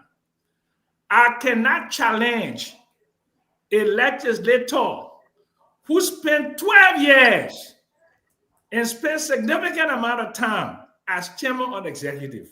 That's why I came to listen so I can learn. Listen to learn. Honorable Gray, please educate the Liberian people.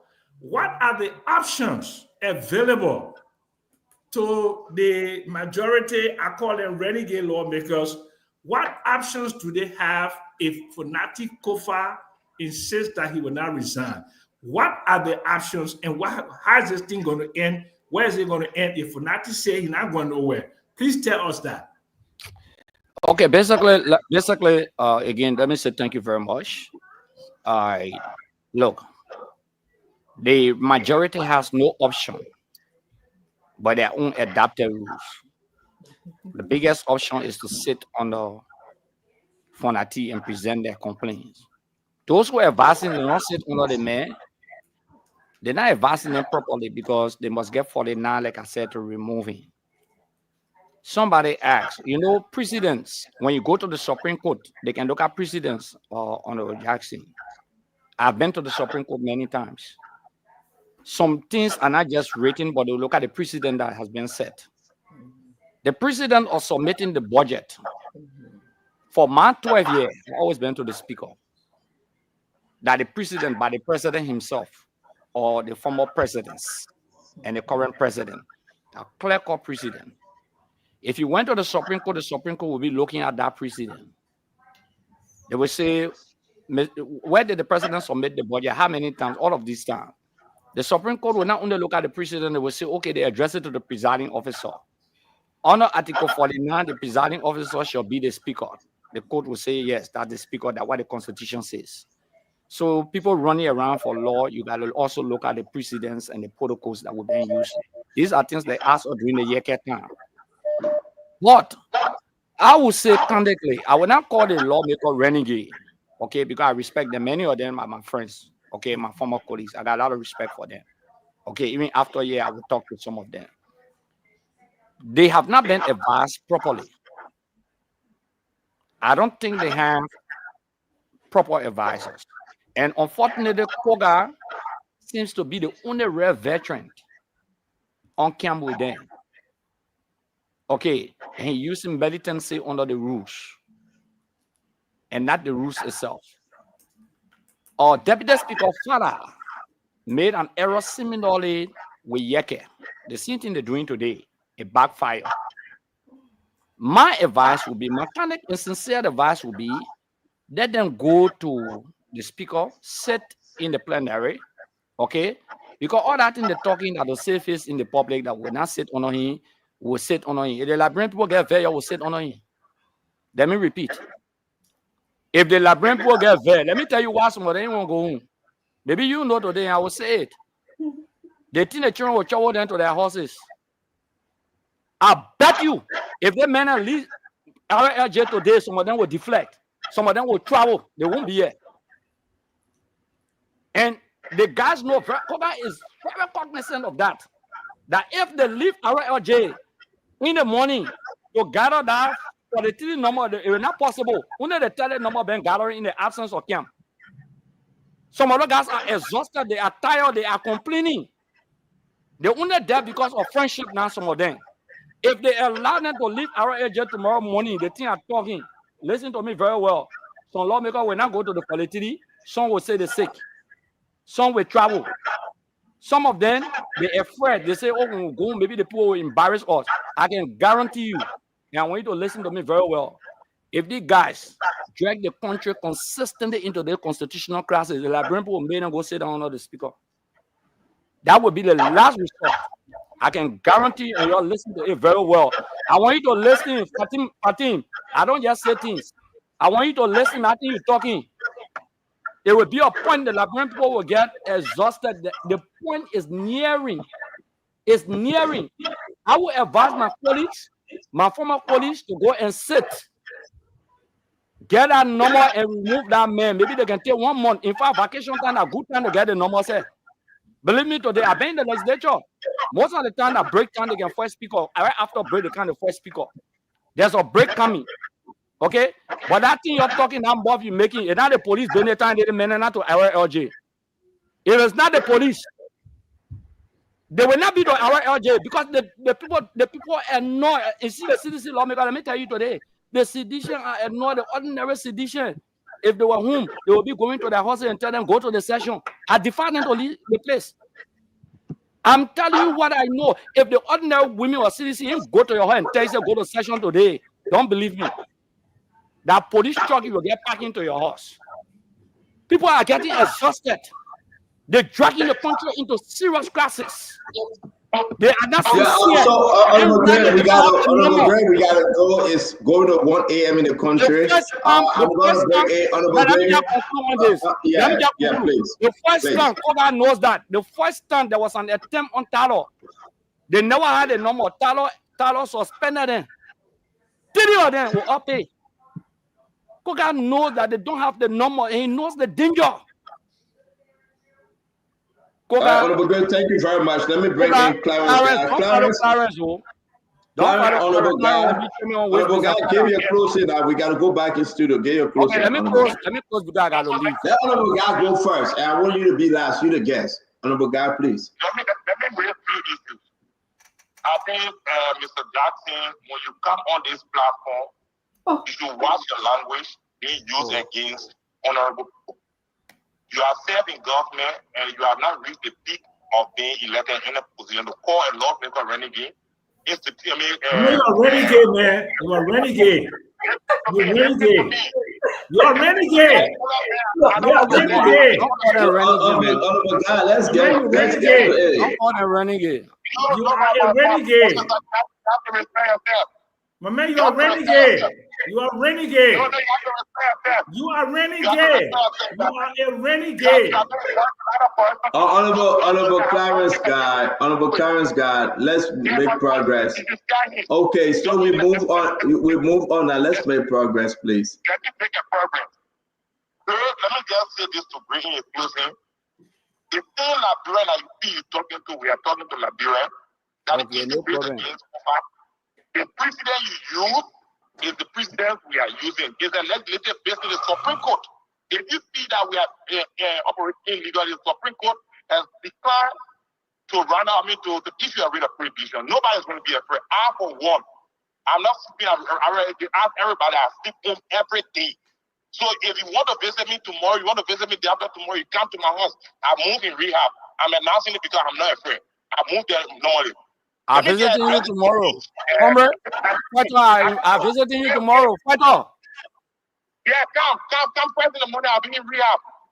Yeah, no, early in the morning, it was after session. I'll come to you, brother. Wait, let me address the issue. The issue that has to do with I'm gonna come to your house too. I'm gonna come. My man, just stand Johnson, sorry, I'm gonna wait. The issue that has to do with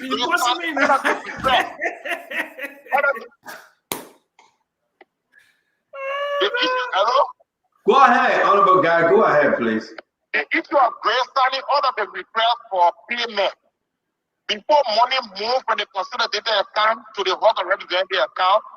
It is under the signature of the chair executive. Everyone will sign. The chair executive will sign before the chief clerk sign. So grace to be able to answer to all of the money we requested for to have come in our account, and on what basis, what were the reasons you signed those documents. Let me just go back to the issue you're talking about.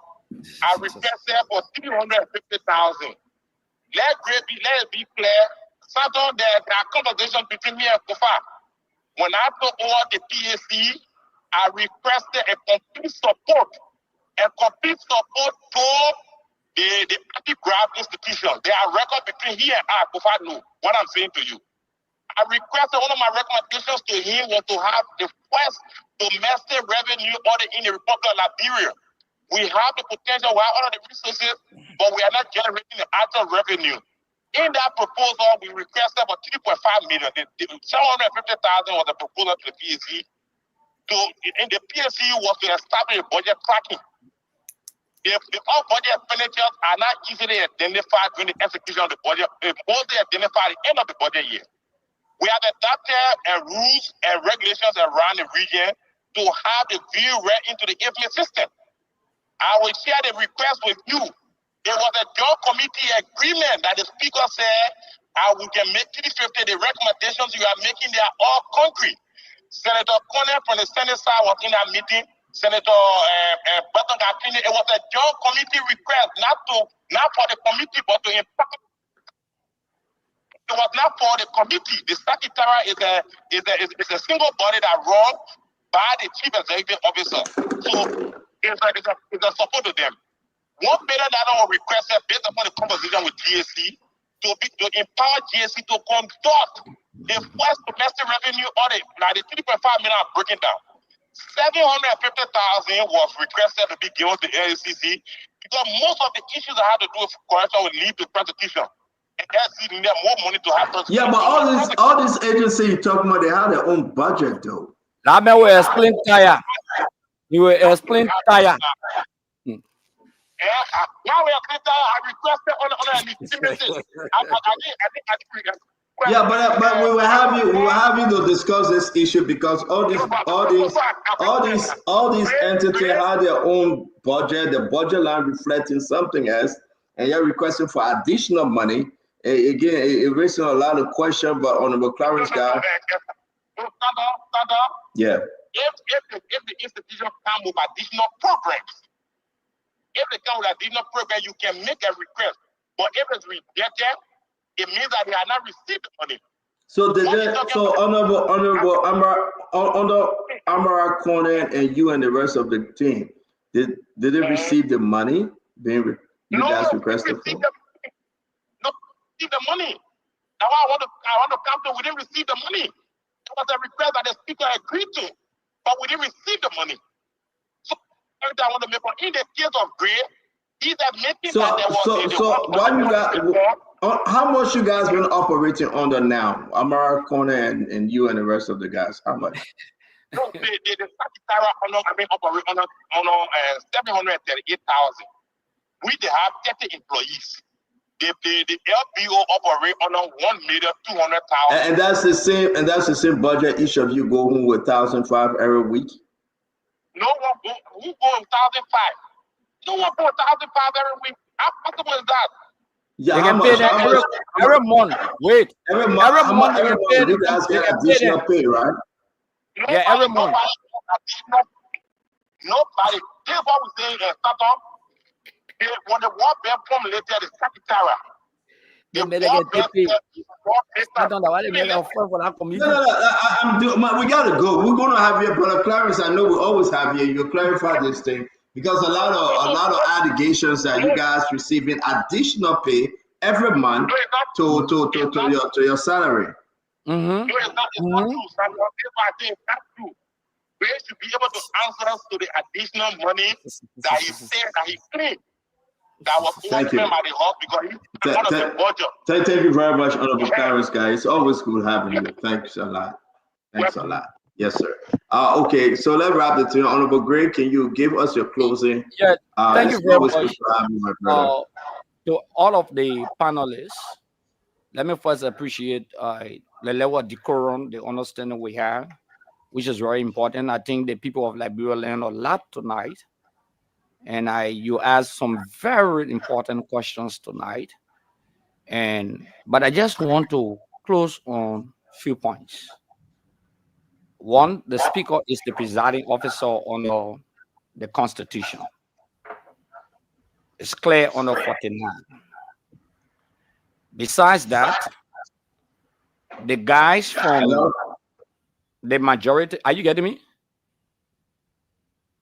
Yes. The guys from the majority, I will consistently advise, okay, that they go and present their complaint. That excuse about Papi Flumbo or whosoever stopped them from entering the hall, that is not, Fonati is not responsible for that. Secondly, the first 2 days they got together for that, they not preside over them. The first 2 days.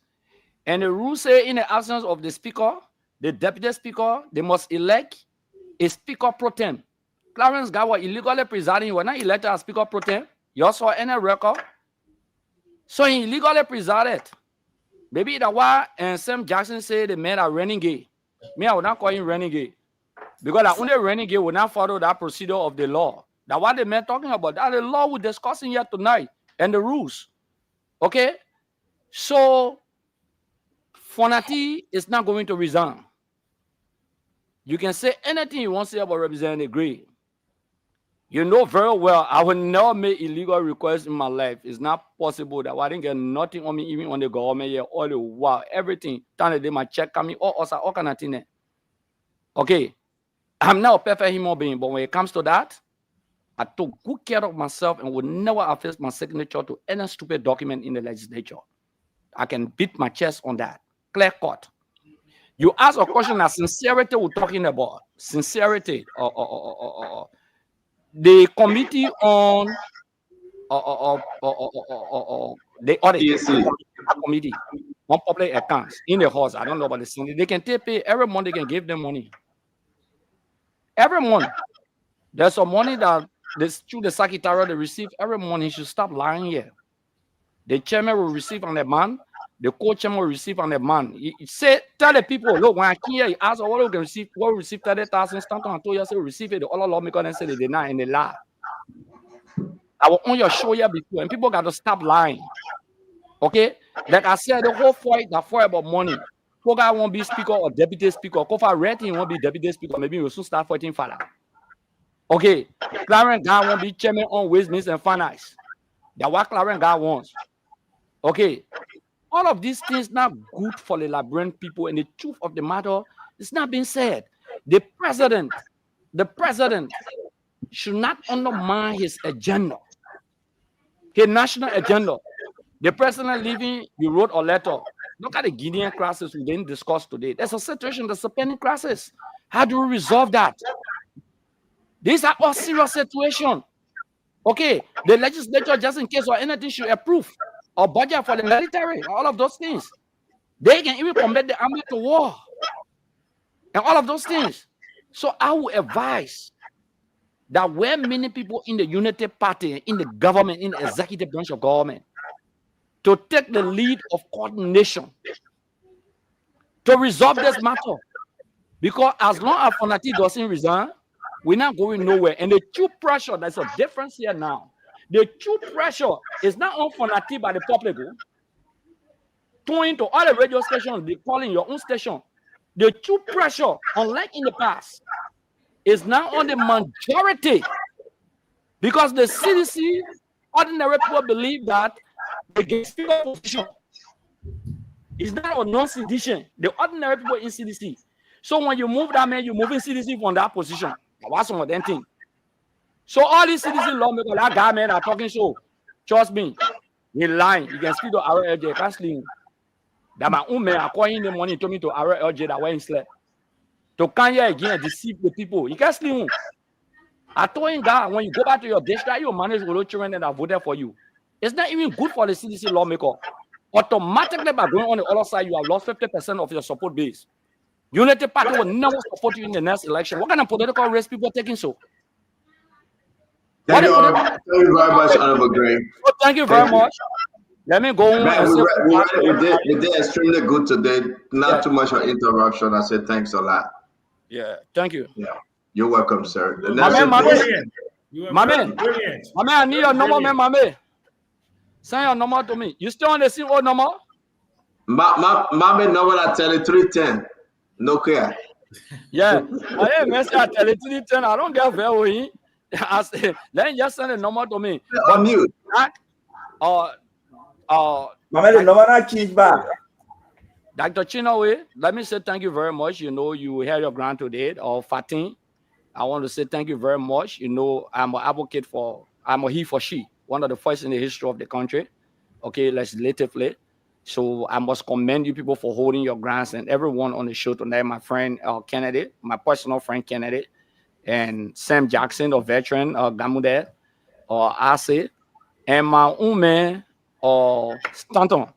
You did a lot today to get me on this show. Thank you very much. I didn't even know we have passed over. Like I said, we'll be in bed by now. But thank you very much. Thank you for coming. Thank you, Honorable Gray. Have a good night.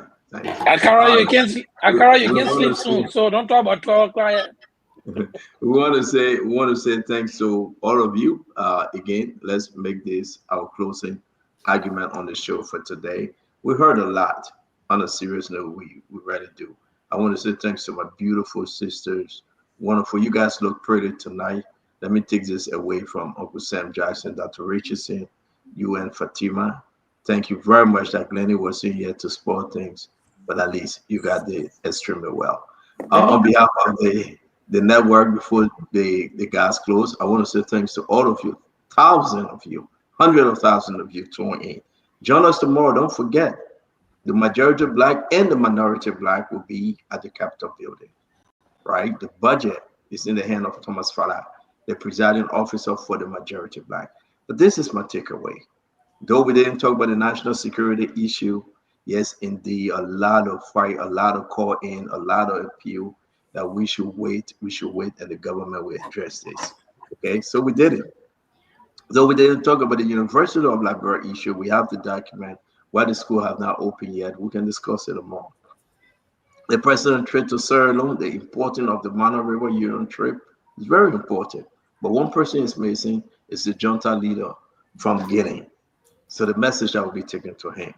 Now we have a report coming in. That was a request placed to Obasanjo, the former president of Nigeria, for $6 million United States dollars. But our request was rejected. It was rejected based on the fact that it was a lie, it was a fraud. And we can discuss that tomorrow. There's a big story coming up in this government. Who requested it? Again, I said we'll discuss it tomorrow, Uncle Sam, please. There's a big story coming up.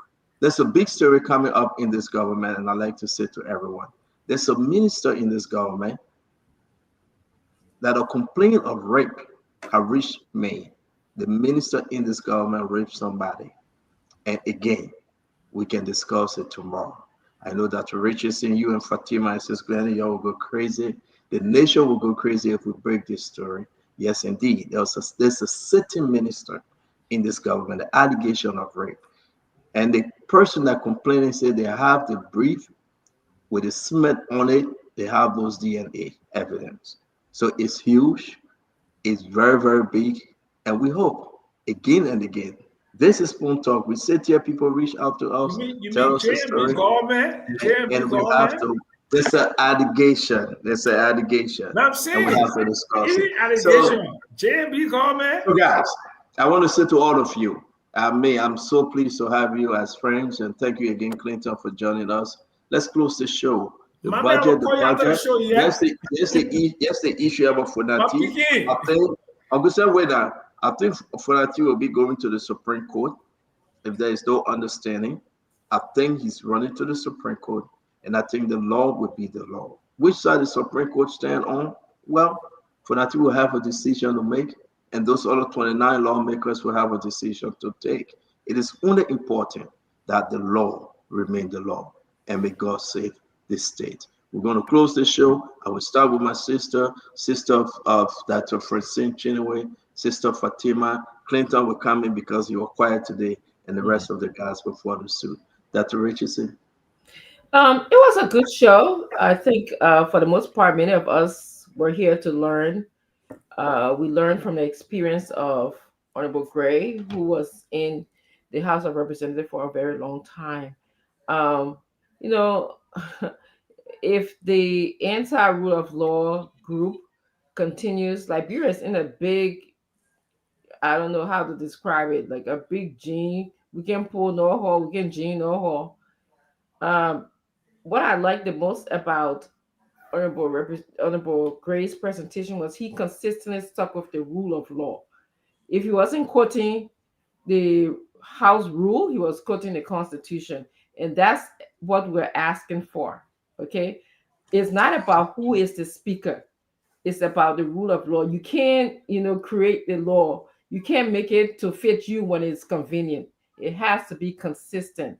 And like he said, someone would like to argue, say, oh, who do you send the budget to? And he was clear. I mean, there's precedent in the court. They send it to who the court will look at, who have you historically sent the budget to? And so that's the best part. I'm here for the rule of law. So if you're sticking with the rule of law, I'm not going to be bought by anybody. I'm not going to speak because I have negative thoughts against somebody else. We're going to speak and be consistent with the rule of law. I wish you would have answered. I want to know two things. Well, a couple of things. One, who's paying for the RLJ bill? Because I'm just curious about that. I know, Senator, you kind of alluded that the bank owner was relieved of his responsibility by this government because of the SIB bank owner. He also owns RLJ, and so there's some connection, some relationship there.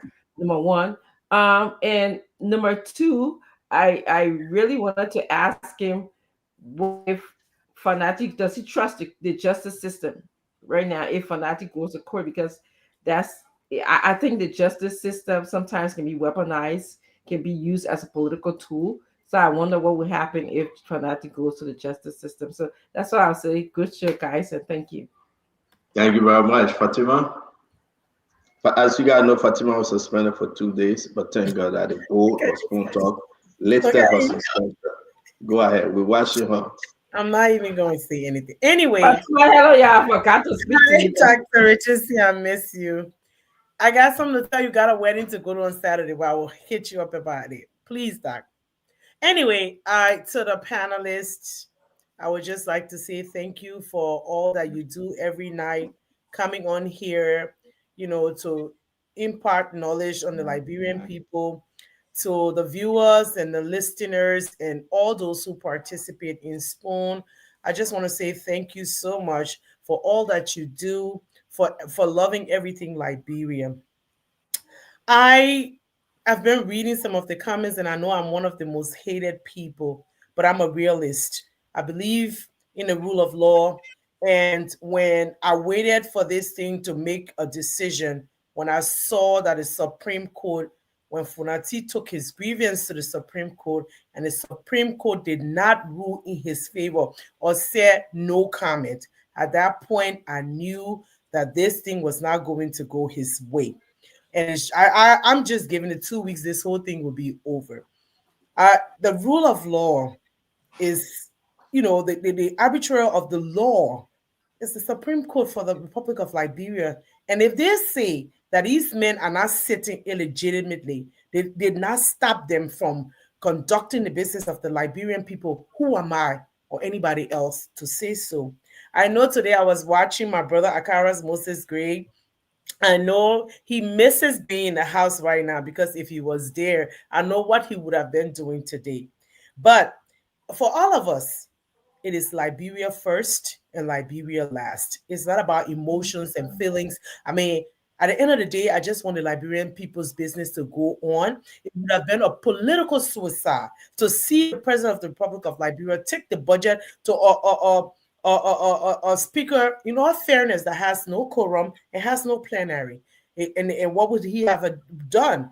I asked Cabinet Jana this same question. I asked CEO that day, and he said he would just adjourn, but it would have been a political victory. The victory is for the Liberian people. It's for our people to have clean water, for our people to have electricity, for our people to do all of those things that other people are doing around the globe. So I come here every day, and you know the bottom line is true. And me, I don't like to stay in the side of failure. I know how this thing looks. I know people are taking side, but at the end of the day, the rule of law will prevail. Liberia, everybody will stand tall. Our country will move forward. The president's arrest agenda will go forth. There are some great things that the president have been doing. You know me. I put the disclaimer out there. I'm all about Joseph Baka. On Saturday this weekend, the last time when I saw him in New York, he said, Fatu, I want a desk for every major school.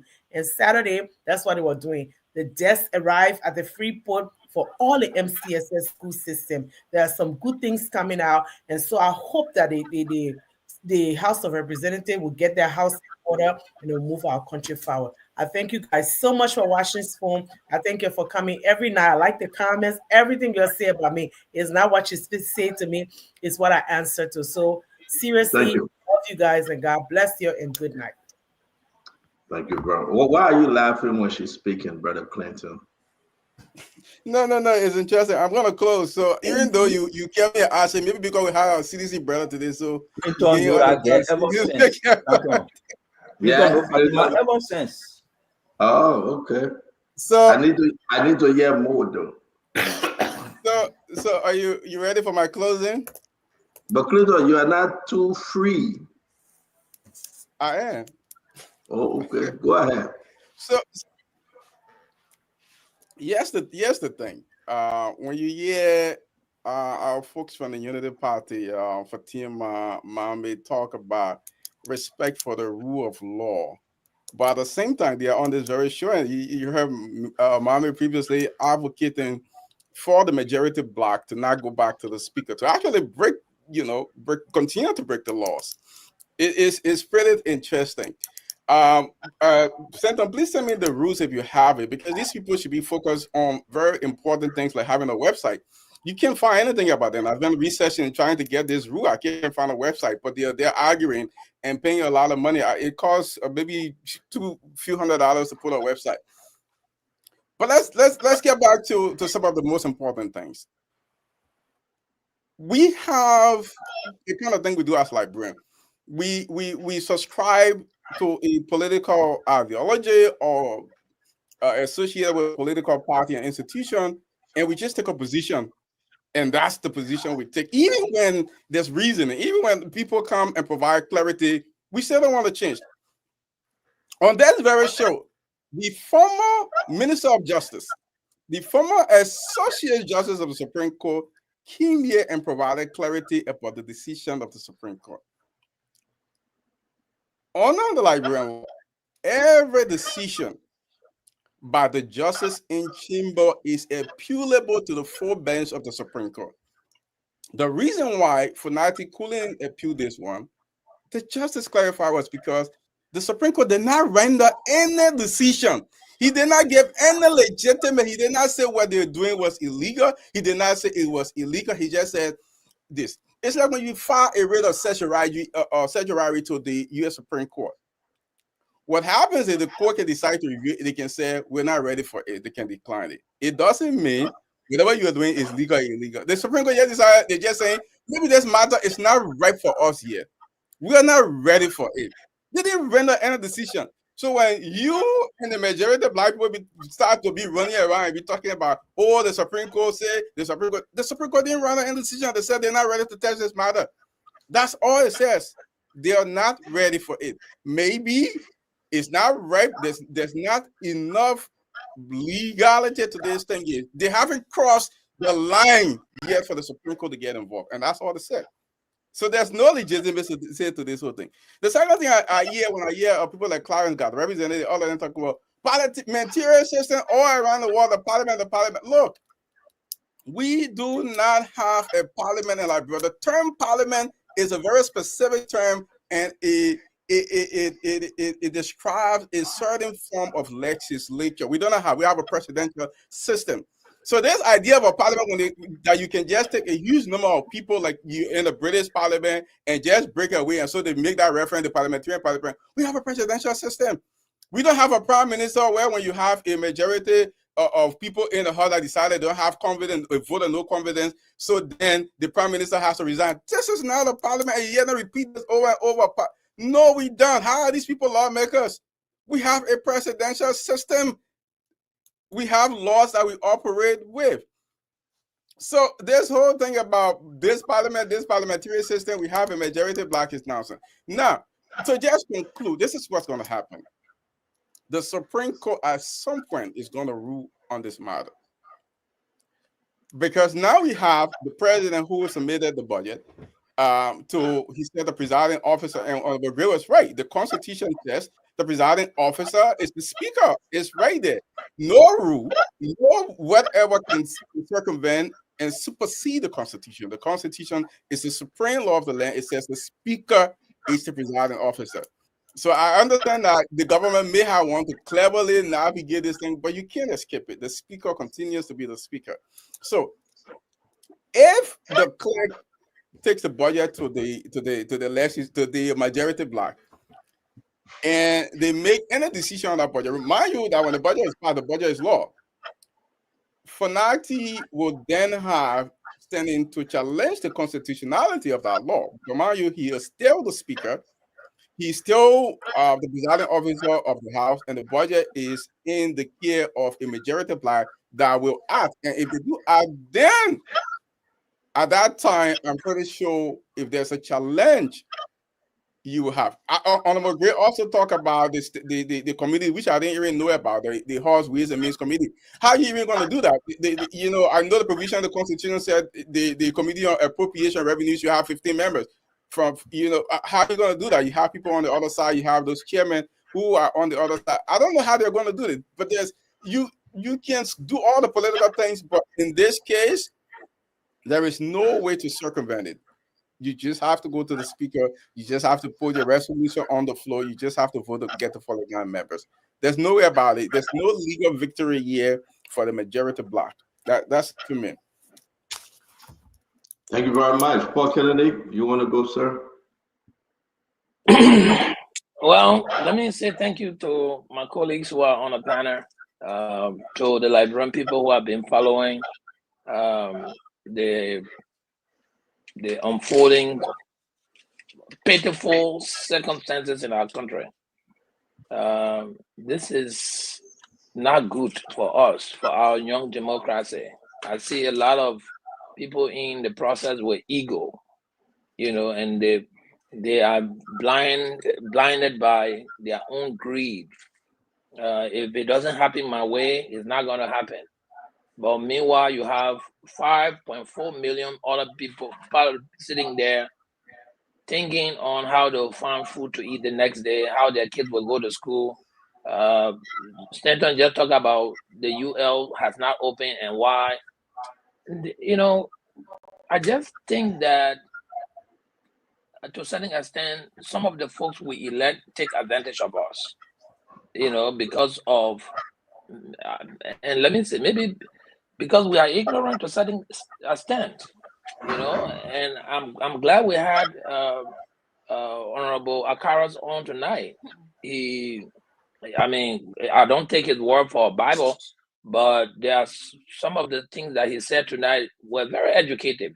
I purposely asked him a question to, have him tell me as an experienced lawmaker what will become of the budget. And Anthony Clinton just talked to that. You have a member of the committee split up, one group on the other side, one group on the other side, and you see somebody sitting there with a budget saying they're going to pass it. How can you pass a budget when it has to be reviewed by committees, especially the Ways and Means.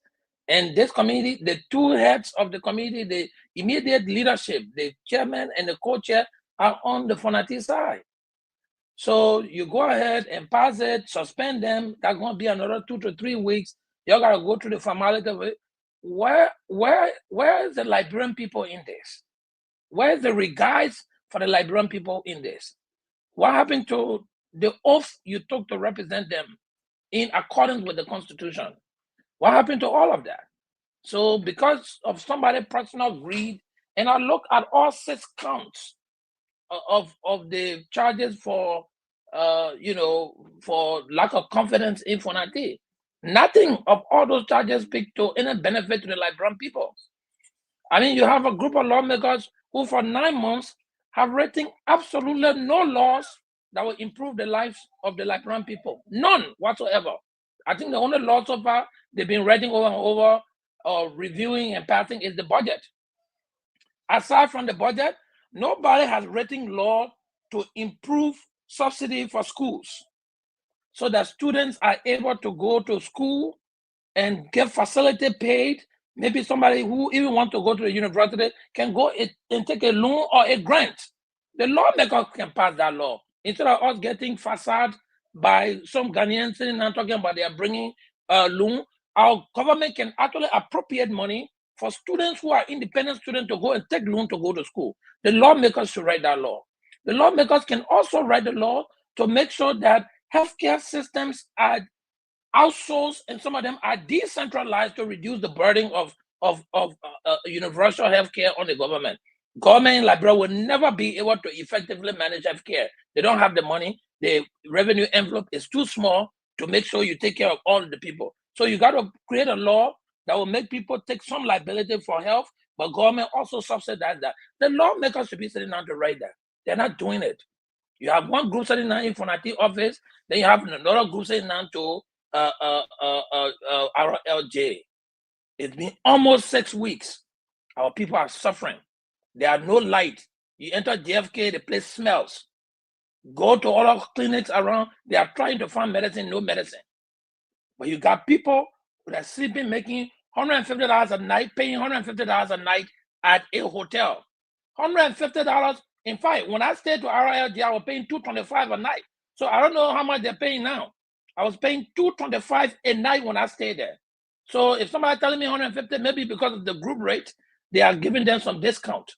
But even at 150 a night, should you leave your house to come, to a camp only because you want to dialogue?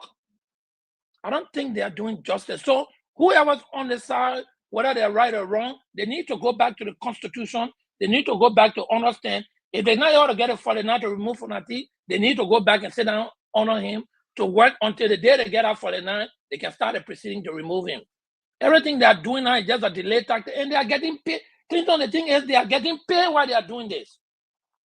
They keep getting paid. If you then go to work in Liberia for 30 days, somebody will expel you from your position, or your boss even will come and make sure your name is removed on payroll. Why are they still getting paid, Mohammed?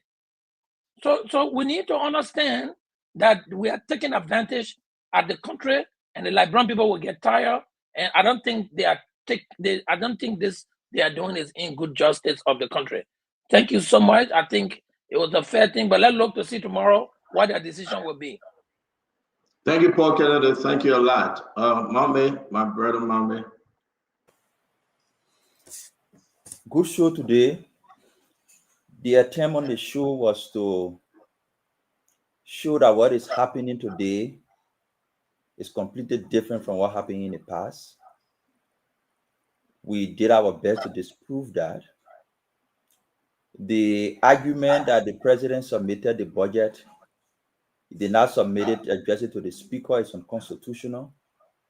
We ask here to show the constitutional provision that says the president should submit the budget to the speaker. Up to this point, nobody can show it.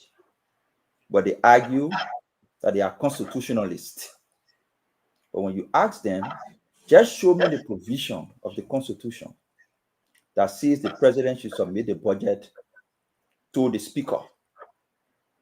Everybody turn into different things. The Constitution says submitted to the legislature. It did not say the speaker. They were not able to prove that.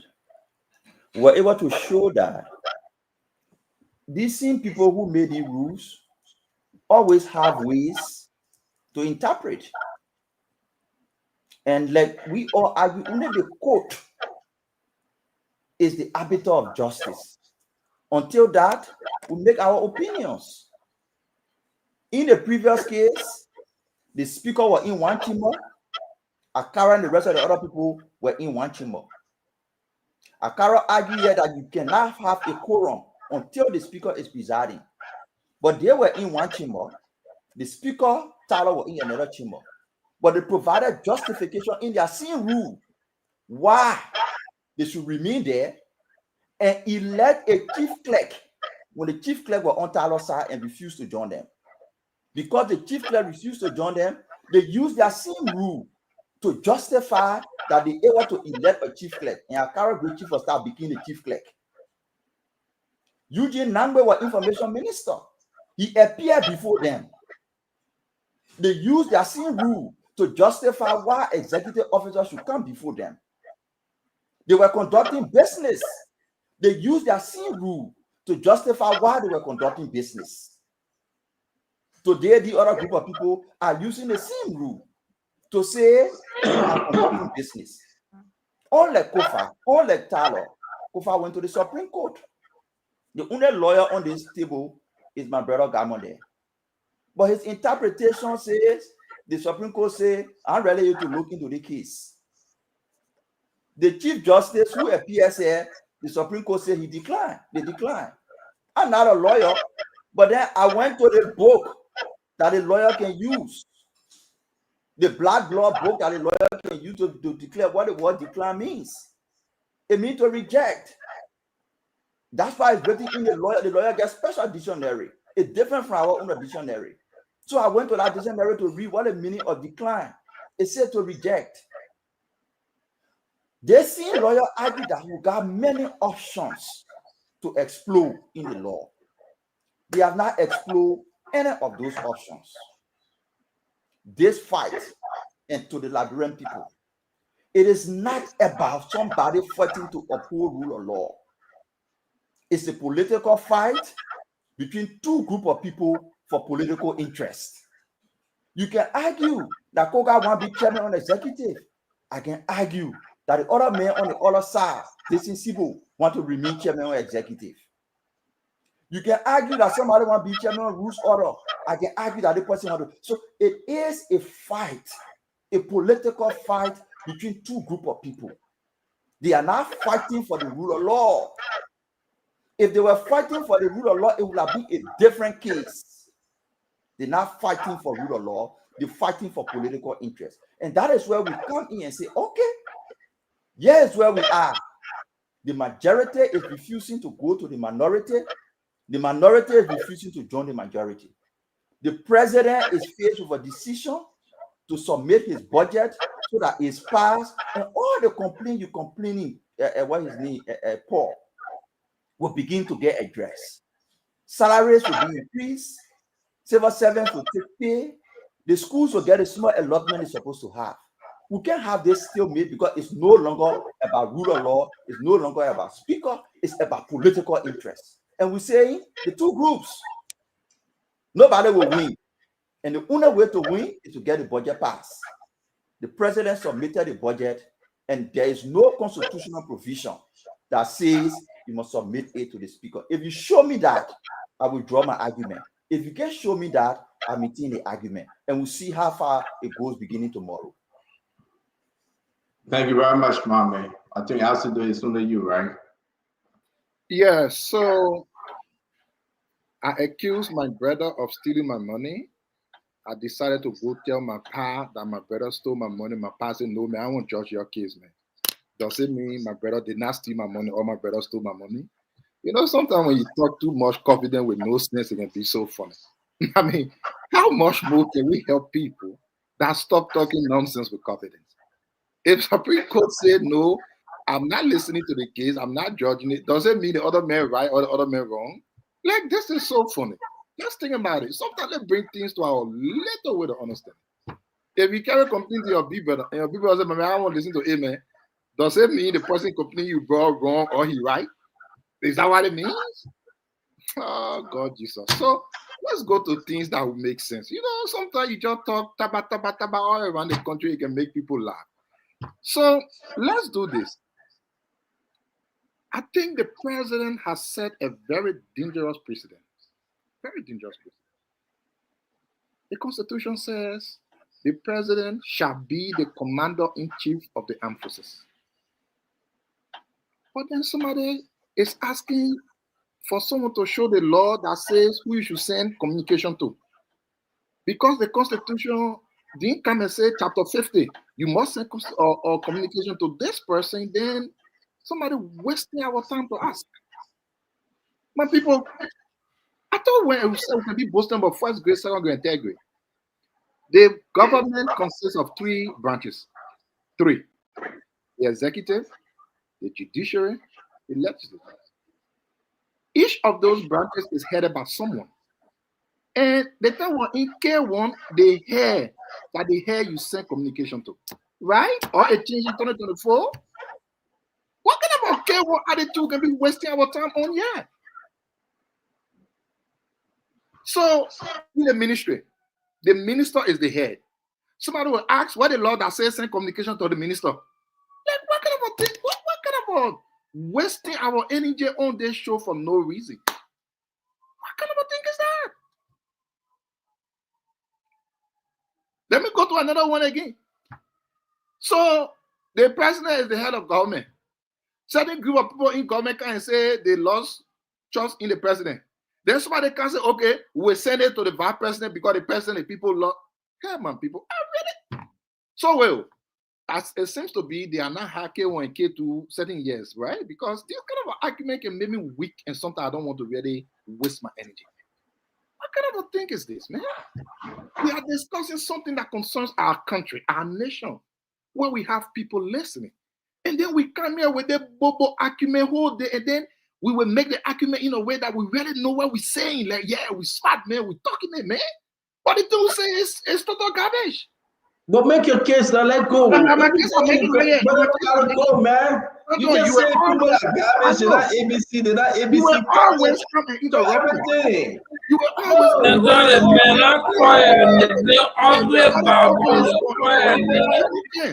You will always ABC, they're not ABC. Tell your own quick now, my man. My own little time, you will go ahead, Asi. Go ahead, Asi. So again, I will go ahead, my brother. You don't have to tell me. So again, this is crazy. It's crazy, brother. See the kind of questions we ask. Crazy now, make it right. Oh, sometimes questions we asking. Listen, all them people the head of the national legislature, the head of the national legislature, is the speaker, and communications must go through the speaker.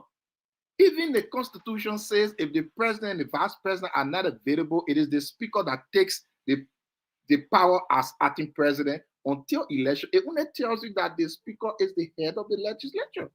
And even, in the layman place, you send communication to the head who sends it down. All communications at finance ministry goes to the Minister of Finance. That way you come and show me the law that say, oh, don't send a communication to. And then we come all to the last thing. Somebody say, if you do request me, you sign the check. I don't know certain thing. But you don't know it. Oh, my man, you see, and you see. My man, you told the matana. Yeah, but this year when you sign request, and you see. My man, let me not call your name. No, but I don't say it. No, my man, I'm talking about you. Call them, me answer you. Go ahead. You have almost 17 minutes here. So again, well, every entity request can even come from a sweeper. A sweeper can send requests. Even the garbage person can send requests. So, my people, I think the president has placed the nation in a very bad position. I think this is not the matter of what the president thinks he wants to do. Imagine if certain people just jumped up and say they don't want the president, And then all of these weak man rule. One thing I know for a fact, the Senate will not honor any document going to them without the proper, I know for a fact they will not do that. The Senate will not. The Senate will not honor anything going to them without the proper channel. And they know the proper channel. How is this going to play out? Joseph Boakai been in government for plenty of years. He had never seen anyone rating the presiding speaker with his presiding officer. The first person to write presiding officer like Joseph Boakai. After the 40 years he been in power, he cannot show us one letter where a budget went to presiding officer. Only Joseph Boakai, the first person to write presiding officer. Only Joseph Boakai. Where is this country going? I thought this old man been in government when he was with President Sirleaf. When did he see her write presiding officer? Presiding officer is what? There is a person there. Why is the country going like this? Why? In a country, US rate is dropping, the price of goods increasing. So it means what you used to buy with $5 when you change it to LD, you can no longer buy it with $5 again. This is not a topic for us to discuss. I think it's sad. The president going to Sierra Leone to ask Sierra Leone government to mediate between the government of Liberia and the government of Guinea. I know people don't want to talk about me, and I'm afraid I'll talk because that's the truth. He went there to beg the people to go beg Guinea people so that they can come do things they did. So as we gotta go now, your time is up. Stand No, up. your time is up. I owe my grandson. You don't want us to put No, but you cannot go off. You should have made all your point, but you talking about ABC and SSO. So my grandson, yes, sir, can say the ABC. Again, my people, this is where we are as a country. So we gotta go out. When the president left, he didn't tell anyone what he's going for. I say we will continue tomorrow. Okay. You can always, little Levi want to go to bed. I gotta put him to bed. Goodbye, Uncle Isaac. Crazy question. What the Constitution says, just crazy. Bye. You on the show, why that woman asking, what that man asking? Isaac, that's enough, Isaac. What we discussing now? That's enough, my man, when the people sending communication to us, send it up. No, wait, that's the thing. So when they invite the heads of ministry to come to discuss the budget, that the chief secretary the minister can come to the budget. My second strange happening that the Richard said. The minister to discuss the budget, but there's two solutions. Goodbye. See you later. All right. I know you can always come all out of business. Say bye, Nelson. Say bye. Say bye, Nelson. Bye. There you go. Say bye, Nelson. Bye. Okay, Nelson. Good night. Bye, see you guys bye. tomorrow. Yeah. Well, folks, thanks for being here tonight. We appreciate all of you for joining us on this edition of Spoon Talk. Spoon Talk will be on the radio tomorrow. You can make up time to join us.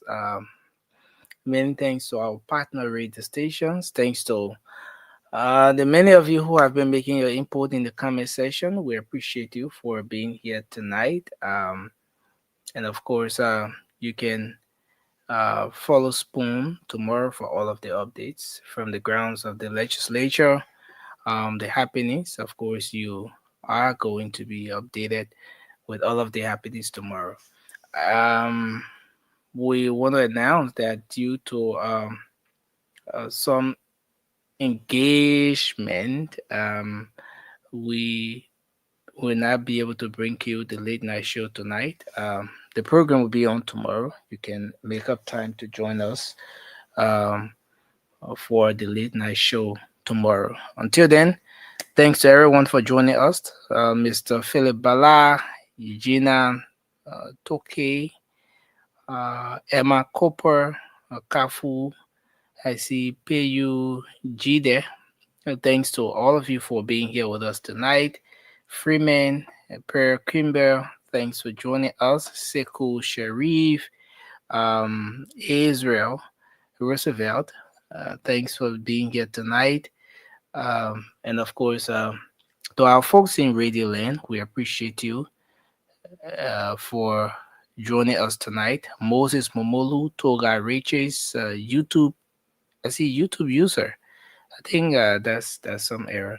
Noosh Noosh, Charles V. Johnson, Clarence Benson, Sumo Kawa. We appreciate all of you for being here tonight. Until then, I'm Nelson Colette. Thanks to all of you for joining us. If you're celebrating your birthday today, happy birthday to you. Let's hope we can meet here again tomorrow. Have a good night and bye-bye for now. Tuto smooth. If you eat my grungy like my brother, tuto smooth. You got a spoon TV, you got a spoon radio, tuto smooth. Tuto smooth. You wanna get a news update, tuto smooth. What? Yeah, Rastafari. Kilibamba, kilibamba, kilibamba. Kilibamba, kilibamba, kilibamba. What I want? Yes, what you got today? Spoon TV. Yes, what you got today? Spoon TV. Spoon. Bada bada bada bada. Skibidi bidi dabado.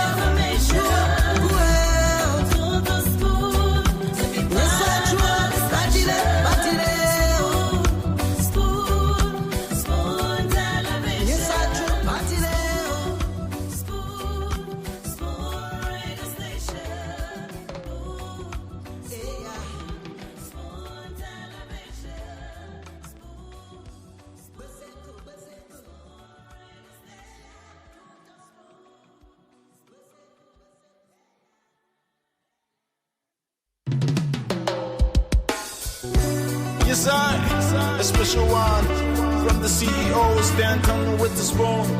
And your boy, Friday the Southern Band. James on the beat. On the spoon to get your information.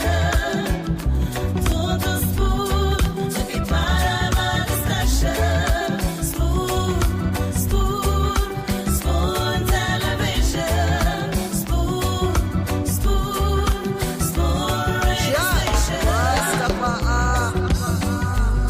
Spoon gonna tell you what is happening in Liberia. Spoon gonna tell you what is happening in Monrovia. Spoon gonna tell you what is happening in Africa. Just tuto spoon you will know. If the children crying for starvation, just tuto spoon. You want to get a news update, my brother, tuto spoon. You want to know what is happening in Moravia, tuto spoon. Politicians want to make their decision, just tuto spoon. You want to know what's happening in the ministry, tuto spoon. Tuto spoon.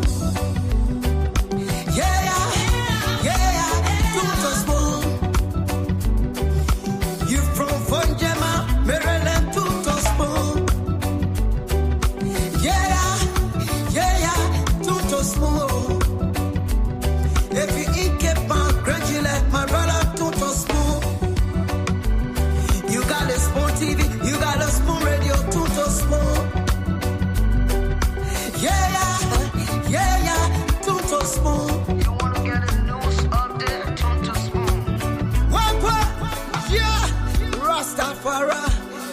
kilibamba, kilibamba, kilibamba, kilibamba, kilibamba, kilibamba. What I want? Yes, what you got today? Yes, what you got today? Beseku. Ba-da-ba-de-ba-de-ba. Skiddy-biddy-biddy-da-ba-do.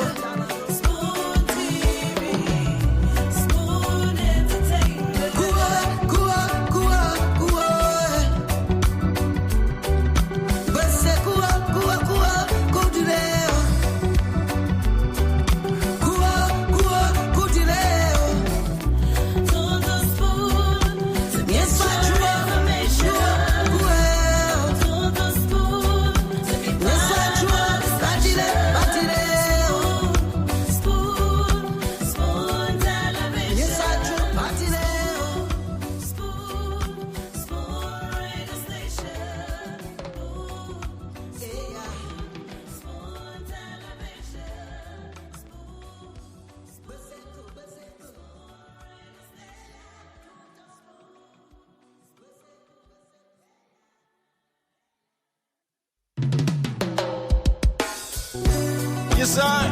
A special one from the CEO, Stanton with the spoon. And your boy, Friday the Southern Band. Charges on the beat.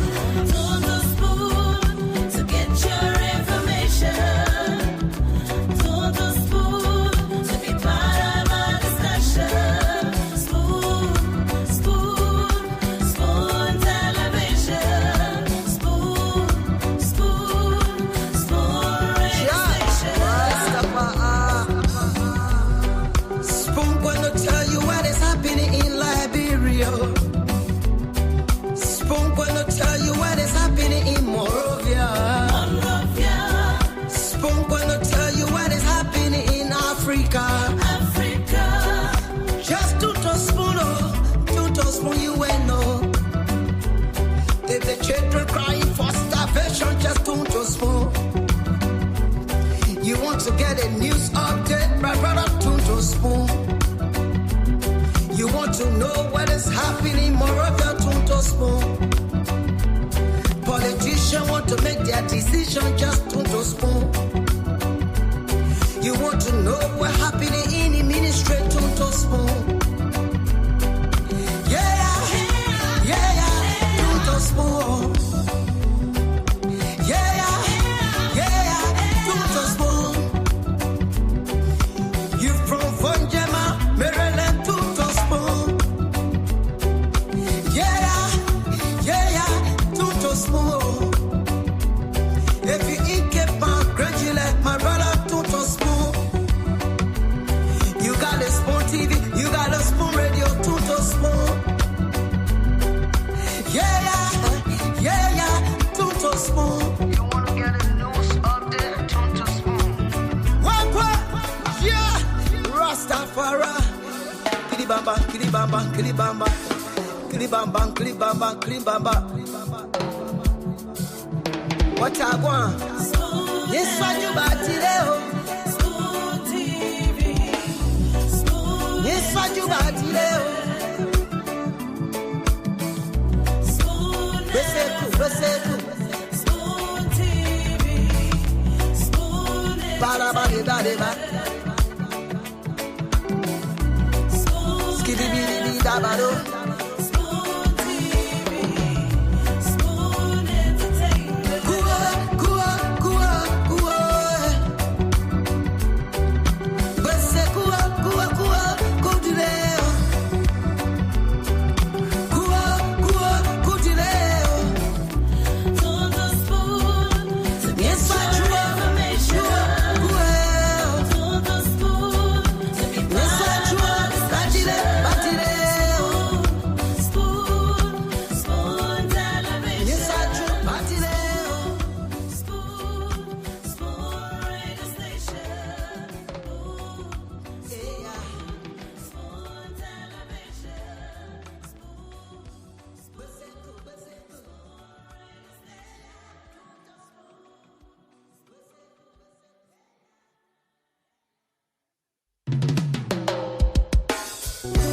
Yes, I, a special one from the CEO, stand tongue with the spoon. And your boy, Friday the Southern Band.